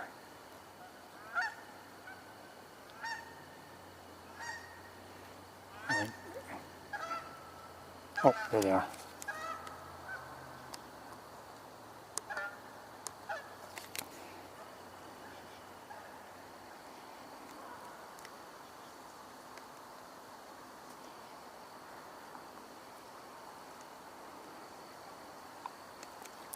So, as often is the case, I wish we had seen more. A lot more, actually. But we saw some things I liked very much, like, for instance, that mass takeoff of the Canada geese and the ducks that we saw from Wildlife Drive. I enjoyed watching that for a few moments. We didn't look at that bald eagle very long, but we had a few good looks that I appreciated.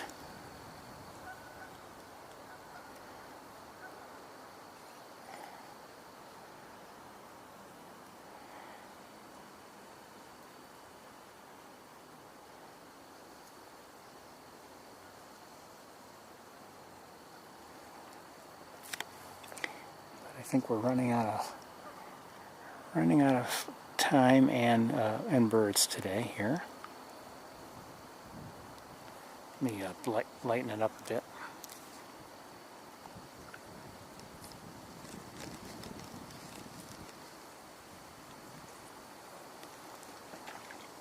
Oh, something's splashing.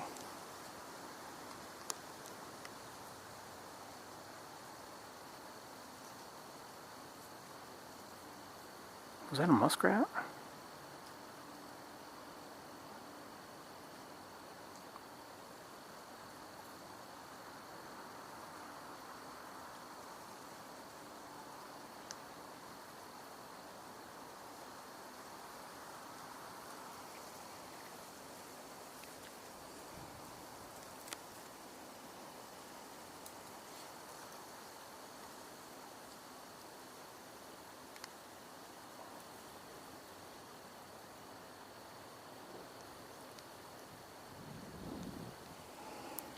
I think it might be.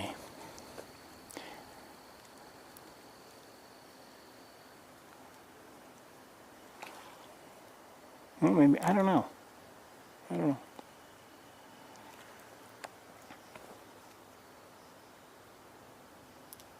We'll wait a few more moments, and then if nobody shows up, we'll close up for the day.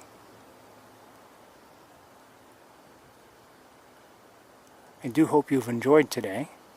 It's been nice to look around and see a few things. We did see some nice things, as I said.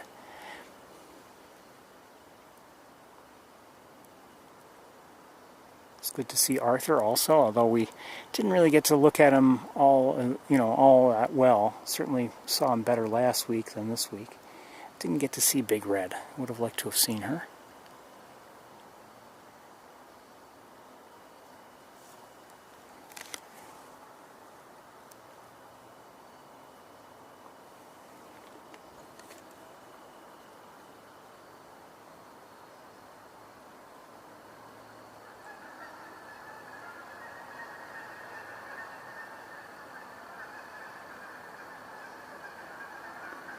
I don't know if they're calling somebody in or maybe not.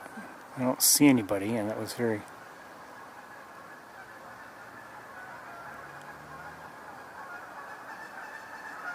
Oh, I don't know.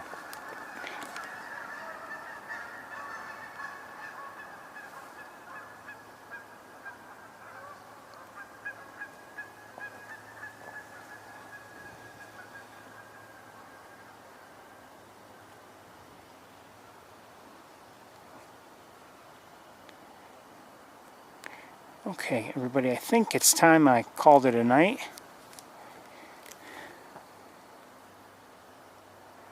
We could have more geese possibly coming in, but I think it's we've reached a point where it might not be all that easy to even see them anyway, although we can see the sky fairly well. But it's time for me to pack up and head home. I hope you've enjoyed the day. I want to wish you all a very good night and good week, and we will see you next time. Take care, everybody.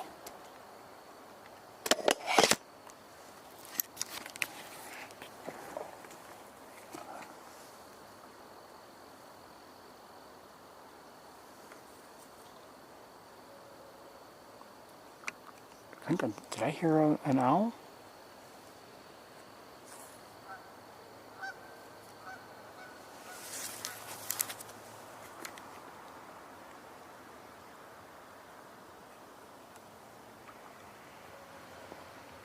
Yeah, I think I heard an owl. Too bad that car is driving by. Hold on.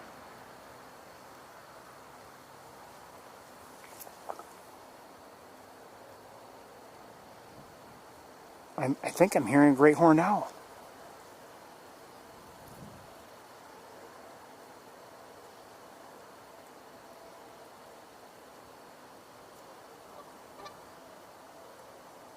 Yeah, just heard it again.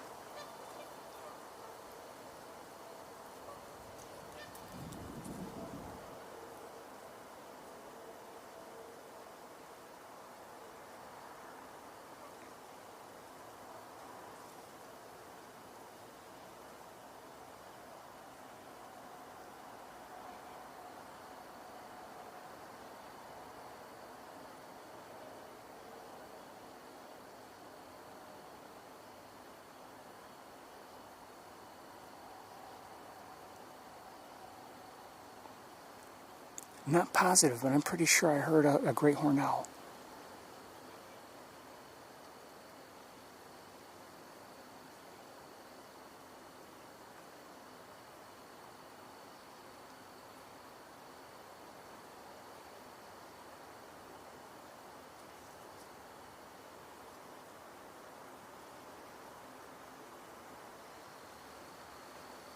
I've never seen one here before myself.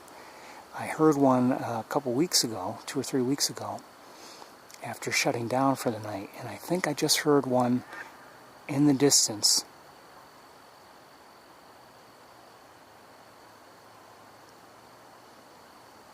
Call maybe 3 or 4 times.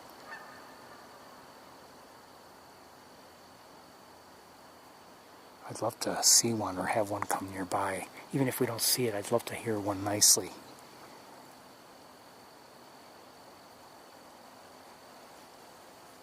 When I heard it a few weeks ago, I heard it fairly well. It wasn't right nearby, but I heard it fairly well.